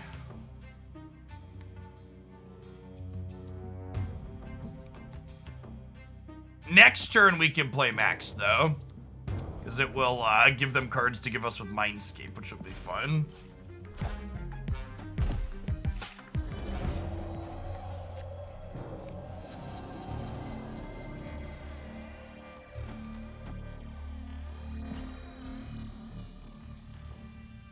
Hey, congrats, Marty.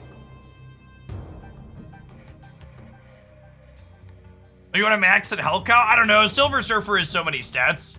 If we hadn't drawn Surfer, we would have definitely cowed, but I think Surfer's the right play here.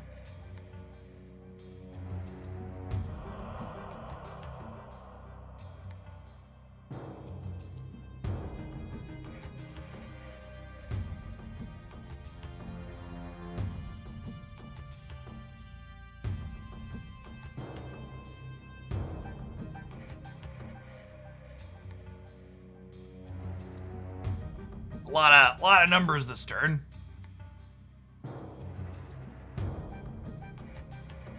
That Daredevil. This is a nullified variant, I believe, if I recall correctly.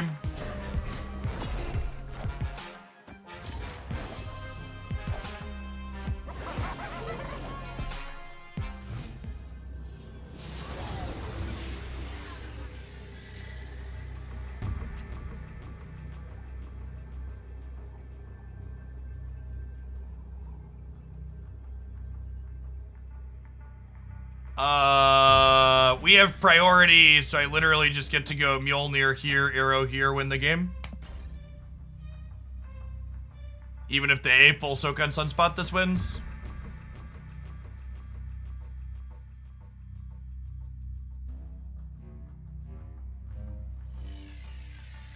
Oh yeah, they must have forgotten about Mindscape that they didn't play Mjolnir. Victory. Happens.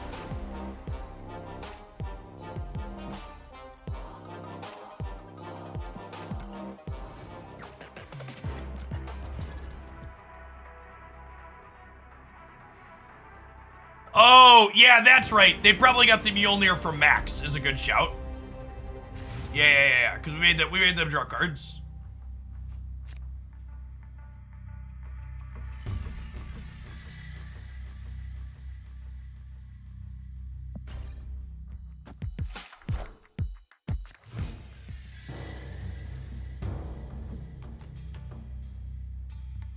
Right on time.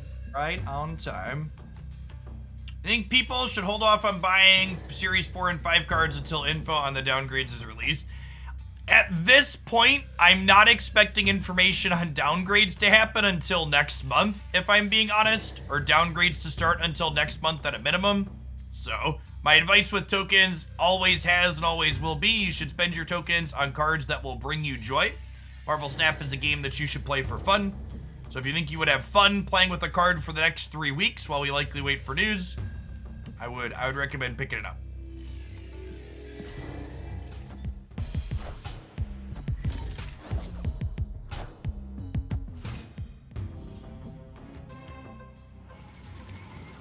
Live from the Daily Bugle. Woo! That was a new audio effect, chat. Live from the Daily Bugle. Hey, ain't it Ram? Thanks for the prime.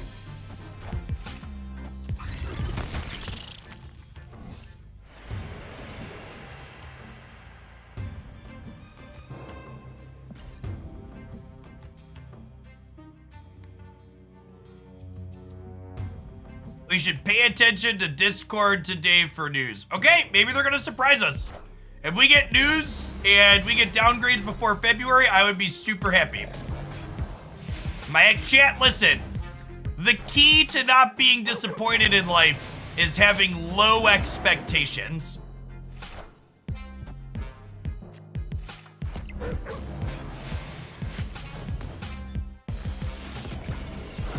Am I worried about the health of the game due to the progress system? I think most of the complaining you hear in a game like Marvel Snap and most games is largely a vocal minority. And at this current moment in time, I am not very concerned about the health of the game long term. I think there's plenty that could happen to change. I probably should Soulstone left to draw Surfer. I don't leave. I think there's plenty that could change in the meantime to change my opinion on that. But at this current point in time, I am not very concerned.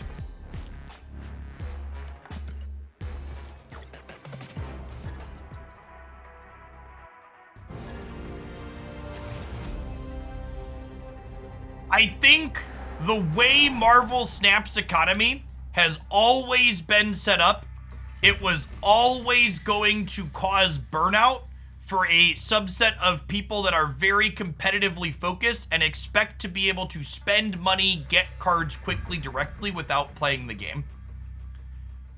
And I think what we're currently experiencing in terms of people shouting frequently is that subset of players blazing out of the game, because it is very different than a lot of other card games and how they are structured.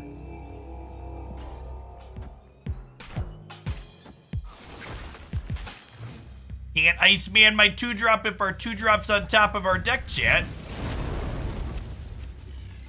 Am I interested in Limbo? Maybe? Can't decide. We might storm here, we might also storm here.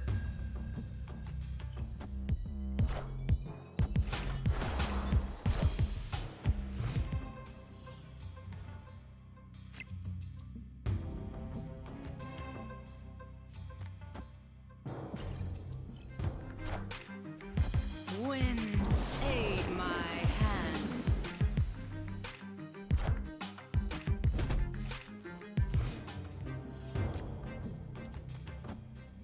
Still looks great here.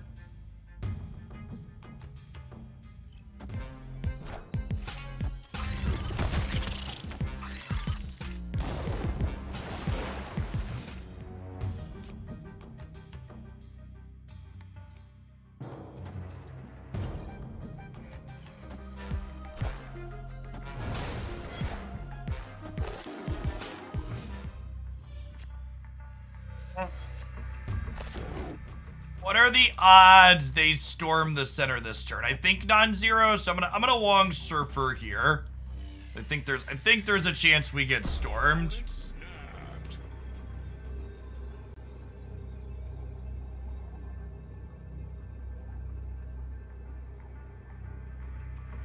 Come take my 4 cubes.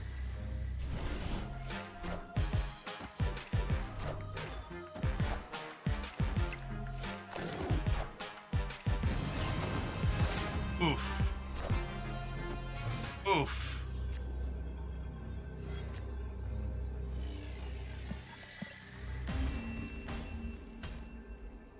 Escape.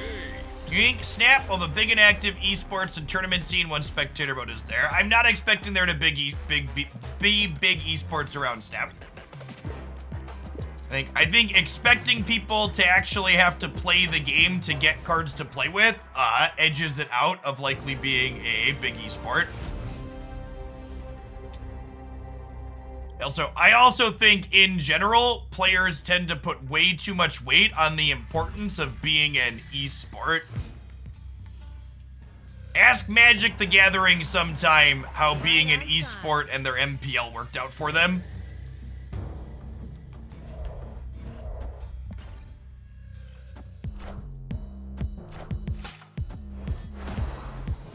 I think the importance of that type of esports space is also greatly overstated, in particular when it comes to card games in general, because even Marvel Snap a game that's more accessible and easier to follow than most other card games is fairly difficult to follow if you are not someone that plays the game regularly.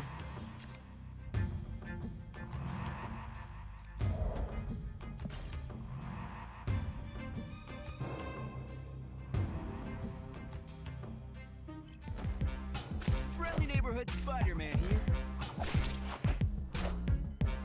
Wind, aid my hand.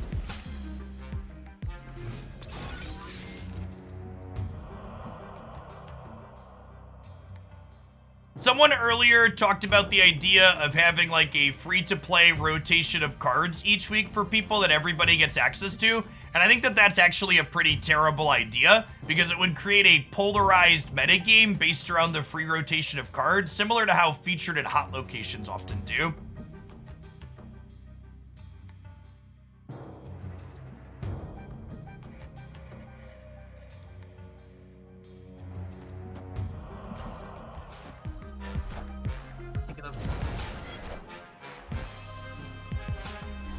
And we lost the Ghost Rider, but we kept the Maximus. So if we hit Surfer, we get to go Max Surfer. Oh, man, this is such a bait, chat. This is the one card that can bait me into staying in this game and lose it.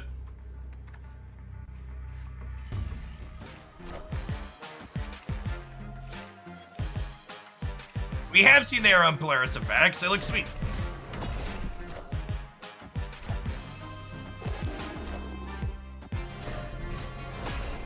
Ouch.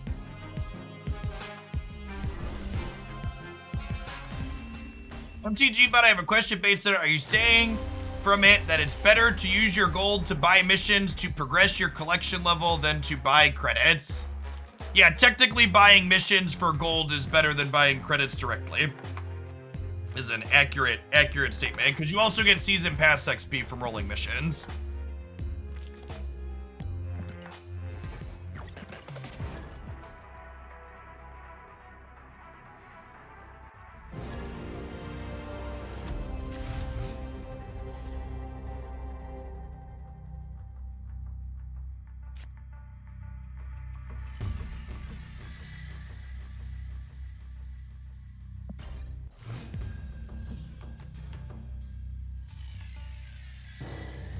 Always lucky.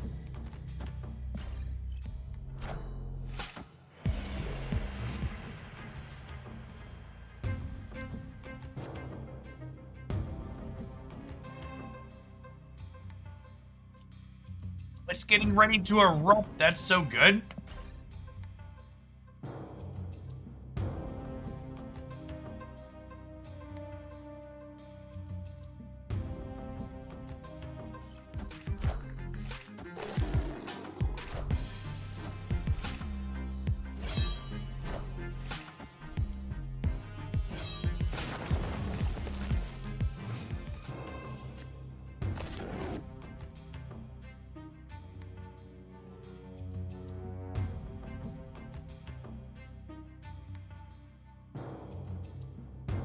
What do you think of having variants of cards you don't own purchasable in the shop? That sounds like something they probably don't want for the game on average.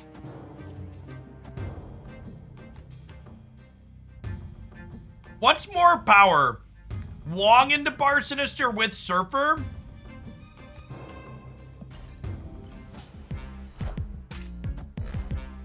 Or just Surfer?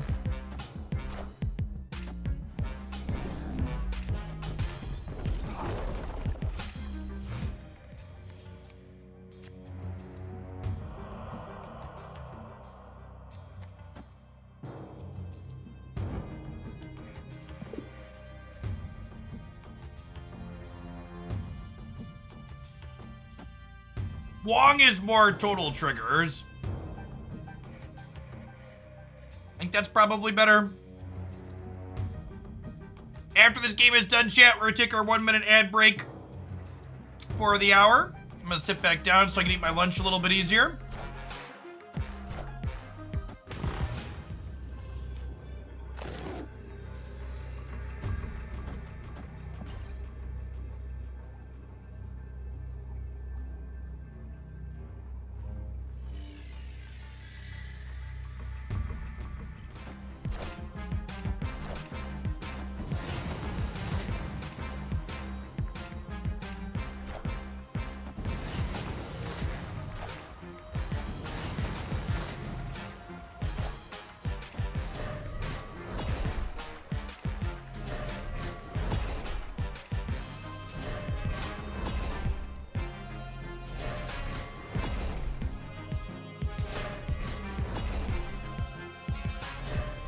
I do not think Orca is likely a very good card.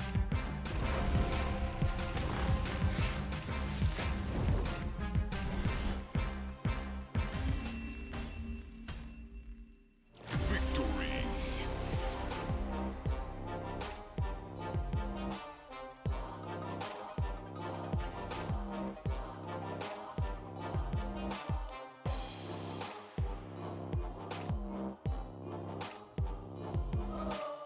Non-subs, see you in a minute.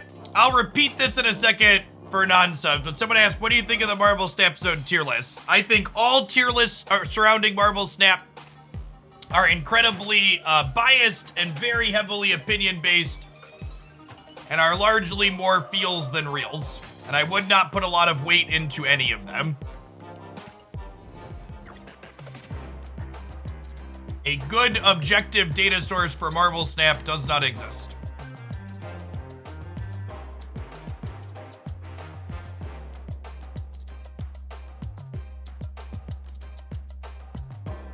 What are my favorite decks right now?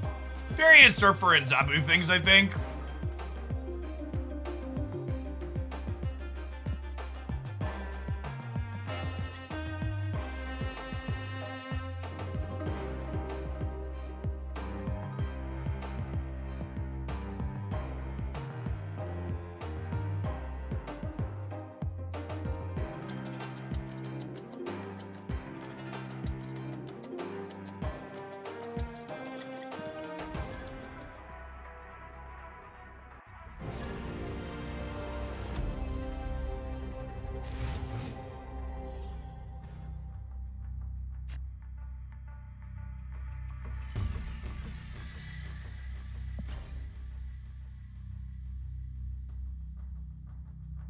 Beach, thank you for the brand new Prime.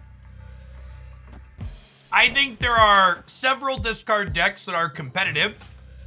However, I think almost all of the discard decks have pretty mediocre cube equity, as they are decks that tend to have fairly telegraphed plays.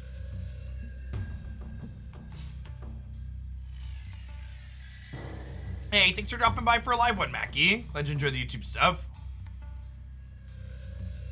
A competitive discard list. I think the Zabu Hellrider deck that I posted a highlight on recently is good, and I think Lockjaw discard is very reasonable.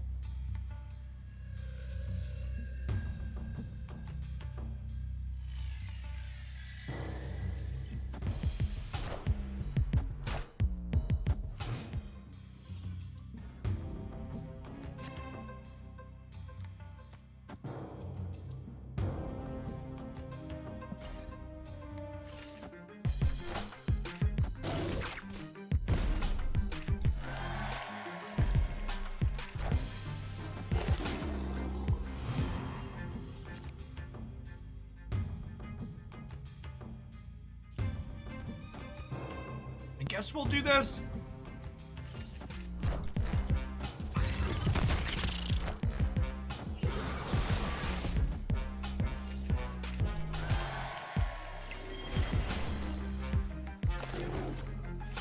Clear for takeoff.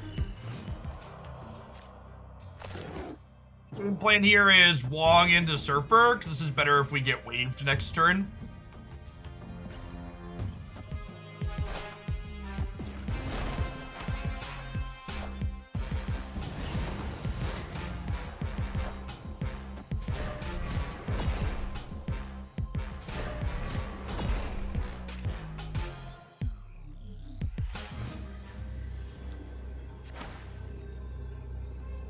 Now I get to go Hell Cow.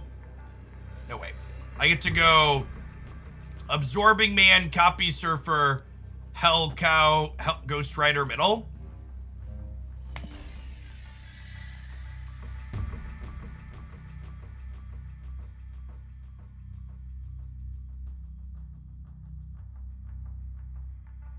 Zabu letting us not care about Waves trigger here is so good.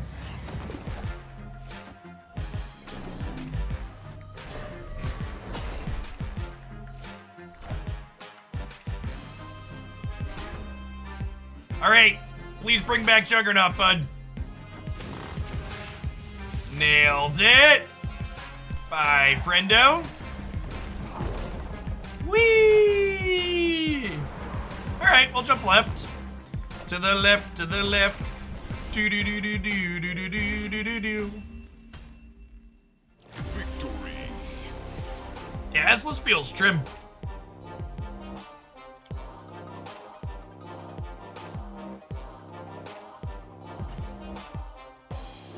We do have a new era animation, yeah. I'm not gonna run an ad because we just had one, chat, but I need to run to the restroom really quick. I'll be back in a minute. BRB.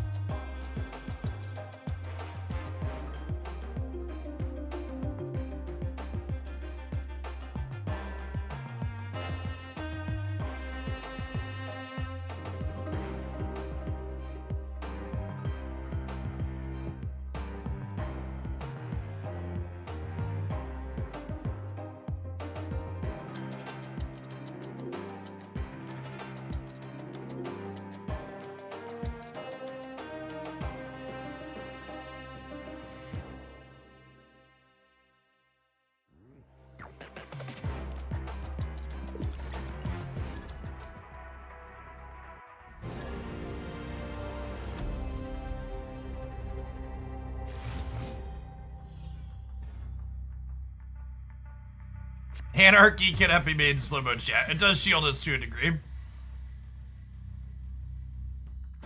I think Orca is kind of just bad Destroyer. The only deck it kind of wants to go in is a Spectrum deck, and I think Destroyer's probably just a better card there.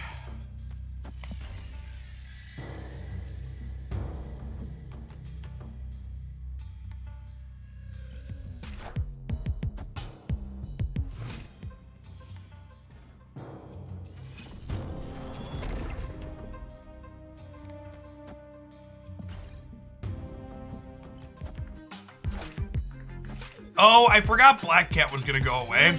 We probably should have prioritized discarding this, or playing this. Which cards can we play this, but do you think are the most exciting?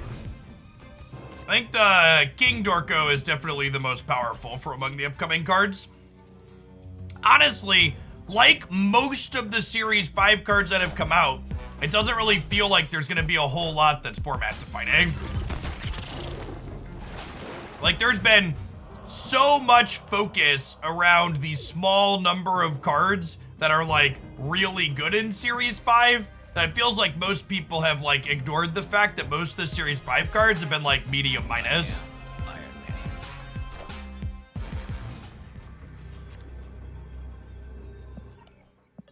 Cosmo here means we can't Surfer. Escape.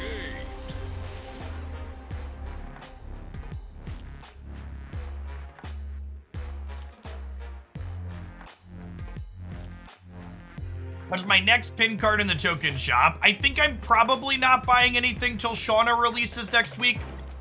I have 3,000 tokens after buying...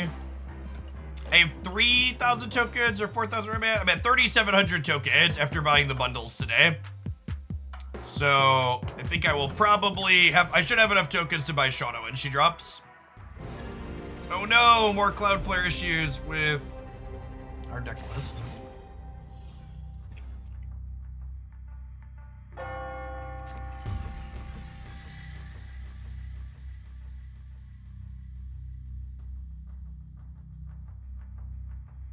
If you are full pool 3, the $100 bundle gets you about 3,000 tokens.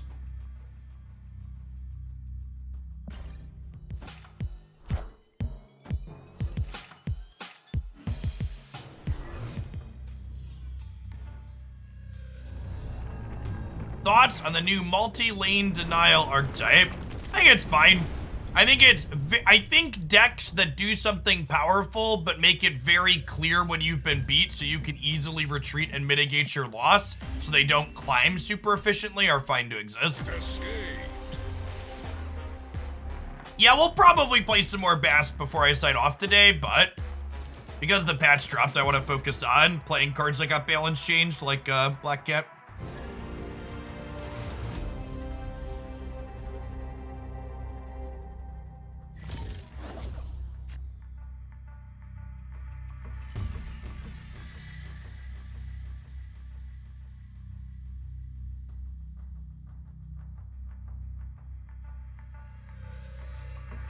Also, if you're someone that hates losing to the Spider-Man Absorbing Man turn 5 combo, Vision, Doctor Doom, Arrow, Magneto, these are all cards that are good against it. All right, Black Cat's going away, but we've got Ghost Rider teed up here. What are the odds?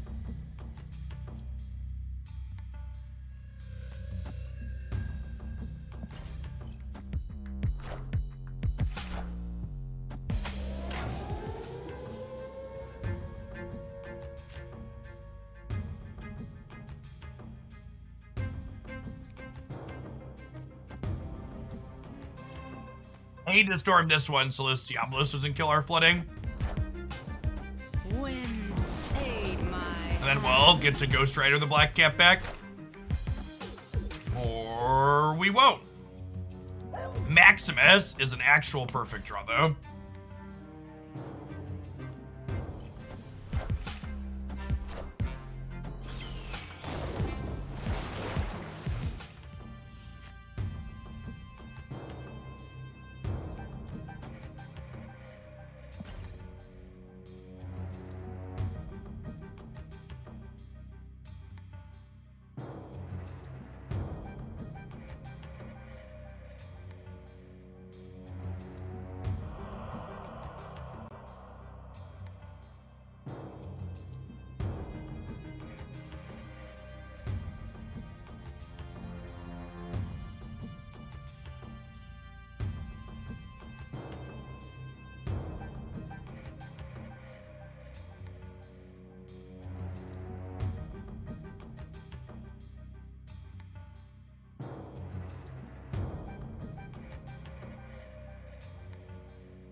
It could be Spectrum Destroyer here.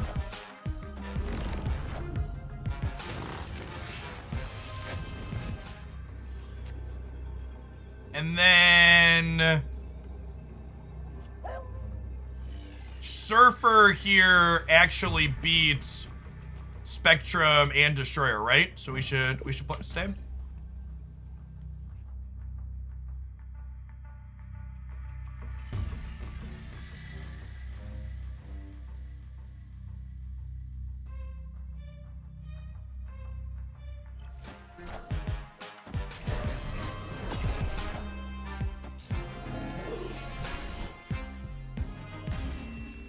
We also beat that one. Victory.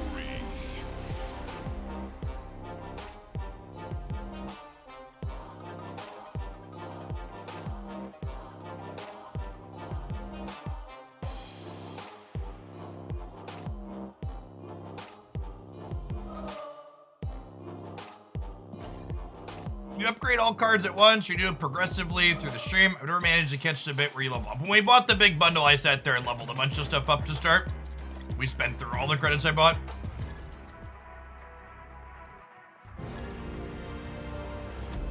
I think Surfer is balanced. What's the best way to put it? I think when people say Silver Surfer should give +2 like Cerebro and Patriot give +2, they're failing to account for the fact that Cerebro and Patriot are ongoing, meaning they can be played out proactively and copied by Mystique.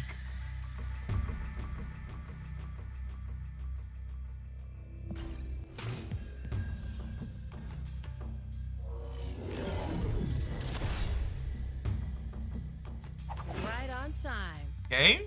Definitely don't want Domino in the Nexus.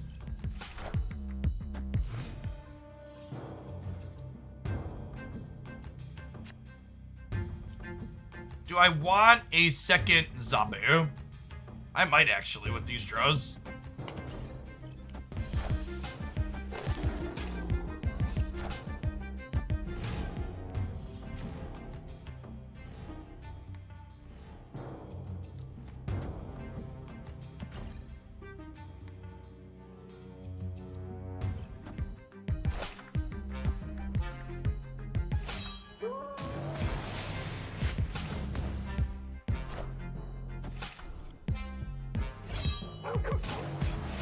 Card Lockjaw.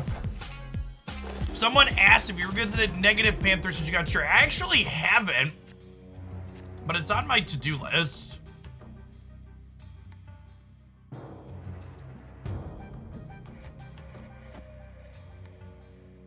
Actually, loaded that one up in my deck editor today with the intention of eventually getting around to it. 1 and 4 to have Surfer next turn.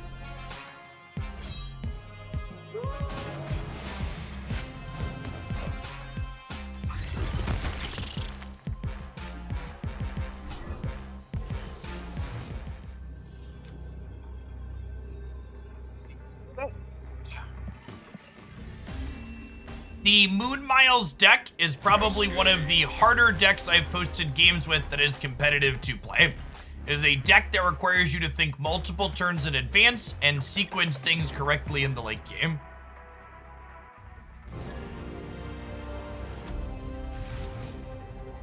It's also important to understand that just because you're retreating with the deck doesn't mean that deck is not good.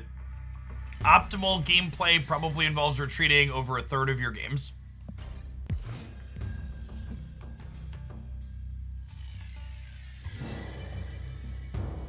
What are the odds?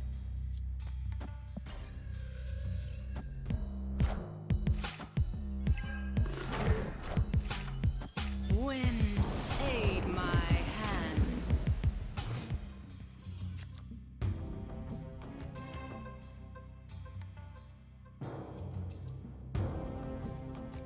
Are Domino and Surfer enough to win here? Could go either way. Narrator, they were not. All right, we gotta win center and left.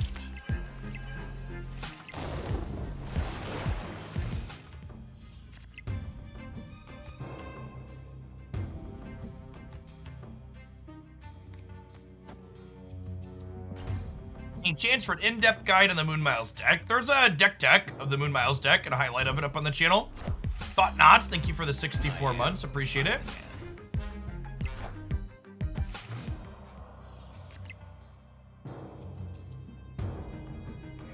It does not, Dookies.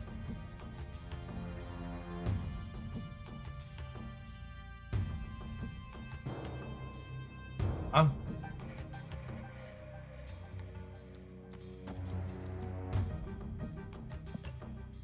think we do this and just hope to peel Wongers or Absorbing Man next turn and overpower them in Xandar.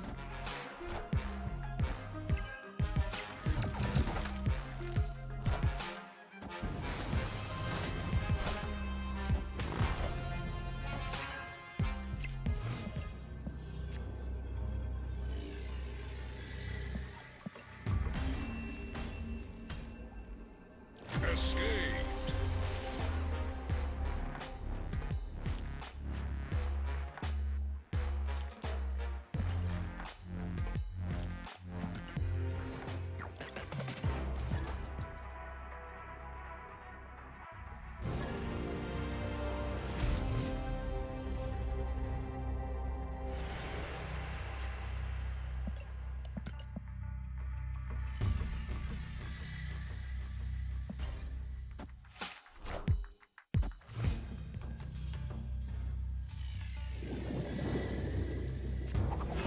time.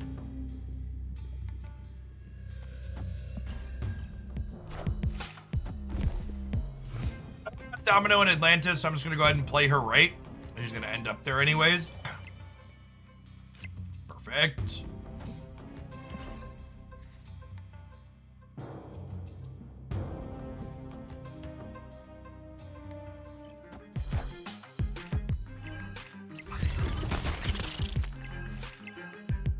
Face the might of Asgard. Mjolnir.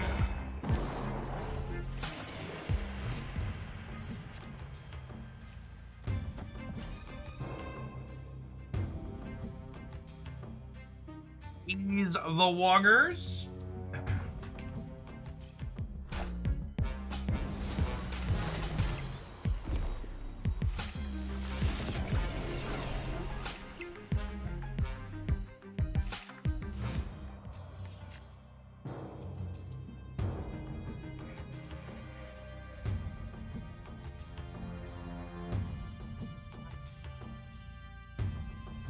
Cost reduction is unfortunate here. I think we're just going Storm left into Max Surfer on the last turn.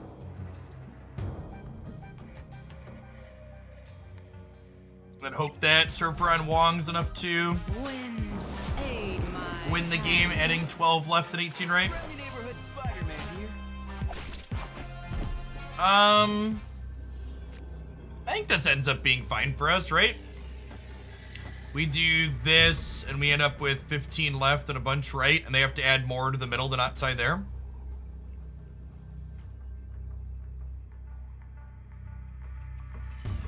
The 22 here and 15 here. Hey, Gnome Wrecker, thanks for the tier 1. It's a great username. They actually didn't disable the winter variance with the patch. Interesting. That's got to be an oversight.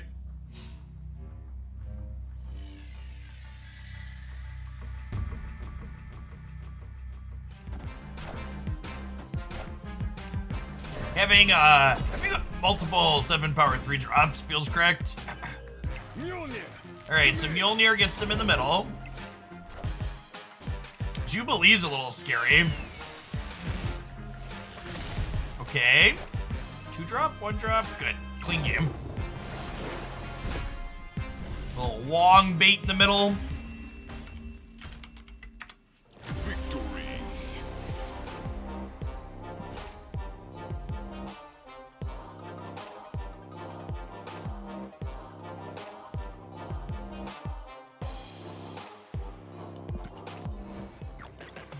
I assume a moderator timed you out, Poker, because I find the comparison that people make to bundles in games like Marvel Snap to AAA games kind of disingenuous and apples to oranges comparison.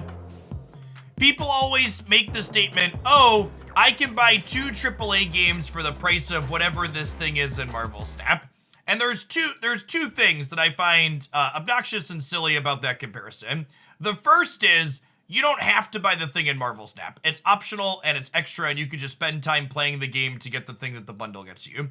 The second is that even if you want to make a dollar-to-dollar comparison, a AAA game I'll play for, even a really good AAA game. Like, I love the Horizon Forbidden West and Horizon Zero Dawn, but those games, after I play them for 50 or 60 hours, they're done.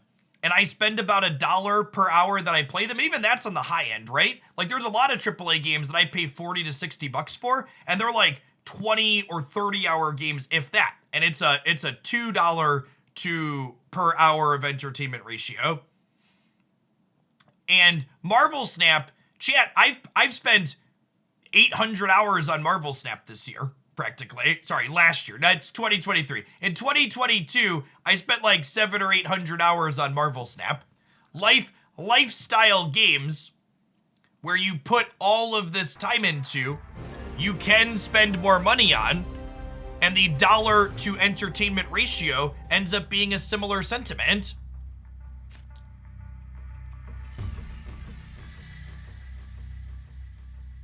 So spending money in Snap doesn't give me more playtime, but I'm also an adult with a budget, and part of my budget is spending money on things that make me happy every month.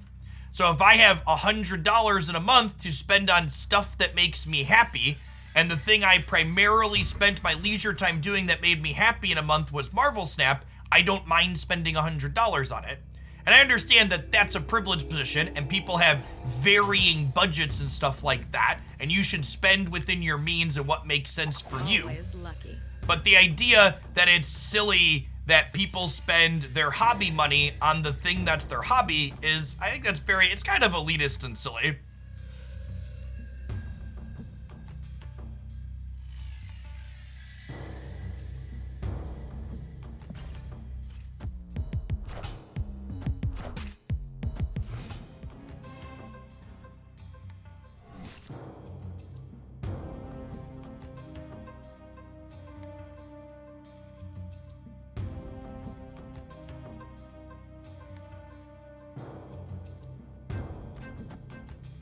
Taboo.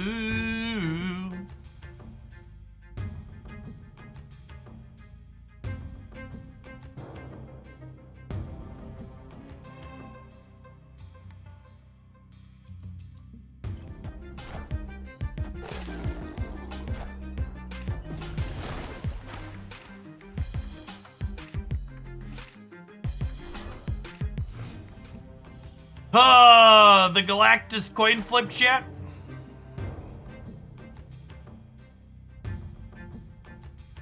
The Galactus, I assume they're gonna Galactus spin where I'm already committed cards. And then we're 50% to guess where they're going, and then we're 50% to hit. And we guessed wrong and we've died. Good shot. Have your 1 cube. Escape.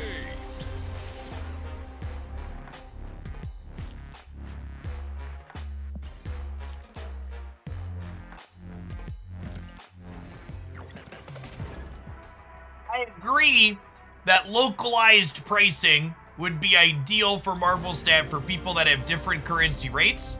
However, I also assume that making the technology to work around people masking where they're at while they are on the internet isn't trivial. And remember, chat, if you're someone that wants to keep your internet connection private and secure, check out nordvpn.com/Jeff Hoagland, and you can make it look like you're basically anywhere in the world while you browse the internet.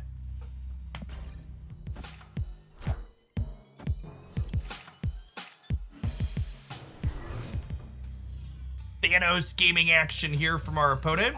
Right on time. Stacked up here in the Stark Tower.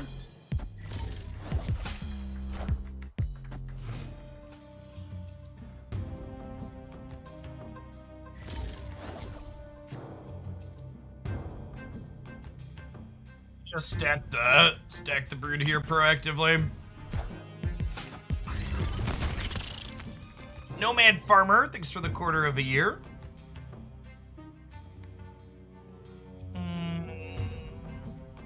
Locations are we playing for? We're obviously playing for Stark Tower. Our 4s are a little awkward into the big house, but if I draw Wong, I want to be able to Wong here next turn. So I think we'll Jug center. I don't want to play Max on curve because I don't want to give them extra cards. Okay, that fills Stark Tower. It's probably decent for us. So they're up by, how much on the left? 8. So Surfer is good enough to get us over there. This is a Storm Center angle. And then we go Max Surfer on the last turn.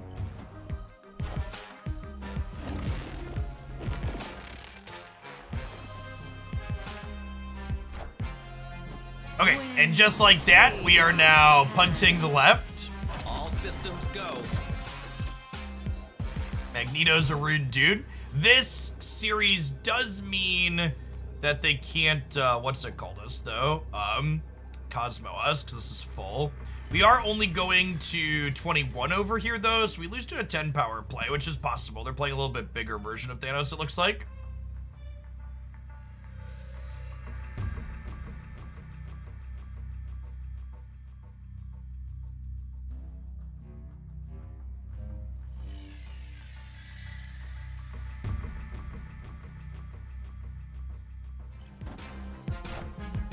Ooh, they're playing for middle. Okay, we're gonna have 9-15 in the middle. We're gonna have 13 in the middle. Nailed it. Would they have won if they would have committed these right? They would have been 18. They would have won actually if they committed these right? They would have been +6 and we'd have been -4. Close game.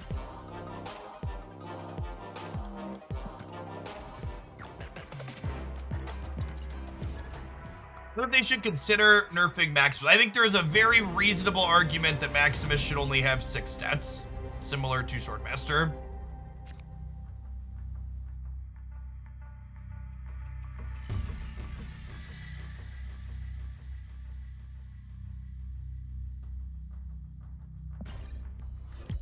All right, Black Cat is gone, just in case we hit Rider later.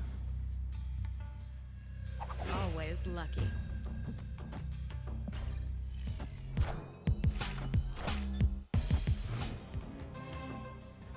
I think there's a good chance you should consider Black Cat inside of Surfer in general, Derek.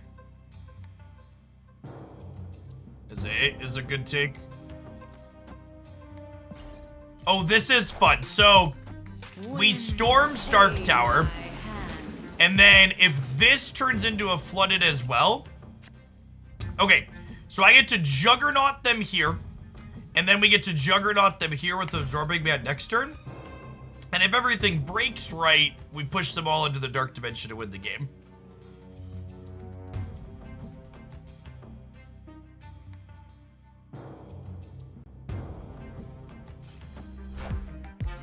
Go right. Rats.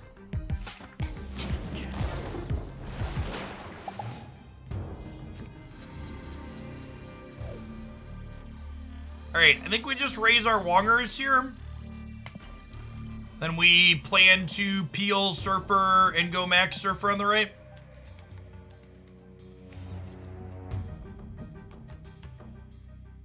Opponent snapped. Sure.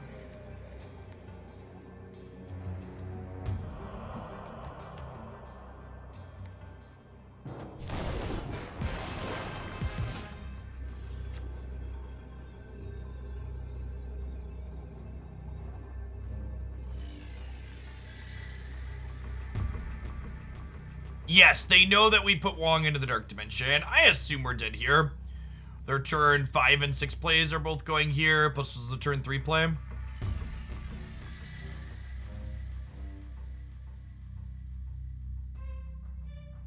You think it's Professor X over there?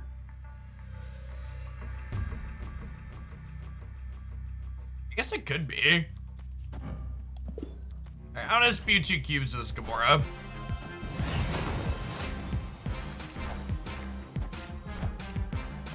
Oh, it could have just been a Cosmo after they saw the Wong too. That's a good take. Neighborhood Spider-Man here.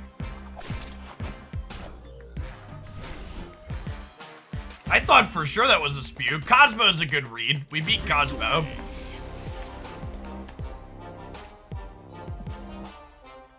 They snapped when they saw Wongers.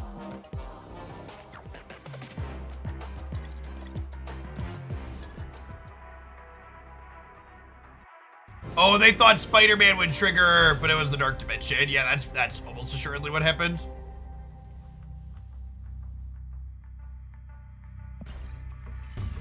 Right, Black Cat down. We got Ghost Rider to bring her back later.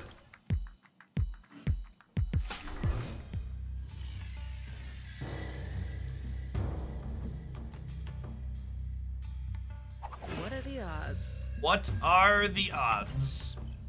100%.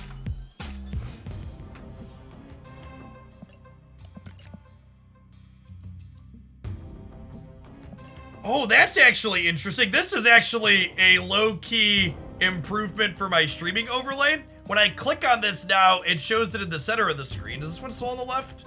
Okay, so you can't see the number of cards in my deck when I pull this up. But when I click on theirs, you can see deck in hand again. Previously, it put it all the way over to the right, which my overlay cut it off.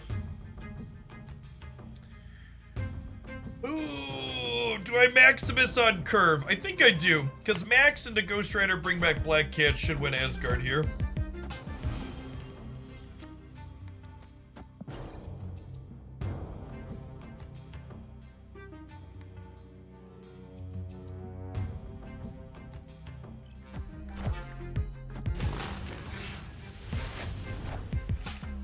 Wind, aid my hand. Zabu.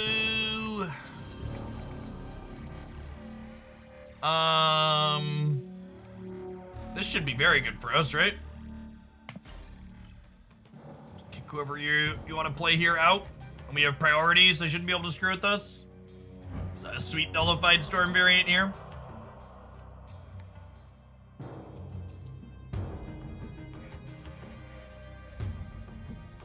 Arrow could win middle. Sure. Arrow's not super common inside of Daredevil decks, though. Victory.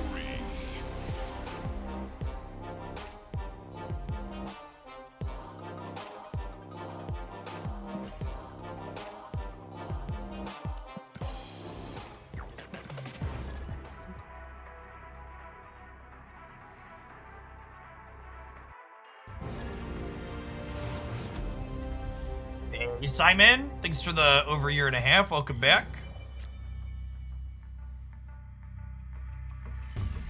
A strong guy can be a good replacement for Absorbing Man. That might be worth testing. Although it's probably also hard to get your hand empty in the games where you don't draw Hell Cow.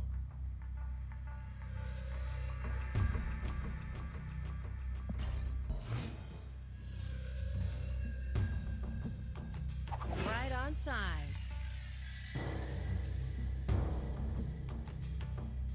I think there's too many locations in the game for a content piece talking about which locations are good with particular decks to be widely applicable and useful content for most people.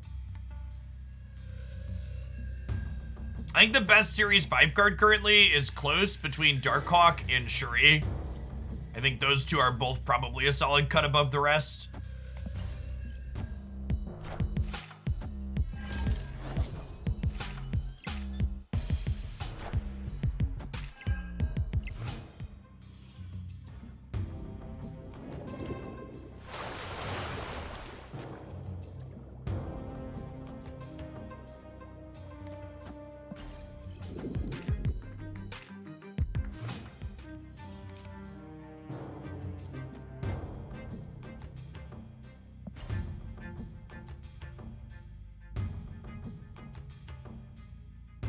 Will Super Scroll become viable with upcoming Series 5 cards? Super Scroll isn't really a card that becomes viable based on other cards you can play with it. Super Scroll is a narrow tech card, similar to other cards like Shang-Chi or Enchantress. It's not really something you build with or around, so much as it's just like something you can put in your deck and have it be fine.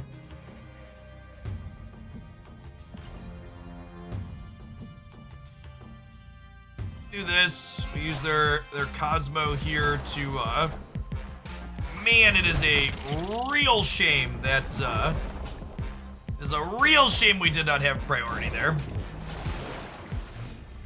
Oof.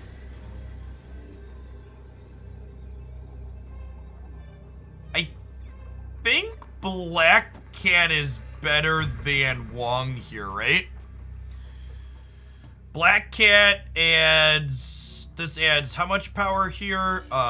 We get 2 for free, up to 9, and then we add 9, 12 more, so we're going to 21.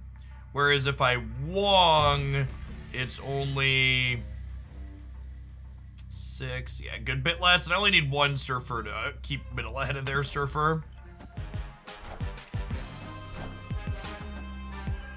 They just don't even have it. Deal.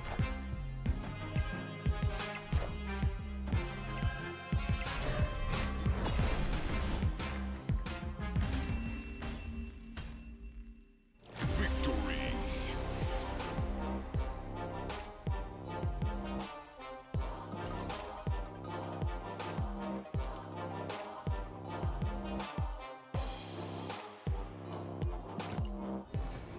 You should do the math if you think the 3K gold bundle is the same as buying missions.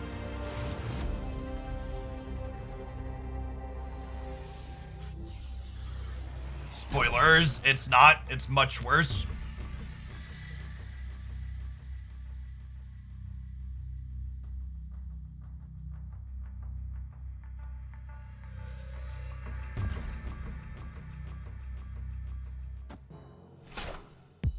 I would not be surprised if 7-stat Black Cat becomes a staple of a card inside of What are the odds?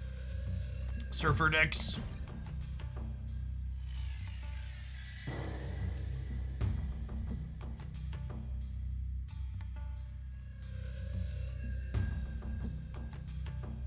I think if you play this deck enough and you determine that Hell Cow is not something you want to be doing, I would probably just play another 3-drop instead.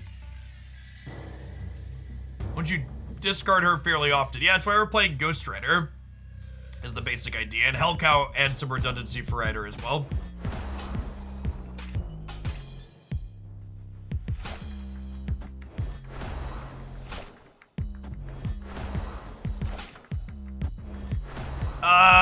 Even with these minuses, Surfer on Bar is still kind of incredible for us, right? So I think we're chilling.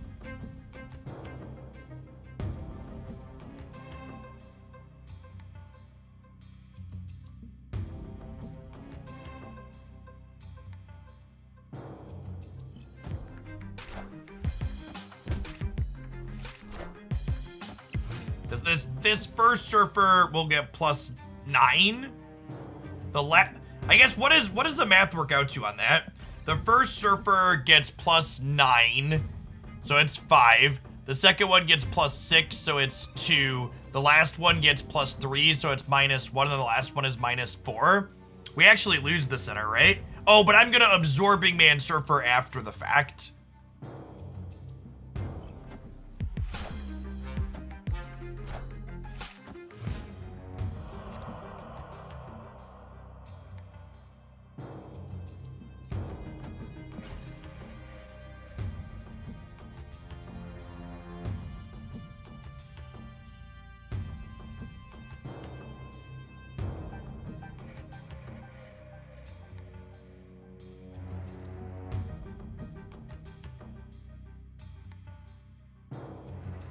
Yeah, there's a good chance that our massive Black Cat wins the raid on her own.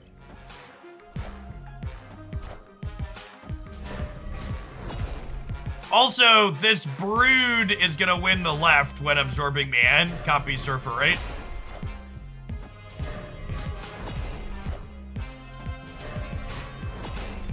Yeah. Okay, good shot. We're gonna add 12 here, we'll be 16 here, and we'll be 14 here. Zoom, zoom, zoom. Yeah, zoom, zoom, zoom. Zoom, zoom, zoom. Cowabunga!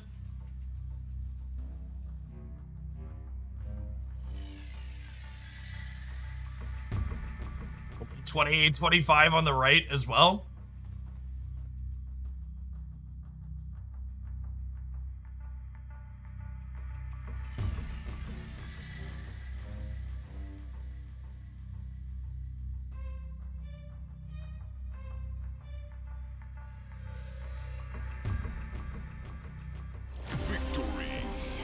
When you quad Scorpion me and Cosmo my Brood and still just get put in the ground.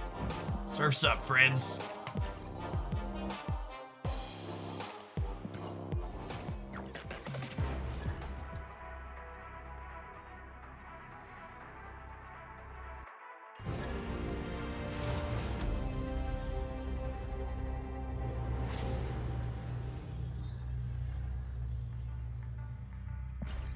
Long Black Cat, hardly knew ya.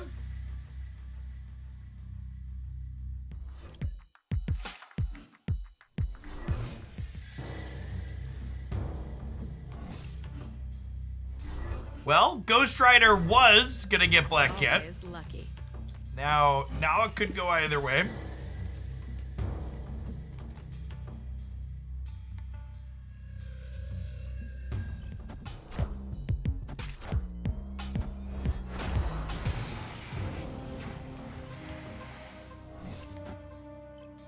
Okay. All right.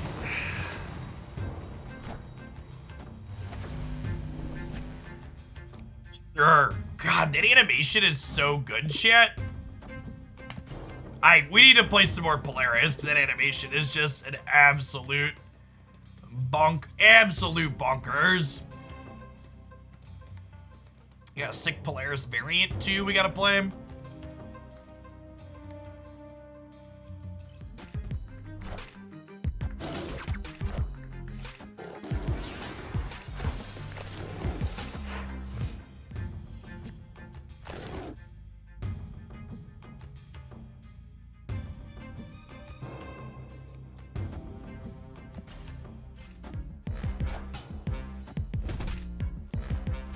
You know what? Maybe I'm supposed to do this middle, actually. So that way, I spread out my 3 drops before we surfer and stuff.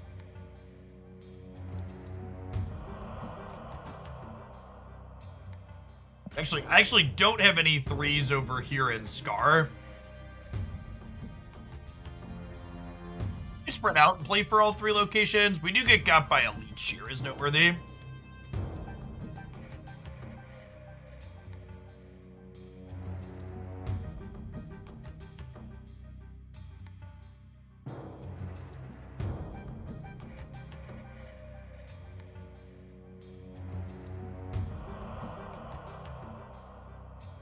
They could also be a surfer deck. Yeah, Polaris is indicative of surfer potentially. There's been a surfer leech deck going around though.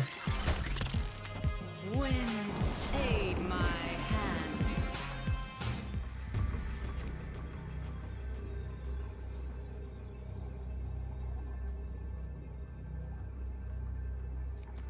Does this beat their surfer?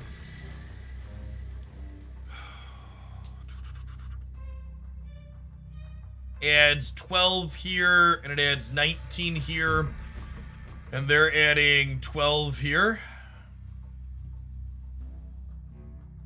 I think this is better than the Absorbing Man.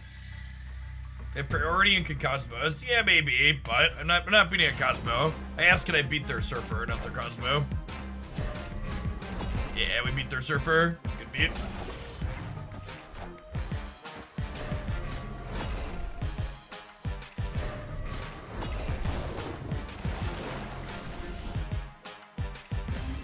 Oh, yeah, that's right. They discarded Cosmo here. I forgot about that. I'd like to dedicate this dub to Sokovia. Getting our Ghost Rider Wong into play off of Scar and taking their Cosmo away. The goodest boy was the Sokovia all along.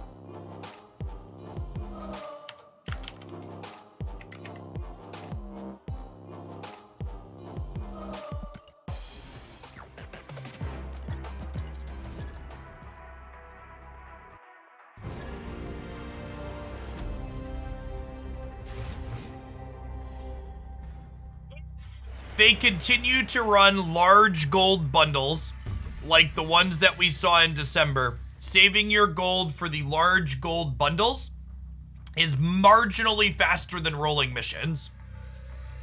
And if you want to see some math on that estimate, I break it down in this video here. However, unless there are some data mined today, we haven't seen any large gold bundles with collector's tokens in sight. So maybe those were a one-off thing and they didn't like how they impacted the economy and they're not going to be running them. Has anybody asked point blank in the Discord server or gotten a response from Ben on if they plan to do more of those? What are the odds? I assume those are going to be a new staple part of the game, but we've been a while without one. And the data miners are still working. Yeah.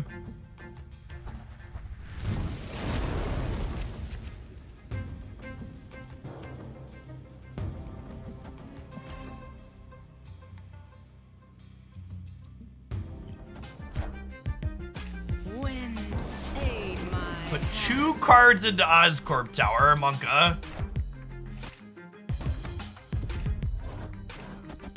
Yikes!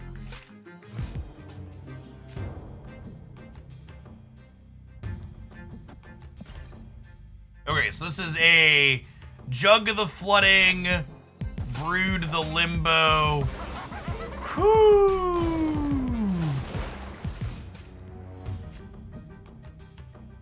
Well, shit. I have 2 draws at Surfer. I don't know that they're Galactus. I guess they might be. Yeah, all these cards could be Galactus.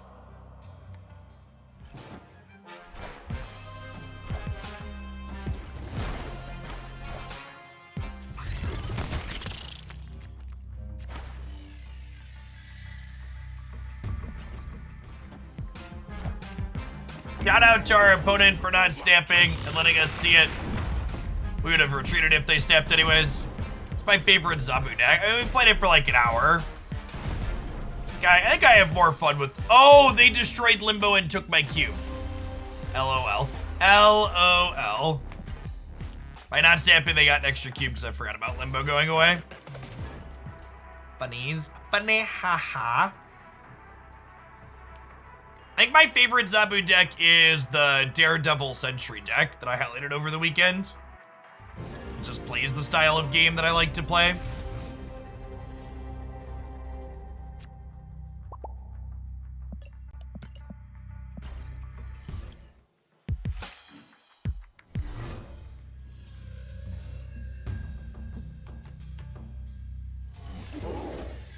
Always lucky.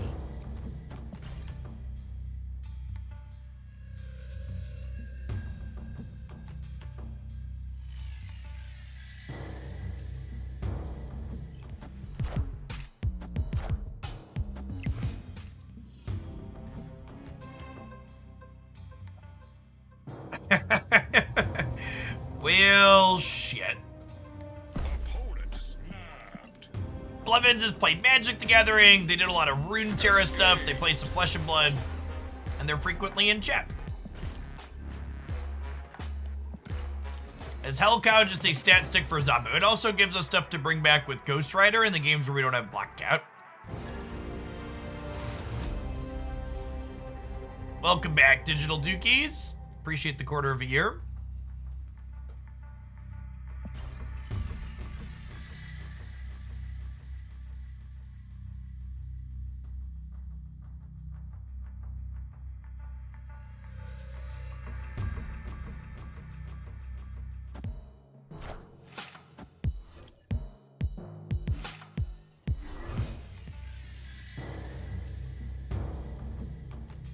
Right on time. Right on time.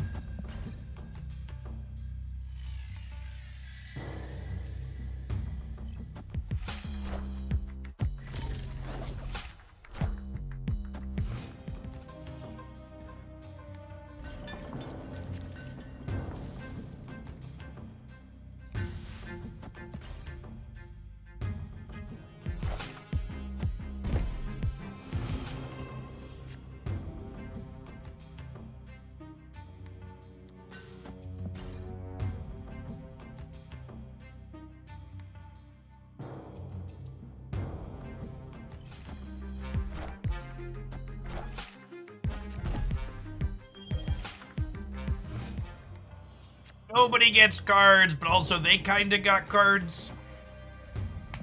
Because I gave them max cards, Sedge.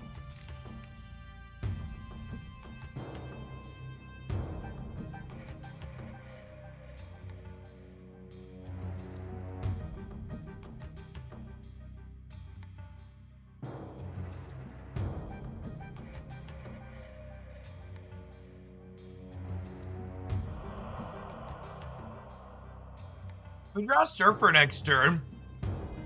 We probably win the game, right? We get to go Brood into Hellcow, into Wong, into Surfer.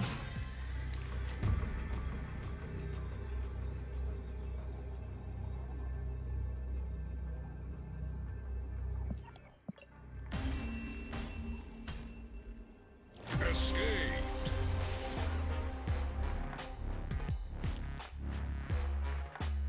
All right, chat. it's about that time. I'm gonna hit a 1 minute ad break. I'm gonna stand up, stretch my legs, and when we get back, I think we're gonna play some Black Panther Mr. Negative. It's a deck been wanting to poke at a little bit.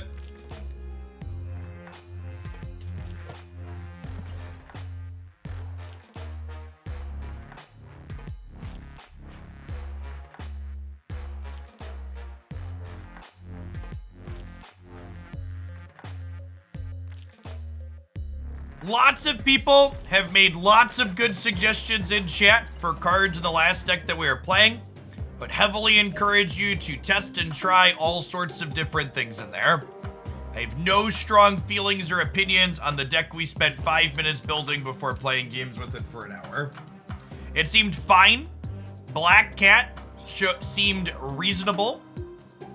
You have a YouTube video showing off Sentry and Zabu. Yeah, look up the Daredevil Zabu deck I posted over the weekend. I think it's really good. It's my favorite. My favorite Zabu deck at the moment. This one. This list is great. If you want to add deck teching games on it, you can check out the highlight over there. I'm gonna play some Negative Panther next, I think. Nigos, thanks for the quarter year. Welcome back. Yeah, I think Cats might generically be good in Surfer with the extra point of stat. I also want to, what was the word I'm searching for? I also want to try like Black Cat plus Ghost Rider inside of like some other more disruptive shells, I think. Hey, Phantom, thanks for the most important resub on Twitch. Welcome back for the second month.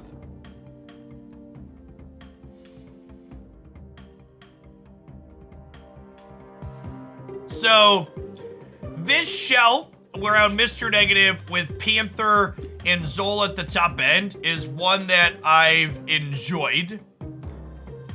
And then Shuri is a Series 5 card I got late last week that I thought looked pretty good in here. So I want to give it a try with her in here and see how things feel.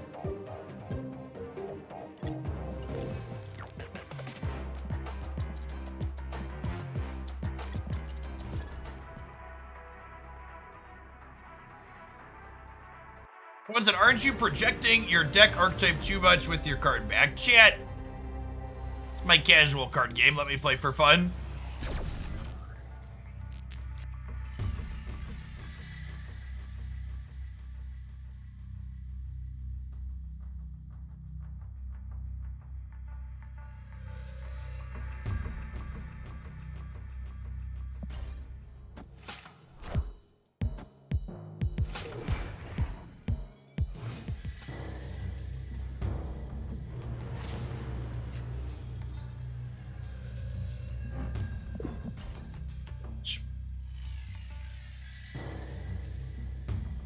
I actually did open Bast, and we'll probably play some more Bast games later today or tomorrow, but I don't want Bast inside of the Black Panther version of Negative.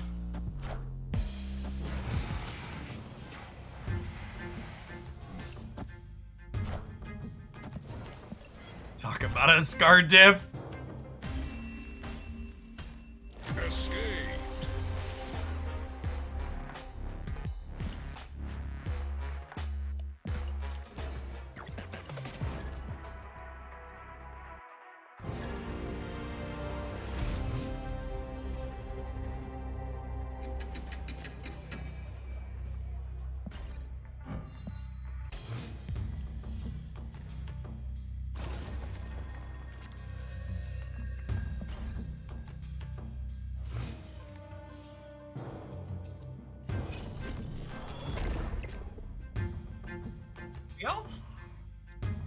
Playing one of these just for tempo? Probably not. Yeah, I think I'm just gonna chill.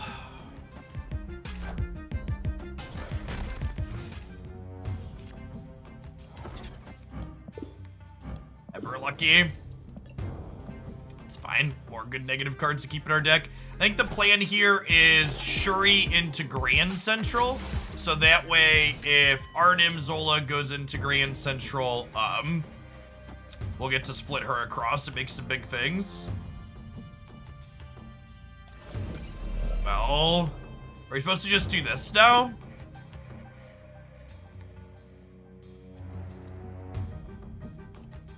Oh yeah, I need to rock first if I was doing that. Good call. I think we just do this now.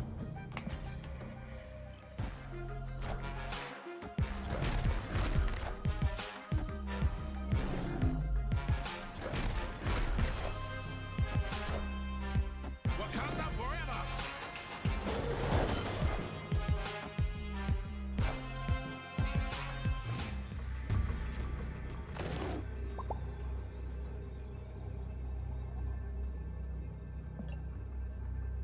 There are 8 cards in my deck, meaning that their Hawk is currently 17.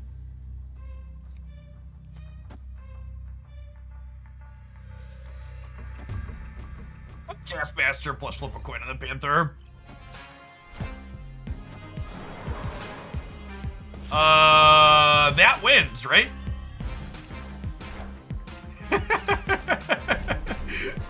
Good deal. GG! Victory. Zero energy cards are great shit.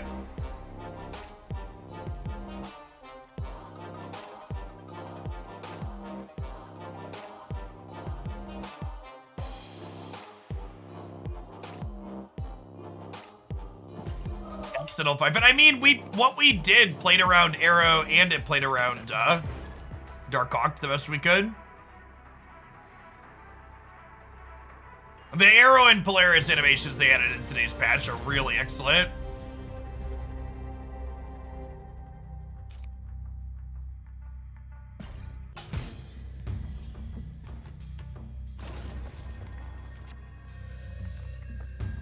And this is one of the reasons why I think these cards are interesting in Mr. Negative's archetype.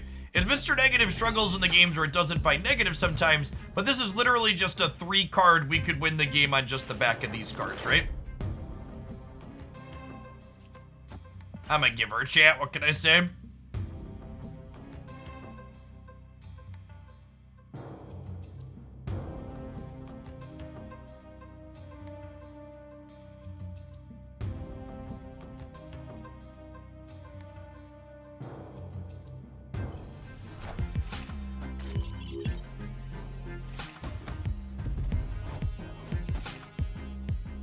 Oh, someone made a command for the card replacement guide. Thank you, mods, whoever did that. I'm actually really surprised that that video is underperforming on YouTube. It's a topic that people ask about a lot.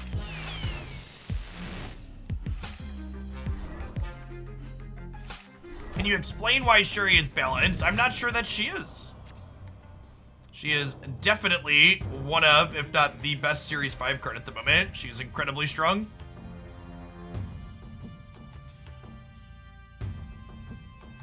Yeah, it looks like a Hela deck. They didn't have Hela in their hand. Well, I guess I would say if they had Hela in their hand, they would have played here, but they couldn't play here because of the lab. Oh no! Not Sandman! What will I do if I can only play 1 card on the final turn? Oh no! If they Hela, Magneto could flip center and drag Shuri here and mess us up. There's a world where we lose to Hela here.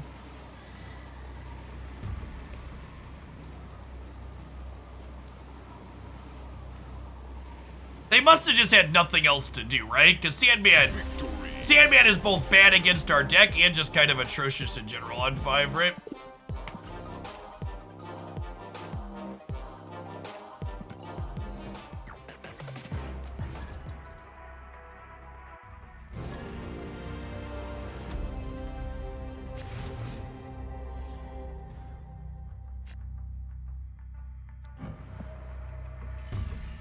Split's so great, Chip. We got Inkified Mystique and gold background Blue Marvel today, chat, when we were burning through our credits from the big bundle. And that beautiful do-do-do.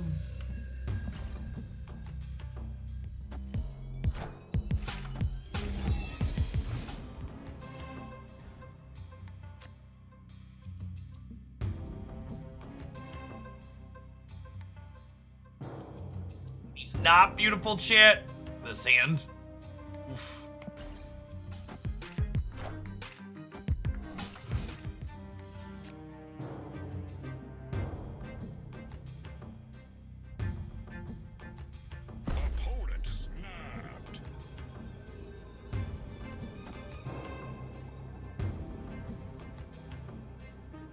16 here and here is probably not enough in whatever this matchup is. Yeah.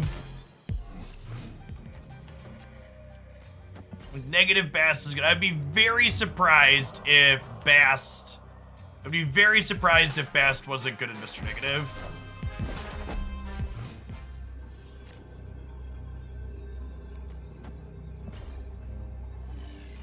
Probably a retreat, and under optimal circumstances, we could spew a few cubes here.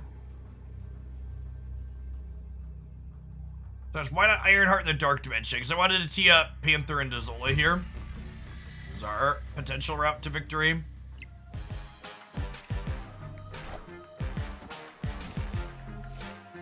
Oh my gosh, if neither of these cards are disruptive, we win. Woohoo! Oh, that's the good stuff right there, champ. That's the good stuff right there.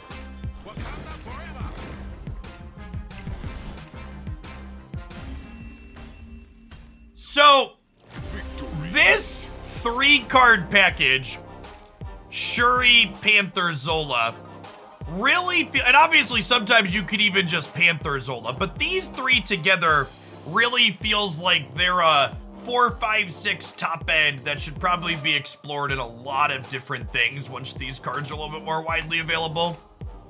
They're just, yeah, they just like, we basically did nothing and then played a 5 and a 6 and 1. Like, the Rogue 1 point did make a difference there.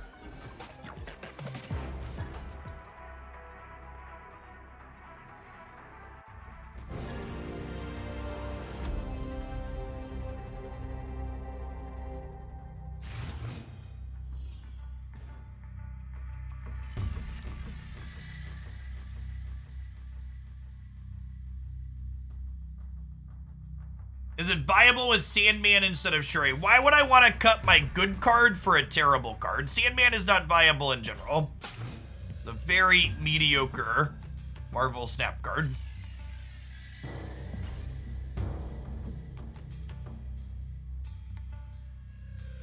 Yes, Wong fills a similar role to Shuri to a degree. Wong's just a little bit more telegraphed, right? Wong lets your opponent know where they need to be playing to.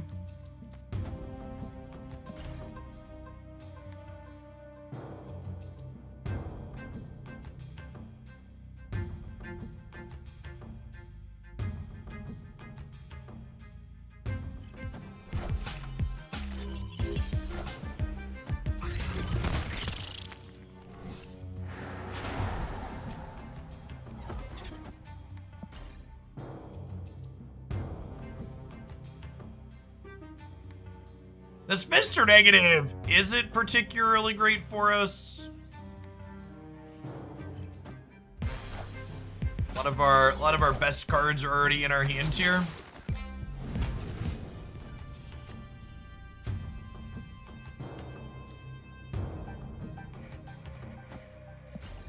Believe in Magic on the right, which opens us up to be able to play an ongoing effect there.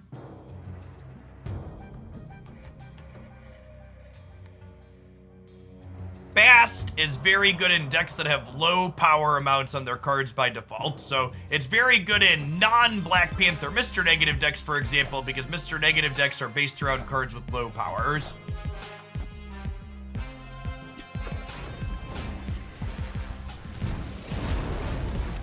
All systems go.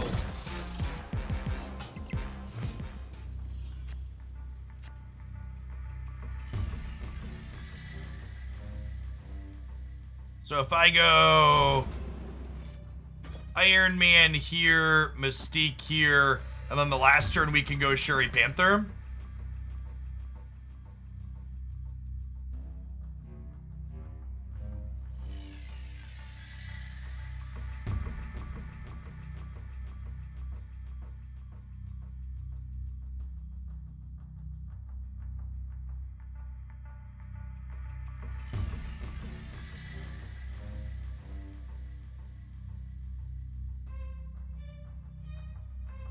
Hide the Mystique, maybe? I'm not gonna have priority though, right? So if I hide the Mystique, we get got by what could be an Enchantress or a Rogue deck. They kind of look like Zabu Surfers, like both of those effects are in their range.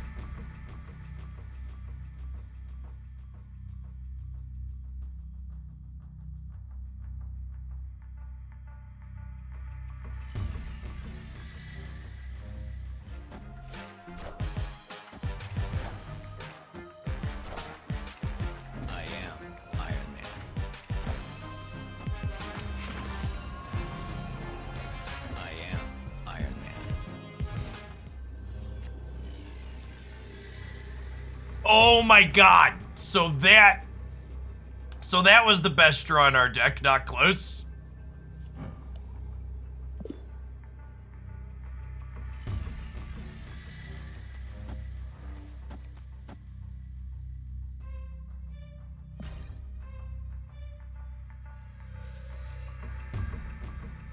So Shuri gets to double this up, and then Taskmaster copies the double up. Bigger swings in the Giants' playground here for the last turn.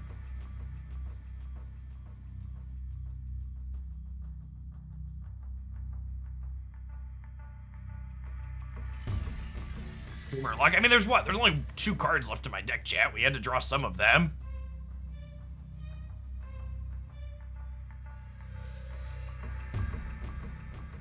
Some of the cards had to be drawn at some point. But it's leaving. No, I wanted to make big numbers. Gonna be plus 32 here and plus 32, plus 40 over here.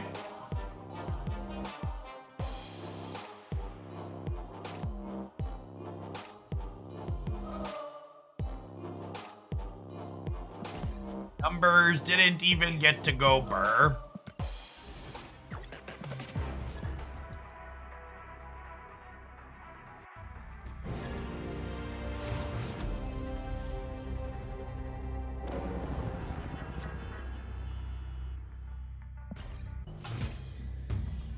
That's smarter. So they're weak at most, maybe less.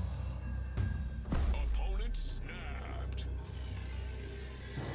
He snapped. I think my hand's probably good enough to stay. Iron Man, Panther, Shuri, Taskmaster, all still in my deck.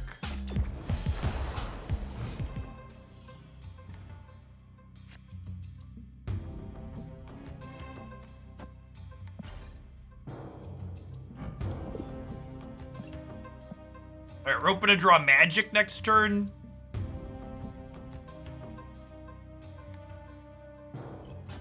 Yes, as always, I will have a full video breaking down the bundles in the store up on the YouTube channel tonight after I'm done streaming.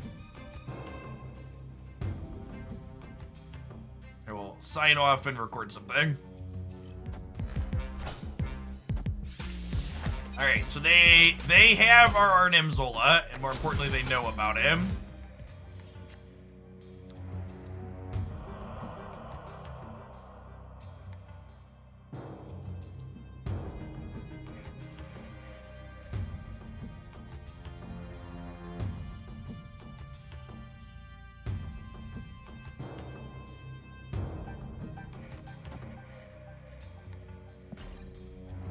Probably end up being a retreat angle. Spider-Man here. Get double Spider-Man at least.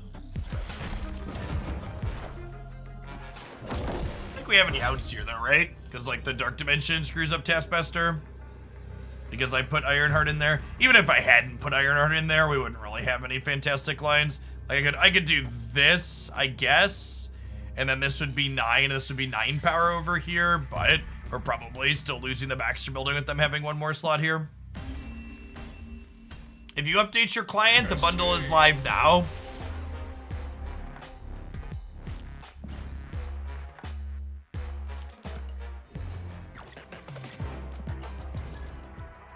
Right now, Blue Marvel and Dark Dimension. So we're not winning the right side with just a small amount of power.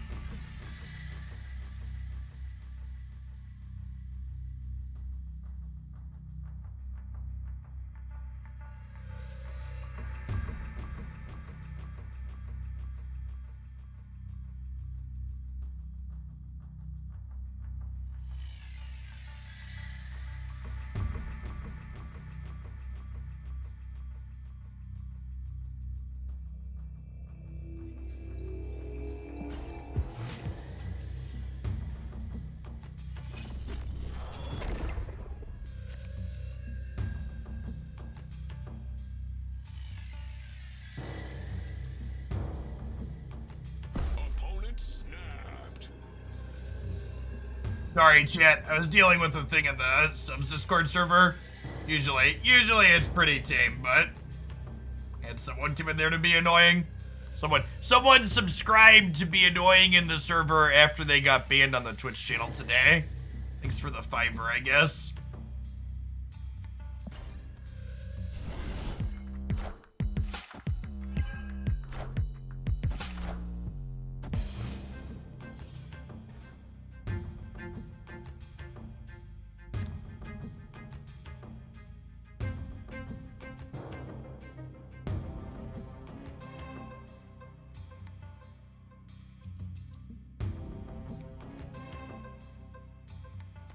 I feel like I've regretted every time I've played Tempo Ironheart out today. We'll see if that trend continues.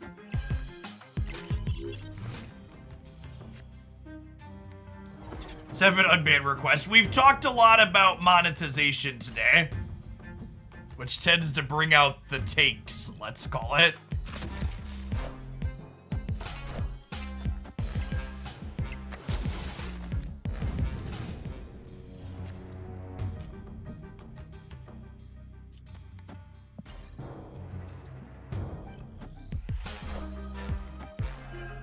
Oh, they Cosnode my magic and they armored the center. Brutal.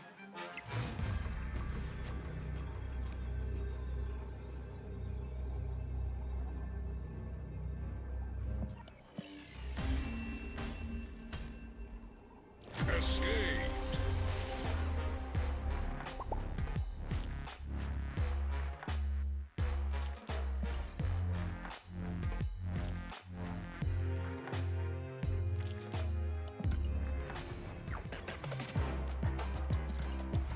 Can you give Nakia instead of Ironheart since we're not running Wong?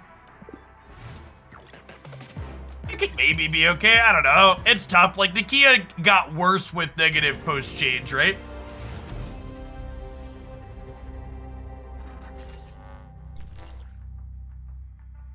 Chad is definitely correct that Nakia is better when we draw it early. But I think if I wanted this to be a card that was good when we drew it early, I'd rather just play something not Nakia, not Ironheart, rather than play a card that's like that.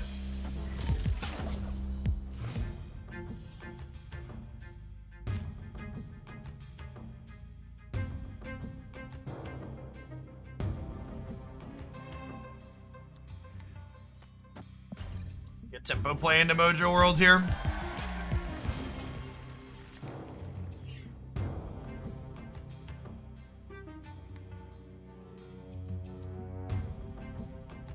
It looks like we're getting the Dino bundle. Will be 4K gold for 5K credits, and we're getting a $5 Jubilee bundle that has 500 credits and 500 gold. Man, if there's a $5, I'm honestly super excited about the $5. If the $5 Jubilee bundle with 500 credits and 500 gold is real, I am super excited to learn what's wrong with it and why it's not okay. I'm racking my brain to try and figure out why that could possibly be the case, but I expect I will need the Reddit detectives to let me know. Yeah, maybe it's a typo.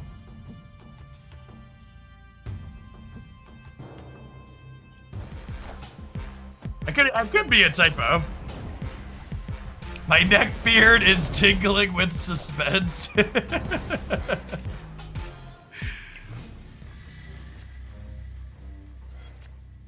Yeah, for what it's worth, I think there's a very good chance that a $5 bundle could be real because they want to test lots of different price points, is the TLDR.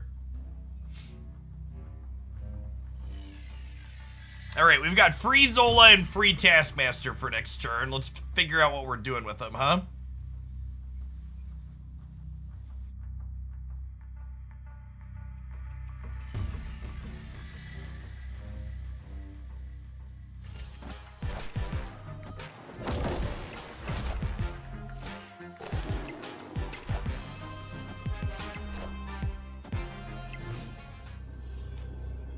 Looking for Panther or Iron Man here. Baby. Ooh, baby.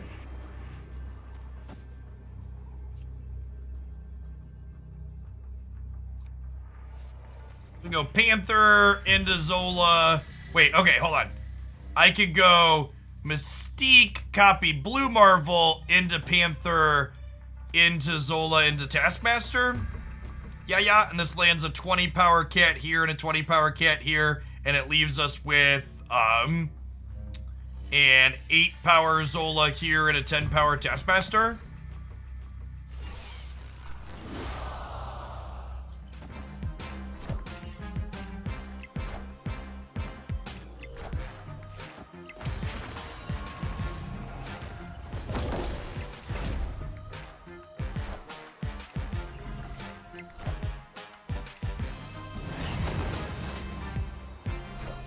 Oh my gosh, I think the Dark Dimension is gonna save us, chat.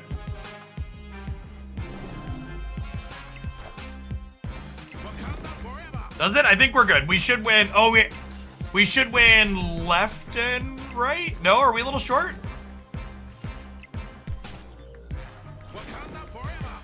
No, we're good. We're good. We're good. We're gonna win them all? We're gonna win them all, chat. Oh, baby. Oh, baby. Let's talk about this Arnim Zola Taskmaster interaction here real quick, because Taskmaster's a little unintuitive. So, Arnim Zola has 8 points of stats, 6 plus 1 from Blue Marvel plus 1 from Mystique. And then Taskmaster goes, okay, the last thing you played has 8 points of stats. I copy the 8, and then it also gets plus 1 from Marvel and plus 1 from Mystique.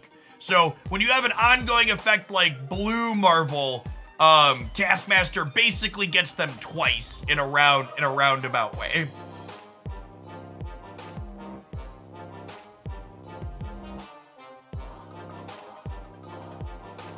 Yeah, same with like location bonuses like Nidvaler.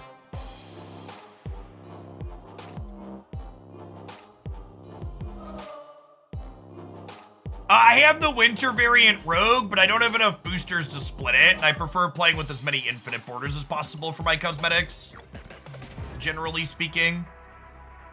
Ace Aligner, thank you for the brand new Prime, appreciate it.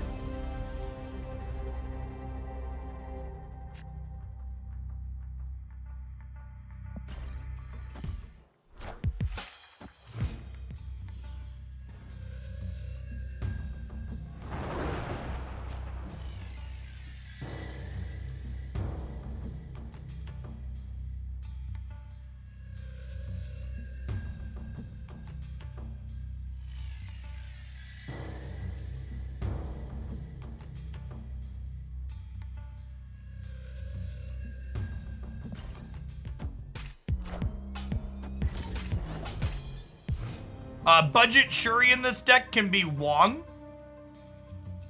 Mystique's kind of a unique effect that's hard to replace. You're gonna lose some power level on her. How often do you Psylocke into Mr. Negative? I don't know mathematically what the stat is on that offhand, and I don't want to quote something that may or may not be accurate.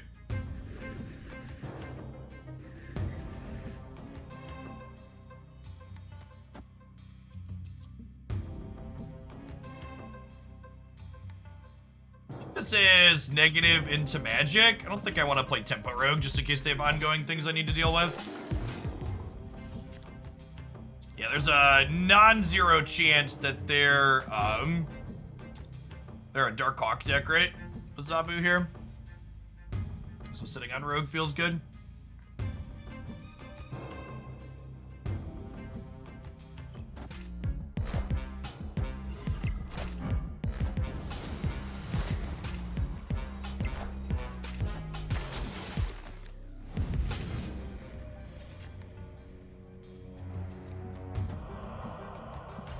Okay, we have Zola in our deck here still too. That's going to cost 0.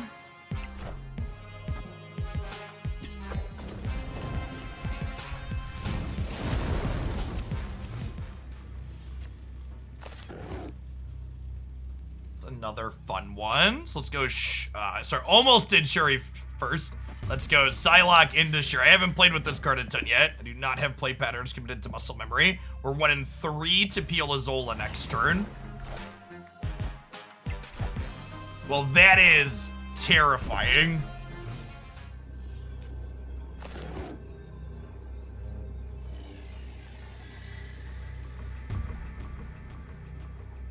That is not the Zola I wanted for Christmas.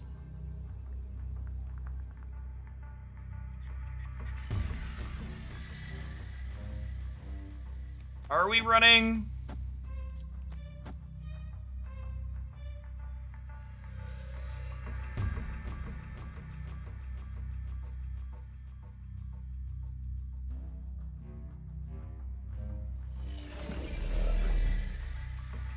Real shame we didn't find Zola. We totally could have won this.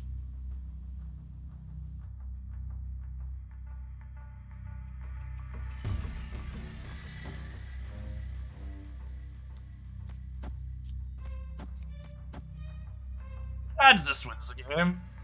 Probably 0.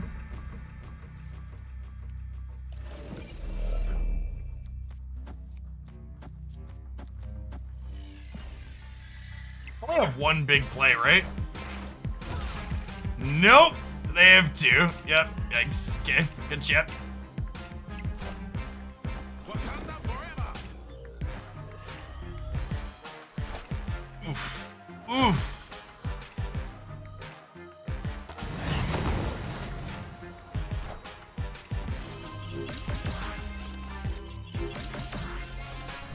Man, you know what's crazy? Would we have won if we hit Zola? Not quite. We're still been a little bit short. We would have had would have been 30 plus 32 over here. Yeah, we would have won, right? So we would have gone Panther here for 16, into 16 power Taskmaster here, into Zola, cut the 32 power Panther across. So we'd have been 24, and we would have had the free Ironheart still. So we'd have been 24 into plus 32, 54. Then we would have needed 1 Ironheart trigger to hit here. Sucks that. Zola's on the bottom 2. Yes, they wonged their Shuri that game to get the 40 power thing for people that missed it.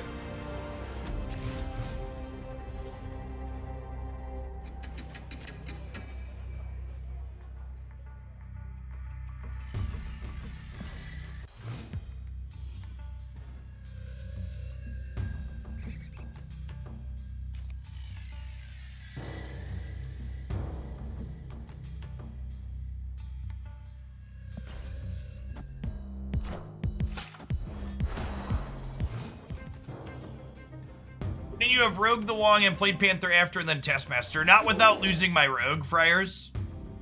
Or sorry, not without losing my Shuri trigger. I had Shuri'd the turn before, which was the same as stealing their Wong.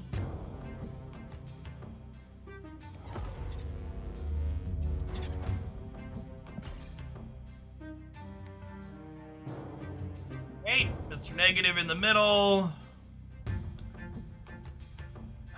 This is probably going to be a retreat angle. This is one of those games where, like, even though we have Mr. Negative on curve, all of the cards that we really want to invert with Mr. Negative are in our hand.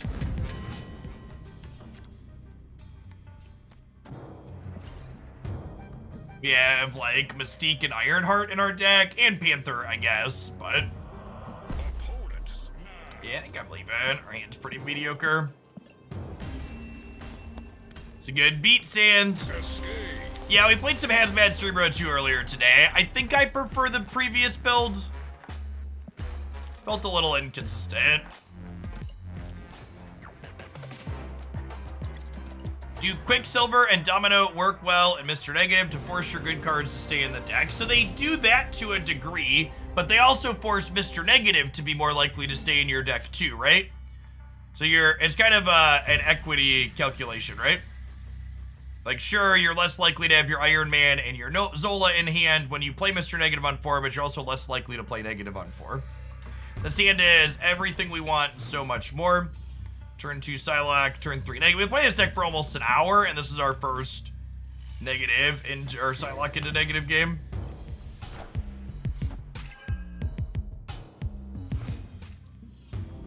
Mr. Negative is a very inconsistent archetype, but Marvel Snap as a game is one that fundamentally allows you to play inconsistent decks thanks to the virtue of how the cube system works. It is okay to retreat, you know, 1 to even 7 3-cube games if the end result is you're winning 4 and 8-cube games. If I was playing this game to min-max my cube equity, I would have snapped on turn 1. I did not snap on turn 1 because my hand is kind of sweet and I wanted to get to play out for content.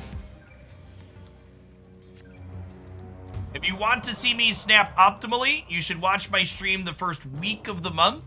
I'll occasionally mention when we should be snapping and I'm not, but in general, watching games play out to more natural conclusions tends to be more exciting and interesting content for most people. So I frequently snap inoptimally, post-infinite. Friendly neighborhood Spider-Man here.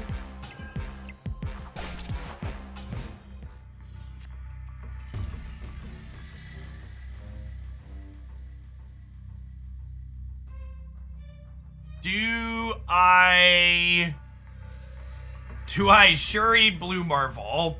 I don't think so. I have Zola, I have Iron Man, and my deck is Zola, Iron Man, Black Panther. I think I might just pass this turn to hold the Shuri trigger. Okay, they have a Blue Marvel or a Taskmaster.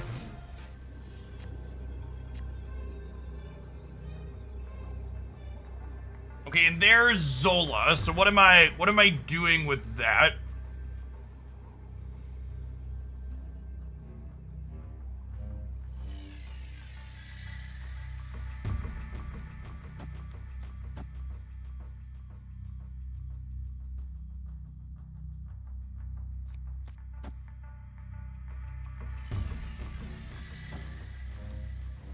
I just want to play for all 3, huh?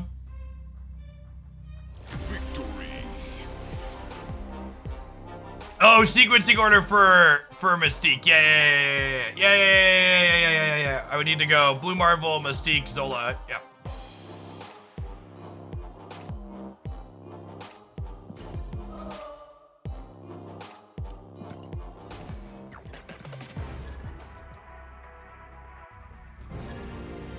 Yes, Sauron was added to the client today in one of the most underwhelming additions Marvel Snap has had to date.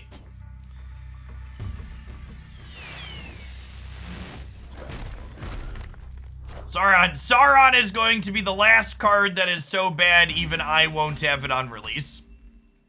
Escape. I am planning to ignore Sauron's existence like most everybody else, and we'll get it at some point when they add. We'll get it at some point when it downgrades.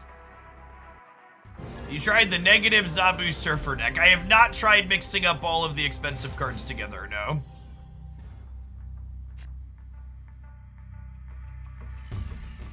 Sauron basically goes in exactly one deck. You play it with Ebony Maw, Typhoid Berry, and Red Skull, and then you fill in the other 8 cards with things like Shuri and Arnim, Zola, and Taskmaster, and it's fine.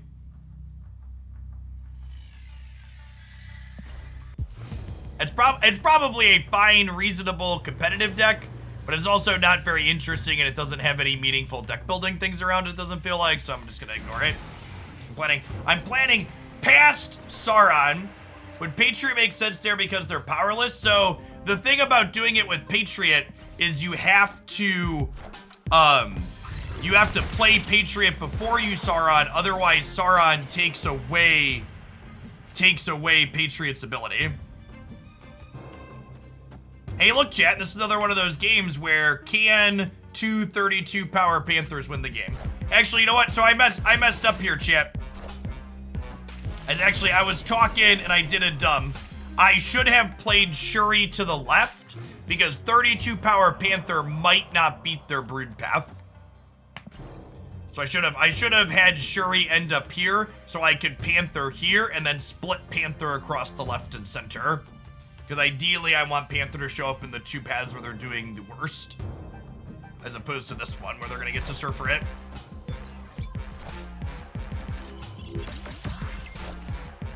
Wakanda forever.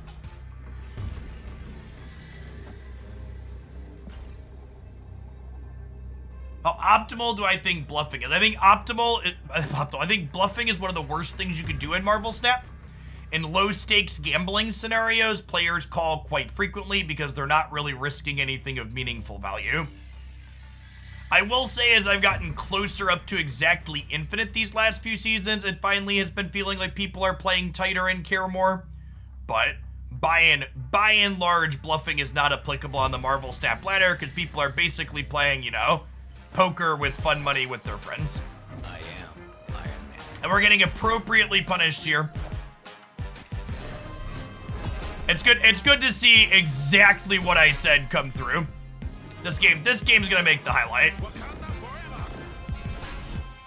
We very easily win this game if I play Shuri in the right spot and then Panther cut across to the left like I called out initially. We certainly deserve to lose this game for my mistake.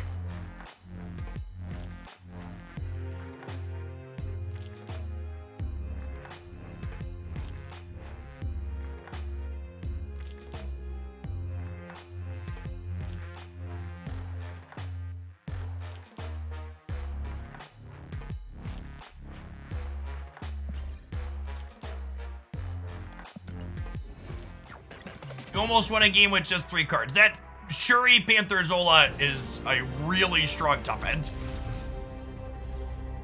And it's sweet that they're a top end that both works with negative and can make up for games where we don't draw negative. Hey, Team Blackout, thank you for the 2 months of Prime. Really appreciate you re-upping.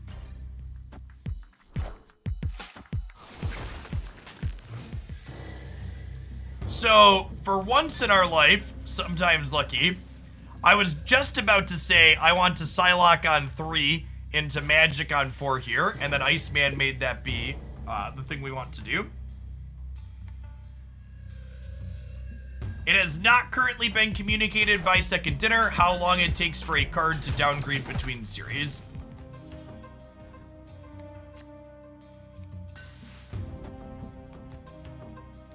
I don't think we're Psylocking Sinister Wonder, right? Because I'm playing Magic next turn anyways.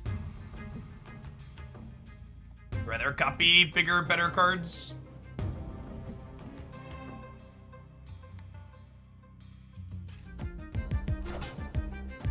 Wind, aid my hand.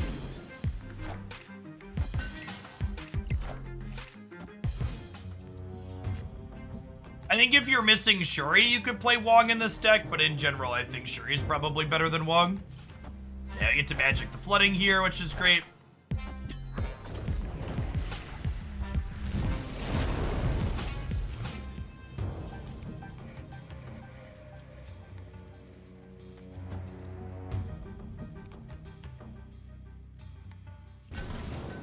This is Iron Man, Nidavellir, Mystique here angle.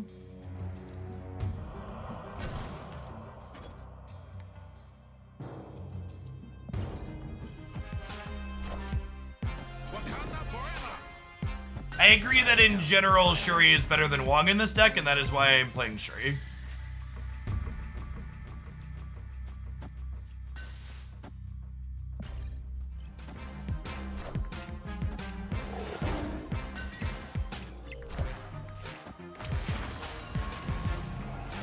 I am Iron Man.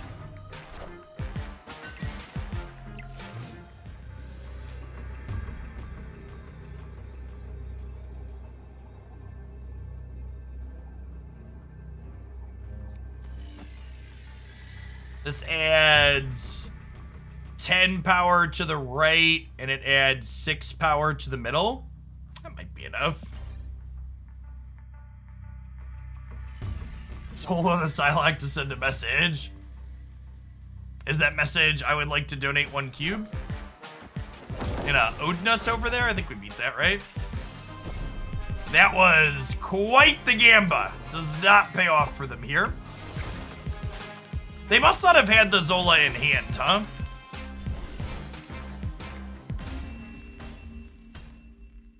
Victory. Odin also wouldn't have been very good, right? Odin would have just like put another 12 here or 7 here and we still would have won in either case. Crypto Kai, thank you for the brand new Prime.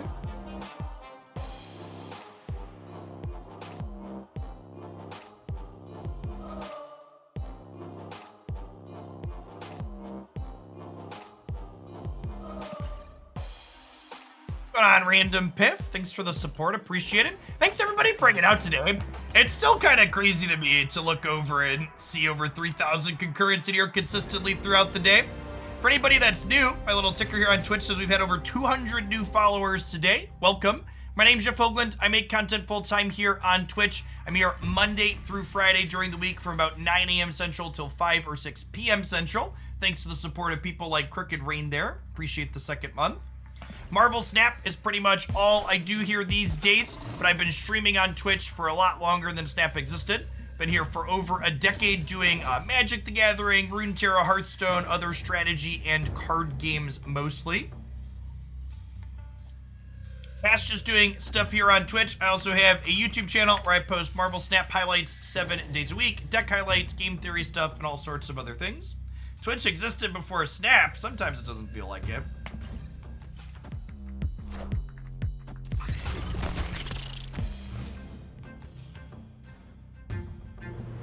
What is my favorite part of Marvel Snap and what would I change? Marvel Snap does a lot right. I like the pacing of the game. I think is probably the best thing about it. The fast, punchy games make it engaging in a way that other card games often aren't, and make it so variance feels a little bit less bad than other card games. I think we're leaving here. They're probably gonna empty their hand with Adelan. Or with Elysium before Adelan and re-guess up. As for what I would change, I think I would like to see a couple of things tweaked and tuned that have to do with the pacing of the game. Because there are a couple of things that definitely make it drag a little bit.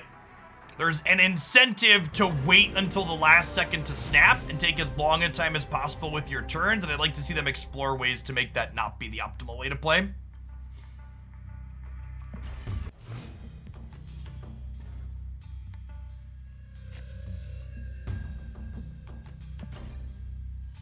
Can you explain why it is optimal? Because waiting till the very last second to snap gives your opponent the least amount of time to have access to the information that their opponent thinks their hand is strong. So if you are technically trying as hard as possible, you should never click the end turn button until the timer is almost all the way down, and you should never click the snap button until the timer is almost all the way down.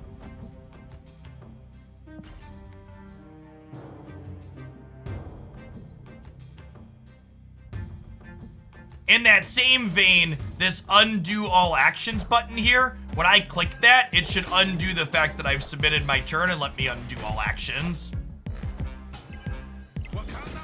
A cumulative time bank. Yeah, I think that would probably be a good idea, Stuck.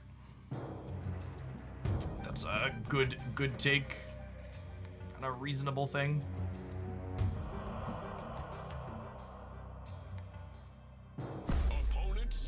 How does Jane Foster work in a negative deck with 0 cost cards? So Jane Foster draws all your negative 0 cards, but I also don't think she's very good in this archetype because she kind of tips your hand, right? If you play Jane Foster after you negative, your opponent knows you have a bunch of strong cards in your hand and can easily leave the game, mitigating their loss. Part of what makes Mr. Negative strong is the fact that your output range after you Mr. Negative, how much power you can put into play in the final turns, is often a very convoluted and difficult number to calculate because the range of what you could have is very large. So decks like this tend to have good cube equity. They're good at getting large cube wins because they're surprising in what they can do in those final moments of the game. And Jane Foster removes a lot of that surprise.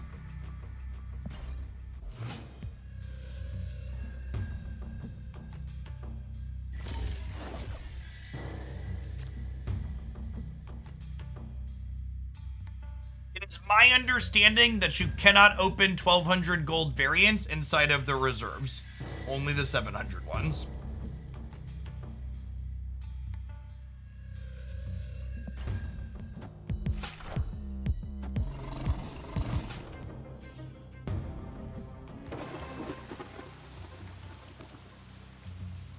Opponent snapped. This game needs a chat. That's a take. Thanks for the 2 months, Mole. Appreciate that. In fact, chat, we talk about other card games like Artifact on occasion. Do you know what was the #1 thing to me that made me pause and go, oh no, these game developers don't know what they're doing when I heard about features in Artifact? Artifact had an in-game chat. And listen, chat, if you think any digital card game is improved by having an in-game chat with you and your opponent, I would implore you to go spend a couple dozen hours on Magic the Gathering online and just experience the amount of random literal and verbal abuse you experience. Human beings fucking suck, and less direct interaction with them the better. My opponents are obnoxious with just emotes I have to remember to mute half the time. I really don't need them being able to type profanity and other vulgar things at me. Pigeony, thank you for the prime, appreciate it.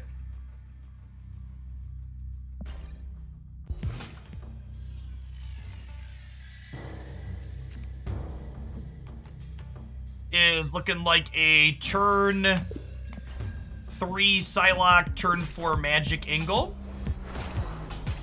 Ramsey Hartman, thank you for the prime. The One-Eyed Bartender, thanks for the support. Avengers! Assemble.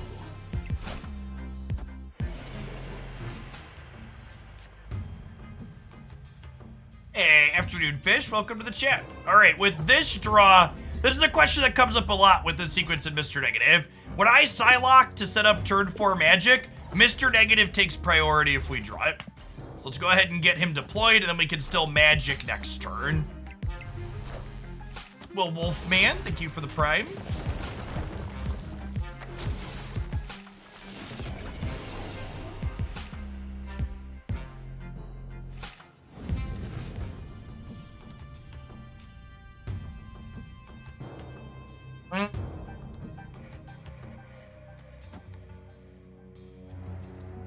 I think I'm magicking in the middle.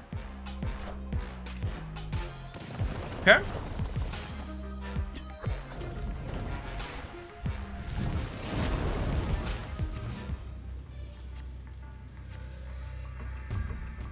So I get Rogue on the right into Blue Marvel mid, I think. Take their Captain America bonus and flip it around on them. Would love to draw Taskmaster here as the best card in our deck. Have 3 cards. We'll be 1 and 3 to hit that.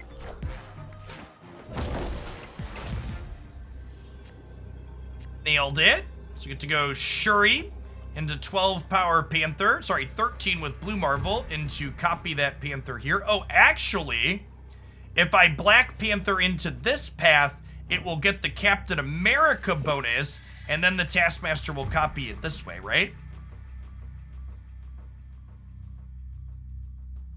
Is that better?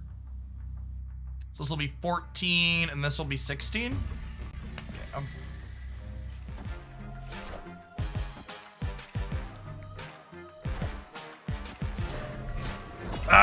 they're gonna be a little bit short, chat. Damn, so close. The other way doesn't work either, unfortunately. Oh my god, I forgot to... No, wait, that was the max. I was like, wait, I forgot to play Iron Man. They just gave us 2 cards. My heart stopped for a second. I was like, I didn't play free Iron Man. I think I was that distracted.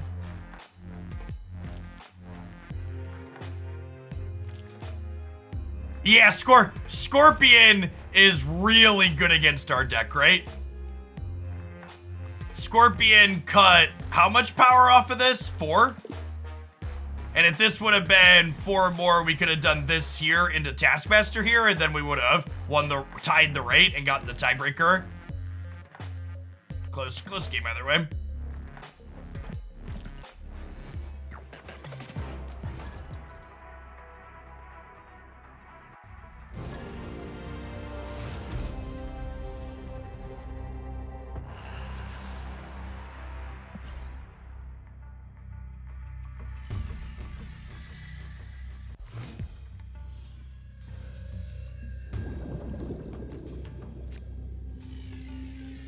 Again, with no Mr. Negative Insight, we're gonna tee up Psylocke into magic.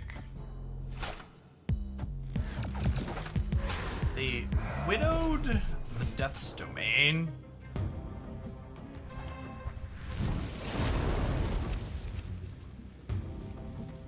Well, we might still magic next turn simply for the sake of taking Death's Domain off the board.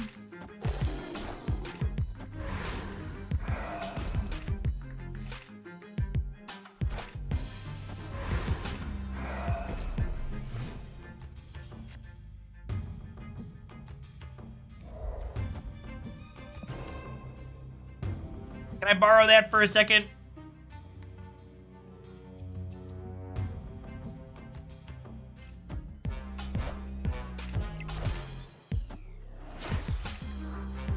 Punished for roguing the Zabu, as frequently happens.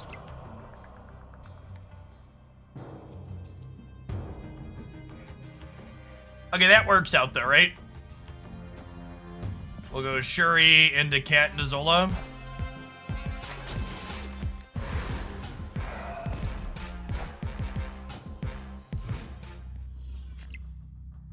What's the saying, chat? The cats in Atlantis, do-do-do-do-do. Arnim Zola, do-do-do-do. I got nothing. I thought we were gonna do a Cats in the Cradle there, but it just didn't work out.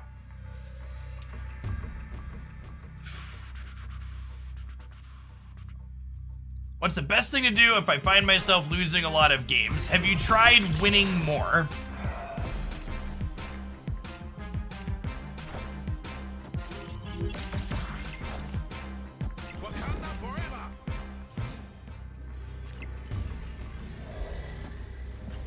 I think I'd rather Zola than Taskmaster here.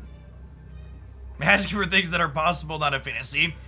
And my best advice to you, whether you are on a winning or losing streak, is that you should always focus on the things that you can control. And in general, in Snap, one of the things you always have control over is how many cubes you are losing when you lose a game. Whenever someone comes to me and they said, I'm just having the worst luck, I lost, 100 cubes. It's like, well, if you just lost 100 cubes in a sitting, you were probably staying in a lot of 4 and 8 cube games that statistically you should have been leaving. So even when your draws aren't working out well, a skill you should be working on in Marvel Snap is when you should snap and when you should retreat. And it's one of the things I love about this game is even when you're running bad, you have some agency over your own fate. You still have choices that matter, that impact your laddering and game experience.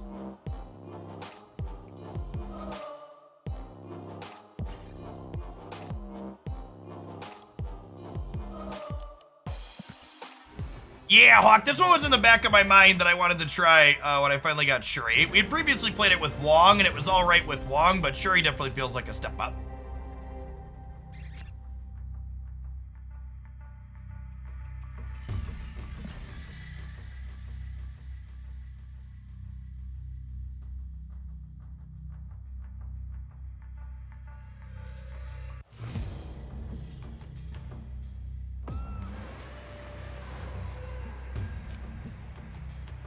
I don't think people struggling to learn how to snap appropriately just has to do with people watching folks like myself snapping less aggressively in Infinite. More so that the snap mechanic is something that's totally new to this game, right? Like, in other card games, playing your cards well in the correct order is the most important thing alongside having a good deck. And in Marvel Snap, those things matter less because of this cube mechanic. And people have a tough time adjusting to change, chat. Hey, nice, Supli. Wind, aid my hand.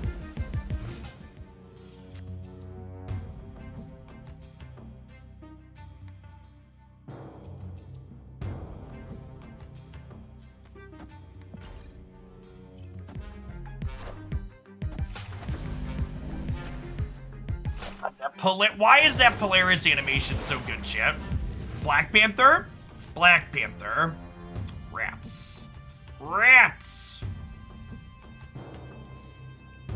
I guess this technically gives us another draw at Black Panther, but it means I have to use my Shuri bonus on the magic, which is less than great.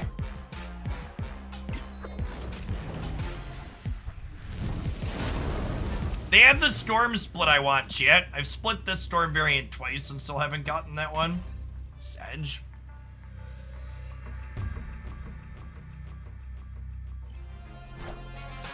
Wakanda forever.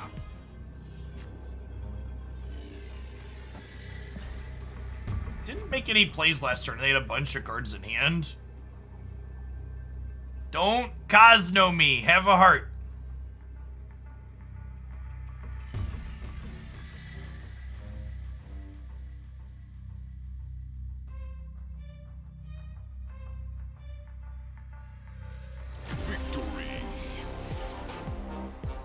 Someone in chat asked, is there something about Runeterra that drove me away? No, not at all.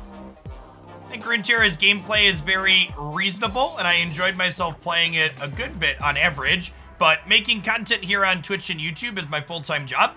It's what feeds my kids and puts a roof over my head, and Legends of Runeterra content is incredibly unpopular. As opposed to Marvel Snap, where my viewer metrics have increased a significant amount for Magic, my Legends of Runeterra metrics when I tried to make content for that game were always significantly worse than when I streamed Magic. So it was just not sustainable in the slightest. Hey, that's great, Kuthine.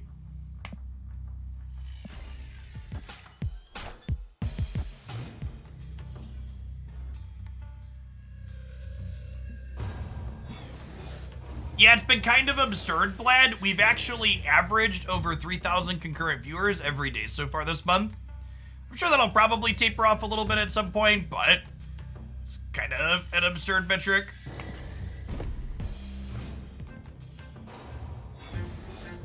I think that's a good take in general comparing most other card games to Snap. Bad games and other card games are longer and more emotionally taxing in part because they're longer.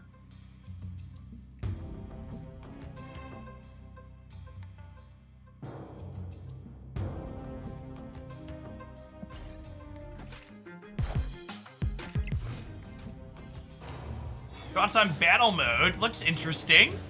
I'm excited to see what the community does with it.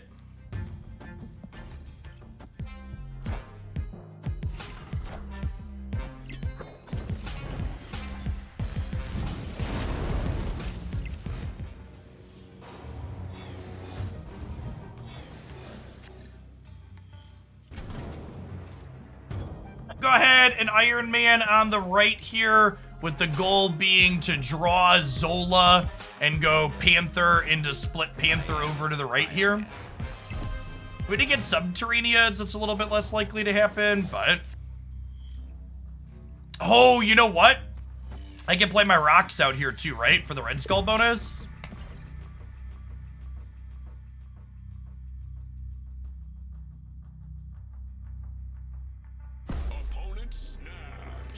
Oh, we're 1 in 8 to draw Zola here.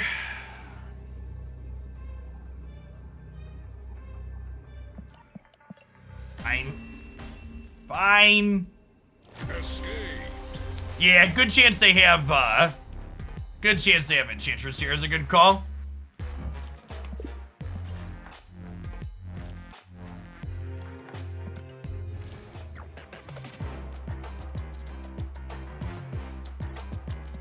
I actually don't know if that's a feature or a bug, which you described there, boss.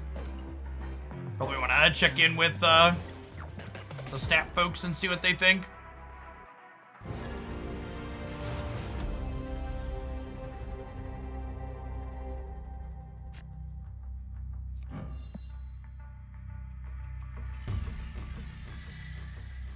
I really liked Mythgard, Hawk Sauce. It's just so tough for new games to gain traction. I was honestly a little surprised that Marvel Snap was even able to gain traction. The market's so saturated. They really hit something special with their sauce.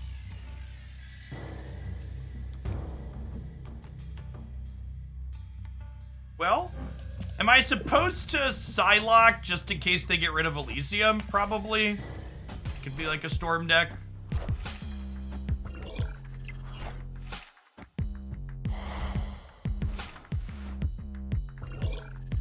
All right. Are we punting Shuri's lab? Are we punting Shuri's lab? I don't know that I'm full punting it. I think I'm just playing this mid. Want to make sure I leave this path clear to be able to Panther into down the line.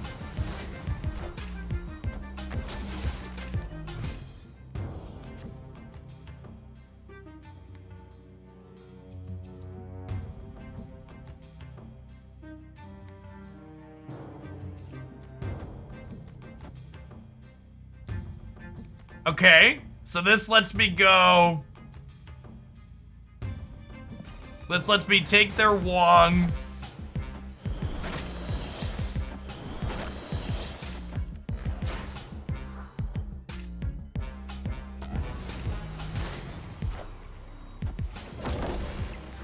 Okay, so we need to draw Taskmaster now.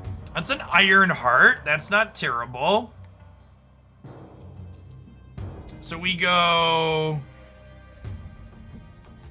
Mystique into, no, I can't Mystique into, wait.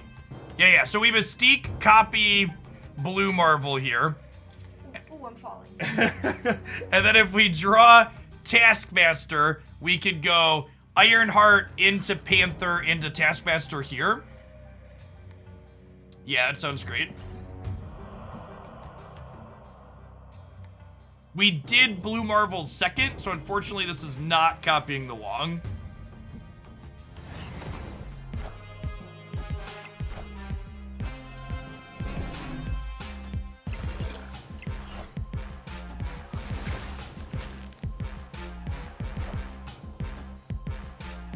My opponent retreated. They still have a draw step at their loot cage.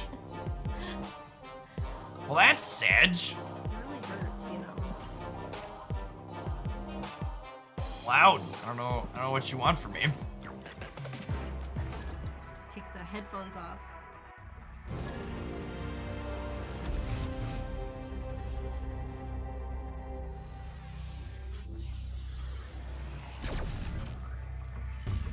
She just came down to hang out with me, chat.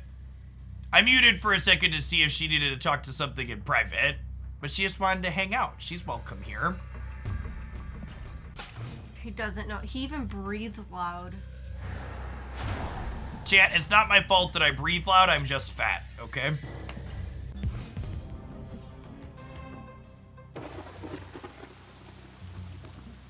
Are we... Is there where I can plug my phone in here? I do not. Oh, this kind of? That doesn't really provide much power, though. Do we tempo Rogue or tempo Mystique? Probably tempo Rogue. He does everything right. Oh, I hate when you choose. Don't hold back. Tell him how you really feel. How are we getting set up here now? We could negative into stuff, but like, what's the stuff that's in my deck? It's Taskmaster, Zola, or it's Taskmaster, Iron Man. There's some good hits in here. Let's do this, and then we'll magic the center. And then I'm probably setting up Punish for the Tempo Rogue. I just gotta stop doing this. Every time we play this on curve, I just feel bad about it. Actually, what's worse than chewing is anything like creamy, juicy, saucy. That's the worst. Wind, aid my hand. I would wager they can't hear you, because I can't hear you, and I hear the microphone in my headphones. Well, because it's set up for your volume. That was good. They heard you that time. Keep it in that range. Opponent snapped. They can hear me. They can apparently hear more than you can. Maybe that's why you yell, because you can't hear anything. Maybe I'm just deaf, you know? So if they Surfer the Wong, it's gonna be 18 over here. Oh my god, this interaction just fucking blows. Aid my It's just not remotely fine. Just such a miserable cube stealing experience. I am big into game but I have not gotten into Marvel Snap. We actually just win the game if we'd have played on our cards, right?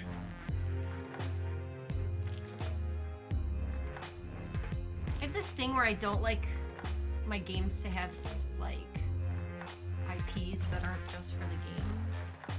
Like I don't like how Monopoly has like every IP under the sun. That bothers me. Not to say Monopoly's a game I would even play, but as an example. Skins. I don't like skins. Yeah, I think being able to storm or destroy Limbo to end the 7th turn is a good, healthy counterplay. I think the fact that it doubles the cubes and takes extra from you in that way is not okay and should be considered a bug.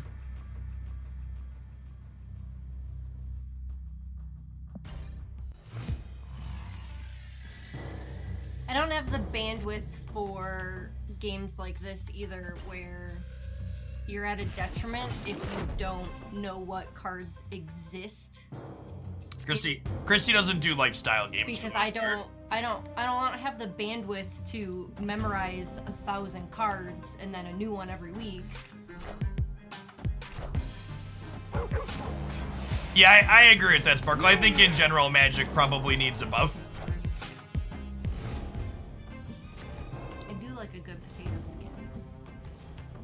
Okay, so unfortunately, we don't even have like a Shuri into anything line here because of the Dream Dimension, so probably just retreating this game. You only lost 2 cubes. No, that's a visual bug. We lost 4. It shows 4 at the top with 2 underneath, Maybe and then if you watch at the end, it goes down 4. Maybe there's new viewers. Can you explain to the audience what retreating means? We explain basic concepts here quite frequently, not quite that basic. I don't know what retreating means. The best onboarding experience for Marvel Snap to learn about things like retreating is installing the app on your mobile device and playing through it there. You're such a jerk.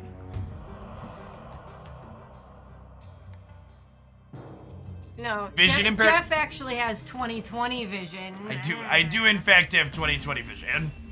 They're fake.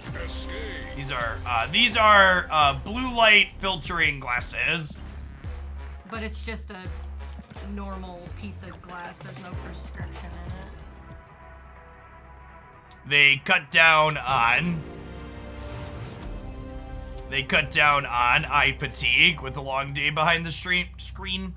Someone asked where Christy and I met. Christy and I actually met through scouting.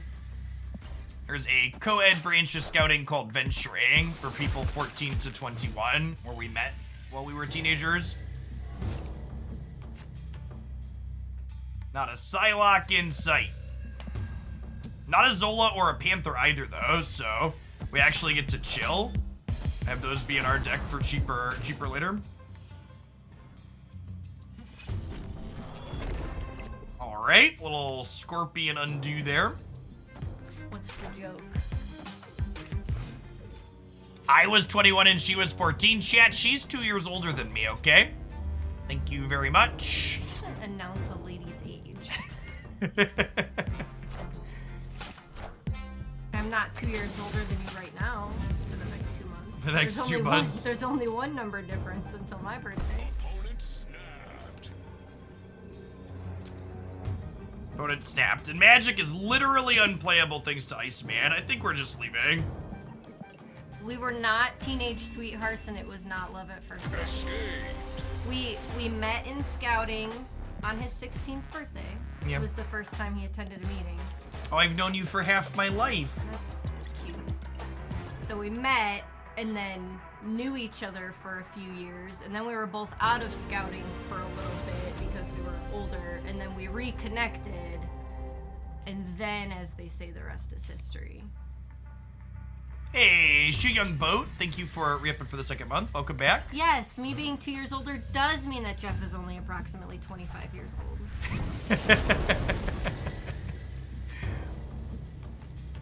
What does my wife do for work? She's a business analyst at a Fortune 50 company. Data analyst. Data analyst.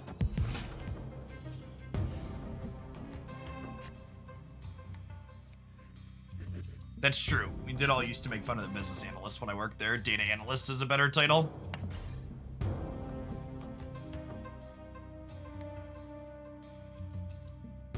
What was it? The joke when I worked there a decade ago, chat, was, what does a business analyst do? Do you know? Neither do they.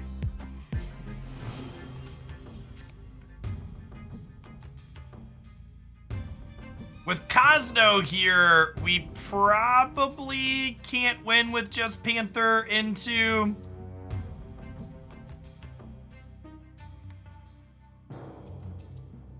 Probably can't win with Panther into Zola. Maybe Magic could do something for us. They've got Darkhawk behind Cosmo here as well. Kind of surprised they didn't snap us.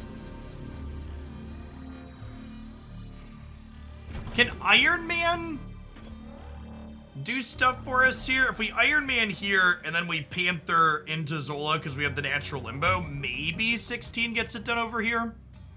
I think the word strategy might be in my title. I don't actually know what the title is. From talking with business analysts at my job, that's the correct joke. Good to know that the more things change, the more they stay the same.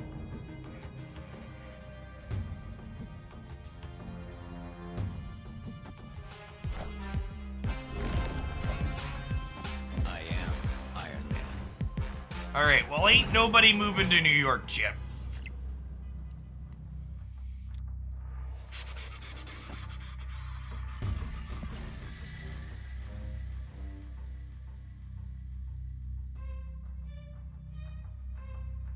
They each fill their respective location, sure, baby. Chat, how's your 2023 going?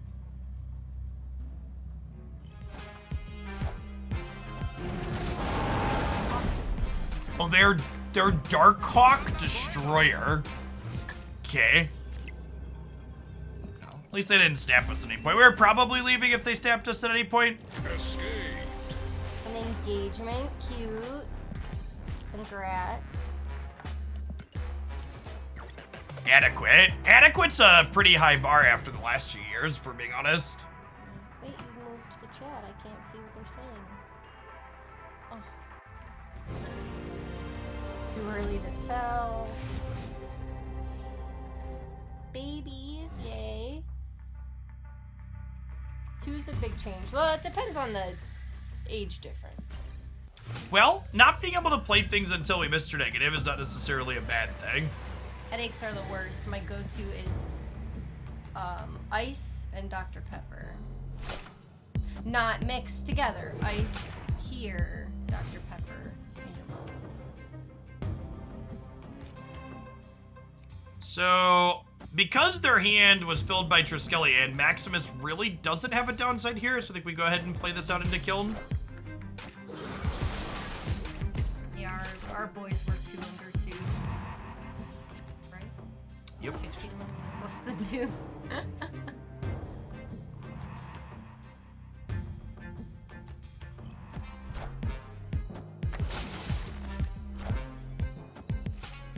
So that's another. They actually haven't played a card that's not from the Triskelion yet. So we'll see where this ends up at. I think we go Ironheart into Shuri here. I guess I'm only drawing one more card, huh? So we go Ironheart into Shuri this way. And we'll see what we pick up for the last turn. He really doesn't leave me a lot of room for talking, does he? That's one of the reasons why I'm popular, honey. I talk about the game a lot. There's always something to say. Well, they're also a Panther deck. Cute. Are we about to get Zola out of them? They also haven't had a lot of chances to Zola. Okay.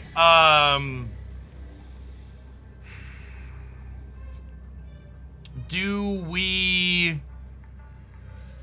No, probably not. Seems like a bad play. Do we White Queen the Zola then? And Zola? That loses to their Zola, but they also missed a bunch of draws this game too, so they might not have it. Rip. Never a lucky rubber ducky. Our Zola beats them at they Zola. Is that true? I don't think that's true. Because well, I guess that assumes that they're Dracula bricks, which doesn't seem like it's gonna be the case.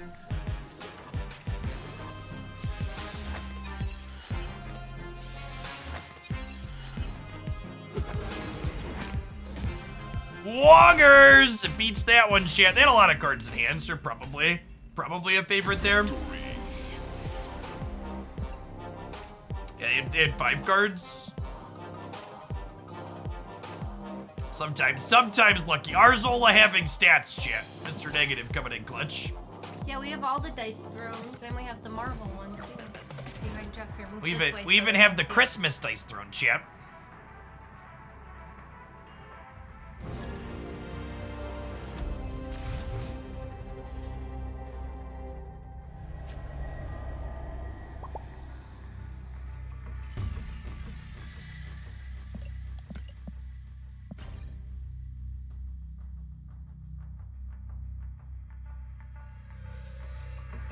Vormir. We finally found a good use for Tempo Ironheart, chat. Playing to Vormir.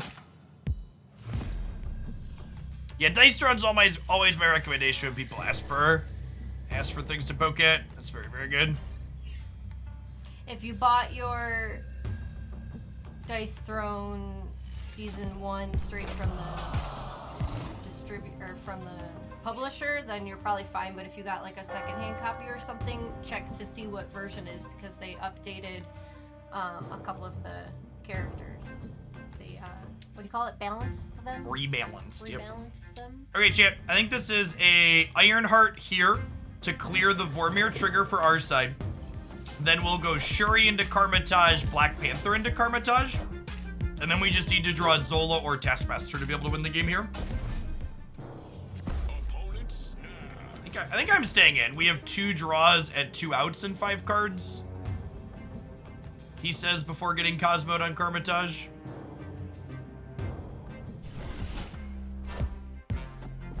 That literally doesn't matter. God bless.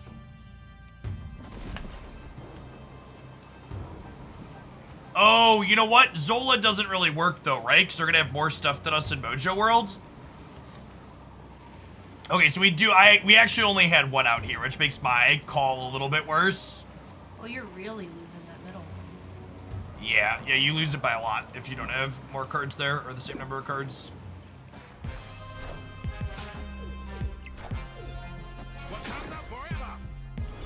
Maybe you should retreat. Yeah, that's probably what we're doing.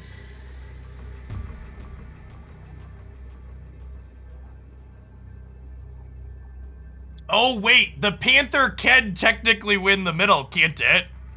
Okay, LOL, for the memes. For the memes. That would be a checkbox on my Marvel Snap bingo for sure. I've never won Mojo World with less cards than them. Why will you get more points with the Panther? The Panther doubles his stats when he has his on-reveal effect, and when this guy creates copies of him across the board, so he'll re-trigger his on-reveal here and go to 128. So long as they don't put, what, 19 into here, we're good? No! Okay, chat, that is 100% Spooky Ghost. 100% Spooky Ghost. Do we win the breaker? Maybe it's not a Spooky Ghost. We win the breaker anyways, right? We sure do. L-O-L. Why do you win the breaker? Because you have a card and they don't? Because we have more points than they do. So we have 130 to 109. They have 6 to 0. Okay, that's actually hilarious. That's phenomenal. I don't want to be in a highlight. You're gonna be in a highlight, I'm sorry. I was gonna avoid putting you in a highlight, but... Wow! That's rude. That's rude. Well, I don't want to be in a highlight. Wow, it's rude that you weren't gonna put me in a highlight. All right, chat, it's time for our 60-second ad break. Non-subs, I'll see you in a minute.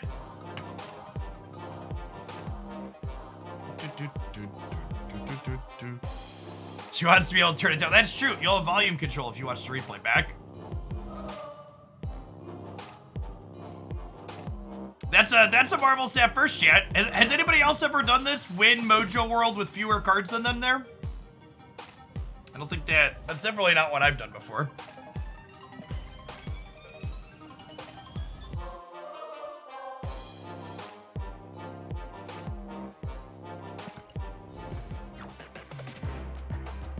Christy does not snap a lap. We mostly play board games together, and some other video games, but mostly not competitive card game things. It's a lot of work to keep up with the metagame in a lifestyle game, Chip.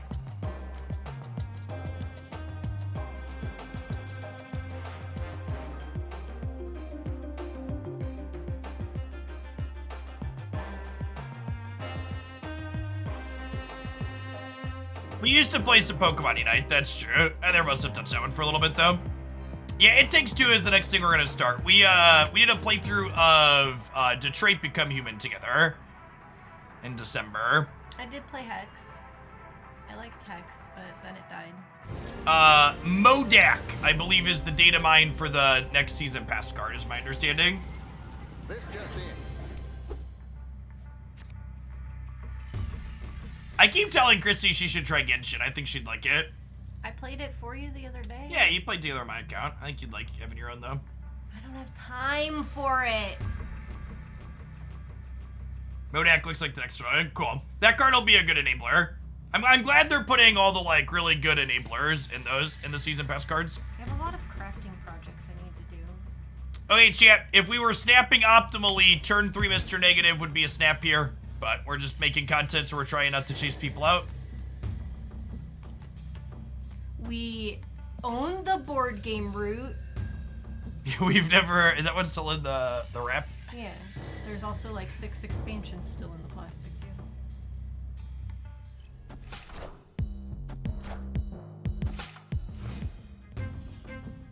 Goose is a little annoying. Sagrada's good, yeah. Ooh, that's such a good hit for us, chat.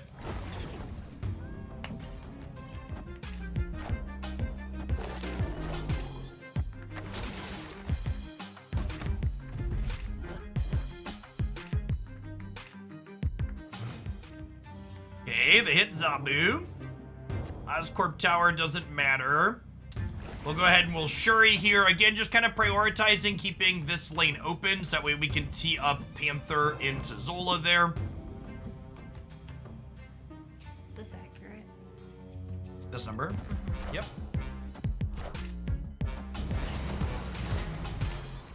She didn't believe the viewer count that was up on the side of my screen was real, chat. It's accurate. She doesn't think you all exist, okay? Bots. It's not, we're bots. Damn it, chat, you're not helping.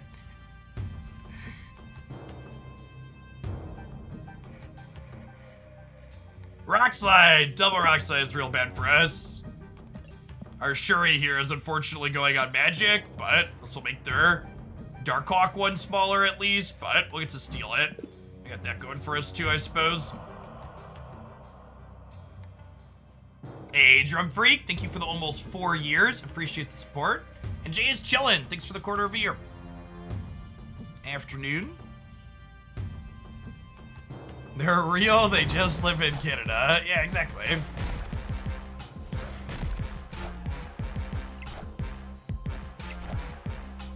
They have Hawk and Shuri. Interesting.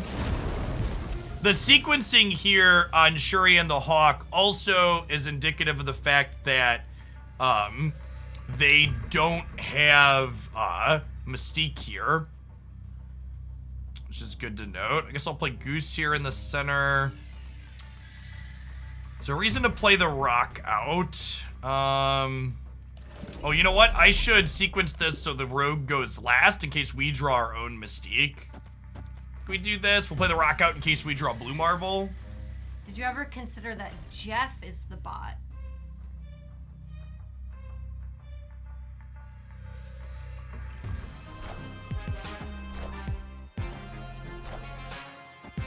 Okay, they did nothing.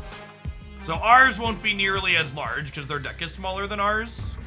Whoo! Look at that, chat. Play well, get rewarded. Nailed it. They think you're powerful. It's cute.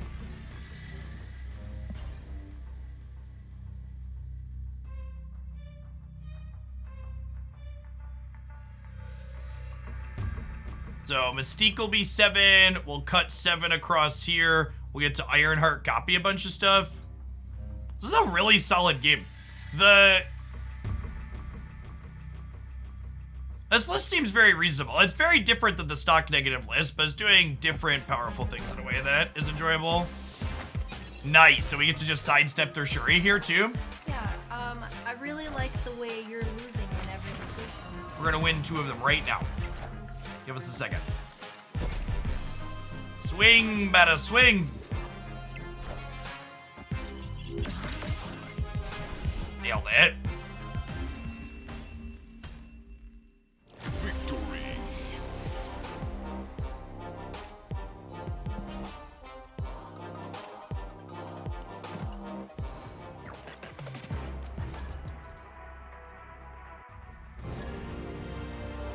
Sauron is released as of today. It is the weekly release.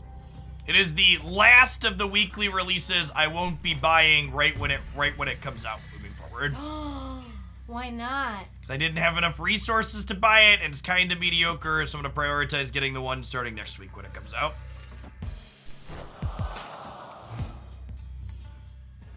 Yeah, even my compensation. Can't confirm Sauron is in my shop. Yeah, I think mine's an ultimate variant at the moment, but that's fine.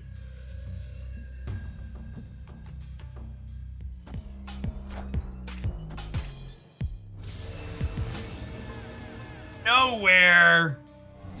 Subterranea. Not my good side. I didn't know you had a good side versus the other one. They're all beautiful, honey. You're gross. Does not need more budget. I need more snap budget. That's not even true. I literally can't spend more money than I already have, chat. I think we're dead here. Do you have any ultimate variants? Even I'm not that big of a whale. Yes, Series 5 is now bigger than Series 4. Hopefully they understand that that should be viewed as problematic. That's what he's saying, Marty. Do you see what I have to put up with? That is why I quickly quantified that she only has good sides, Marty. Didn't want to get interpreted that way. Chat, Rogue is so good. This is such a phenomenal tech card right now. Isn't one of the benefits of being a Twitch chatter having selective hearing? All we heard was bad sides all around. And Mystique with Rogue works how we want it to. So we get to Rogue the Dino, and then Mystique the Rogued Dino. I do have the winter variant for Rogue, but I don't have enough boosters to split her yet, so I like playing with the infinite borders whenever possible.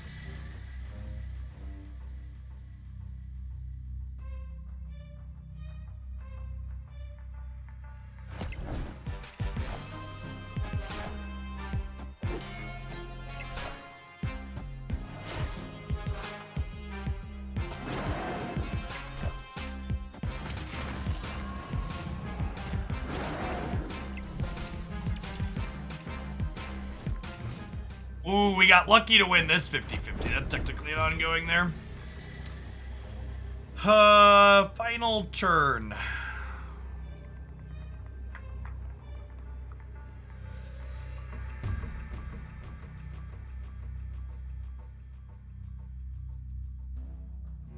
What if we just Zola mid? Yeah, I think YOLO Zola mid's actually the line here. Yeah, okay, they're leaving. Their plan was the Devil Dino. And we took that away from them. Not true. You want to hear the Paramore naming It's not story? true. Well, Christy didn't name our daughter after the lead singer of Paramore. And in all honesty, I didn't name my daughter after the lead singer of Paramore either. It could have also been because of Eminem's daughter. Either of them work fine. That's so weird, and you're a weirdo, and stop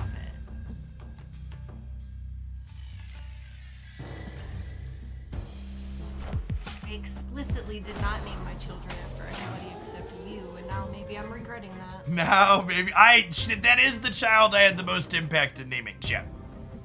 No joke, when our oldest was born, we were getting ready to leave the hospital, and they were like, you really should pick a name for the birth certificate before you leave. Nobody.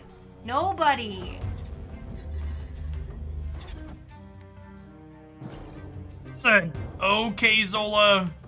Most of our zeros are in our hand, which kind of sucks.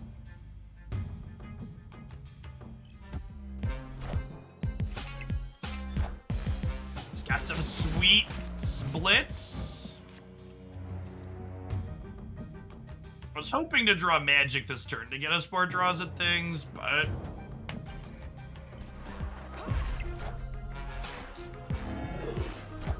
Can anyone here explain why they buffed Galactus? That's the one big balancing miss that Second Dinner has done, in my opinion. They seem to be of the opinion that they nerfed it, and I agree. I think the change technically made it better. It's an inkified claw as well. That is an intense amount of claw. So I think Bast is very good in non-Black Panther negative. However, in Black Panther negative, I don't want to make my Panther smaller. Tiger Yamamoto, thank you for the 35 months of Prime. Appreciate that. Welcome back. Someone asked, how does the change in Galactus's power make it a buff? So, Null Galactus and Galactus playing Shang-Chi explicitly wants to not have priority going into turn 6. And Galactus having less power means you are less likely to have priority going into the final turn. Can I get a flavor check on Orca, chat? Is he like a dude wearing a whale suit, or like what's going on here? Because there's like teeth around his face here or whatever. How does this work? Chat, it's been really fun, but unlike you all, I do not have a volume button for Jeffrey, so I'm gonna have to tap out. Love you, honey.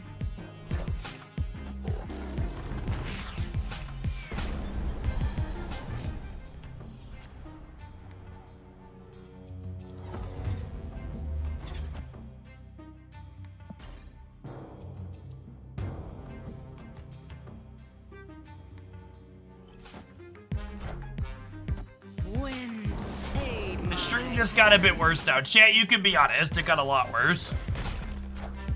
Look at that, they just put a wasp into our deck. Okay, there's a free Taskmaster. We'll magic the flooding here. Do you believe in magic? And turn 7.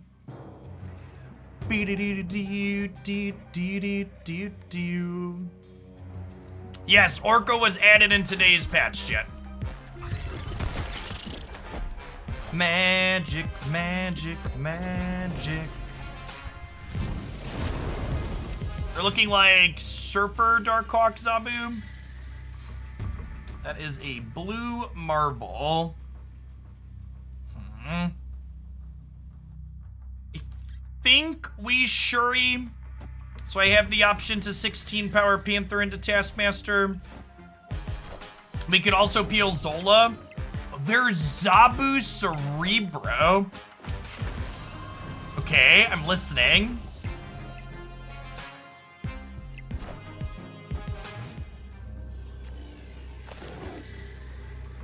Good old Rock. Nothing beats Rock. It's a real shame we don't have one more energy.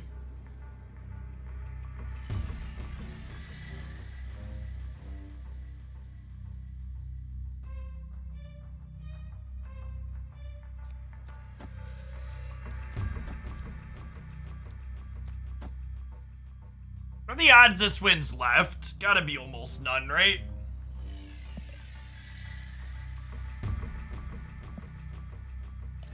Wait, is this Orca's time to shine shit? It's 18, it doesn't double the ongoing, but this is 1823, And then this is 23, 24 over here. All right, Shamu, I choose you.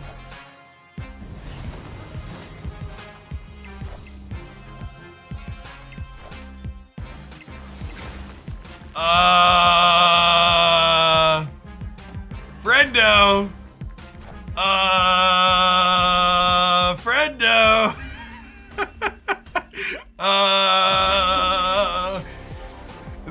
This must be one of their first games trying Hazmat with Wong Chen. This must be, they forgot to play Cage. Oh, so if they would have played Cage, would they have won? We still would have won even if they had Luke Cage, right? If they had Luke Cage here, they would be 24 over here, and we're still 25, right? All right, Shuri is officially leaving Black Panther for Orca, chat. We're gonna cut Panther for Orca now. It's the only solution. Very, very clearly.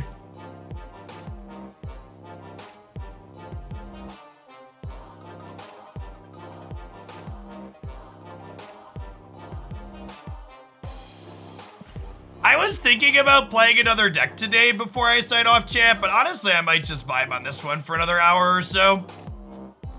I'm kinda into what it's doing.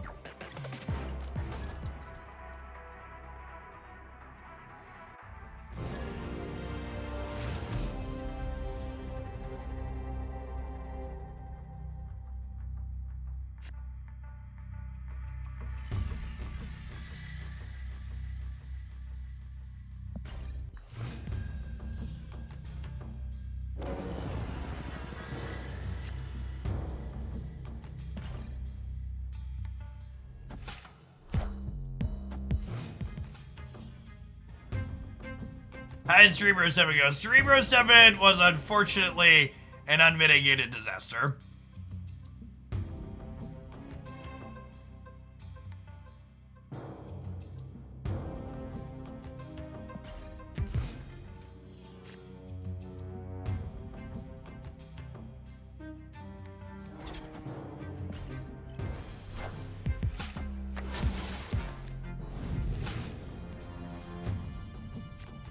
Okay, so we magic New York to make that not relevant.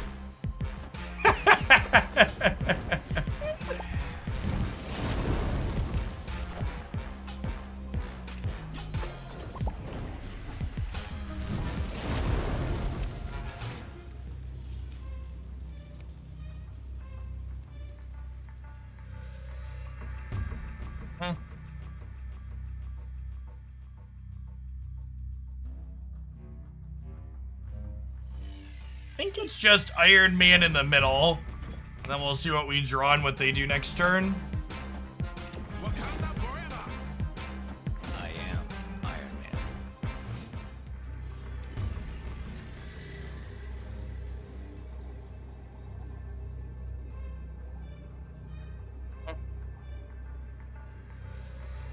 I think they're gonna 50-50s the Zola mid?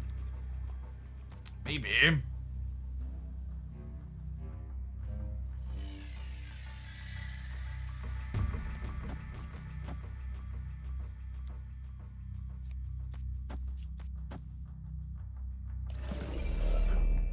So this, into this, into this, into this. And they really are 50-50ing, damn. Wakanda forever. I guess I needed to double here. This swings us. Enough. Yeah.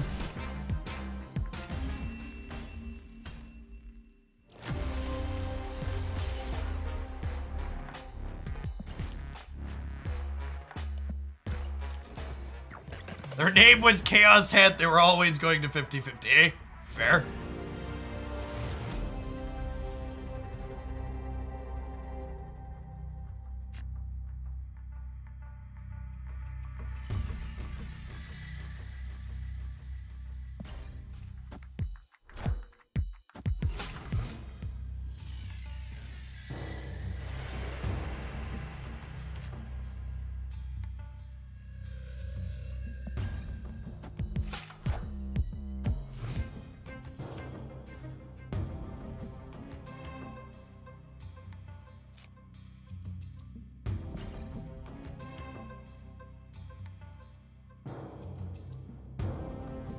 We have Magic teed up. We're hoping Arnim Zola can stay in our deck till after we negative.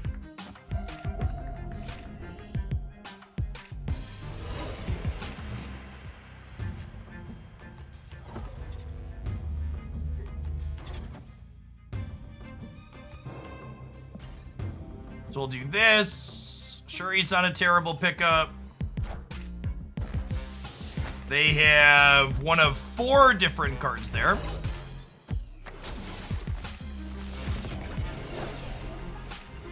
There is a significant chance our opponent is a leech deck, which is a little worrisome.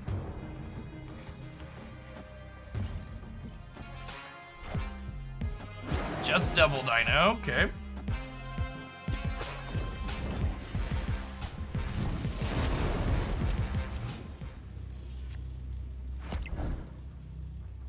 There's Zola.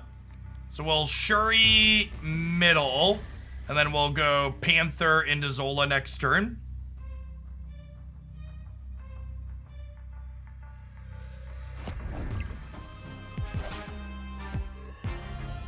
Got our Taskmaster, yep.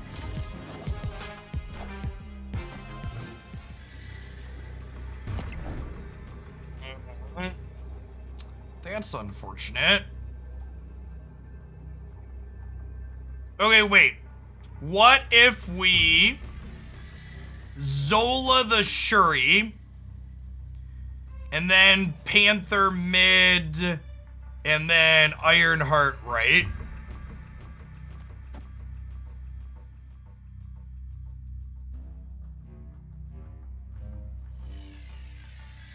Yes, yes.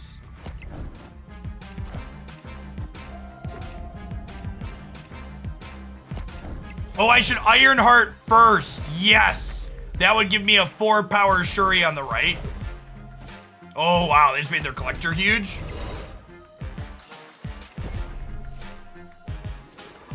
Okay, it wouldn't have mattered. It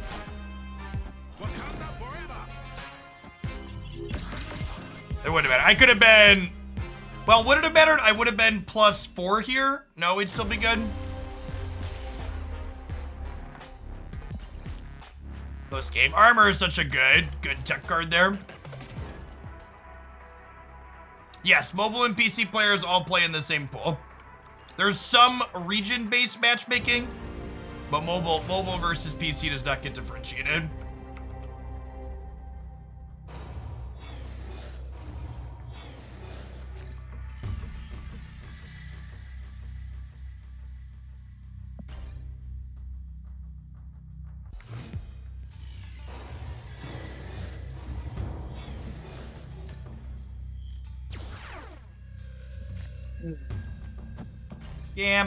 Gamma Lab. Can we draw Mr. Negative, please?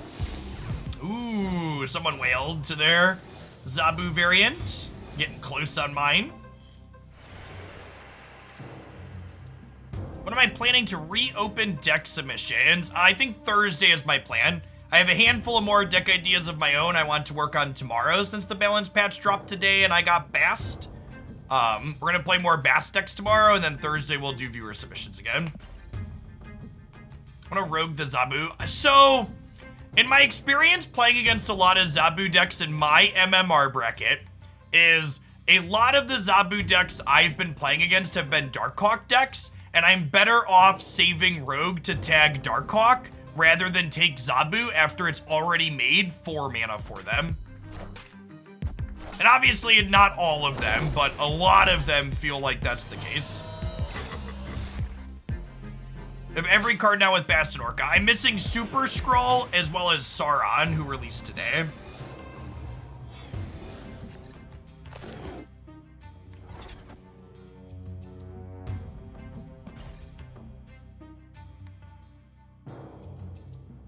We do have an Ink Talk. That's lovely. We play 2 into here. We get like double Spider-Mans.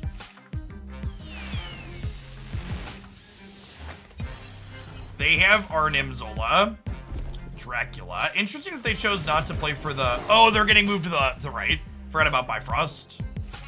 Yes, I will have a YouTube video up by about 6 o'clock at the latest today. covering all of the bundles.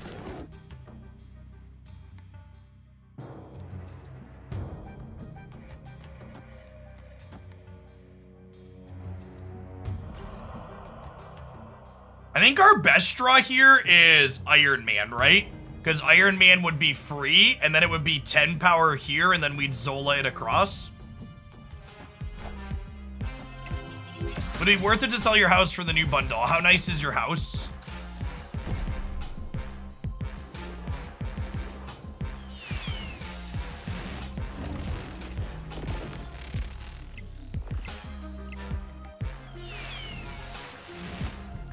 $100 dice, apparently. Fair.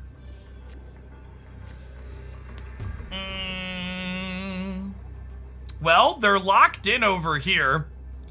And this is 20 on the left, right? Because Shuri's trigger hasn't happened yet. 21 with the blue marble. Oh, no! Rip. Wakanda forever. Close, close. Needed Iron Man shit. Iron Man would have won it. Would have put us to, would have put us to 40-ish over here. And over here as well, 30-ish. Hey, chat, because I gotta get a video up on the bundle, I think I'm gonna go ahead and sign off a little bit early today. I also spied with my little eye that the man, the myth, Day 9 TV is streaming some Marvel Snap for the first time in a little bit today. If you want another excellent content creator who's been making some Snap stuff off and on, be sure to check him out and show him some love. He's one of my favorite people to watch on Twitch, and it's great to see him snap-a-lapping as well. If you enjoy my stuff and you want my thoughts on the bundles that went up today, check the YouTube channel later tonight for that. And I will also be back here live again tomorrow morning at 9 a.m. Central. Everybody enjoy the rest of your Tuesday wherever you're at, and happy snapping.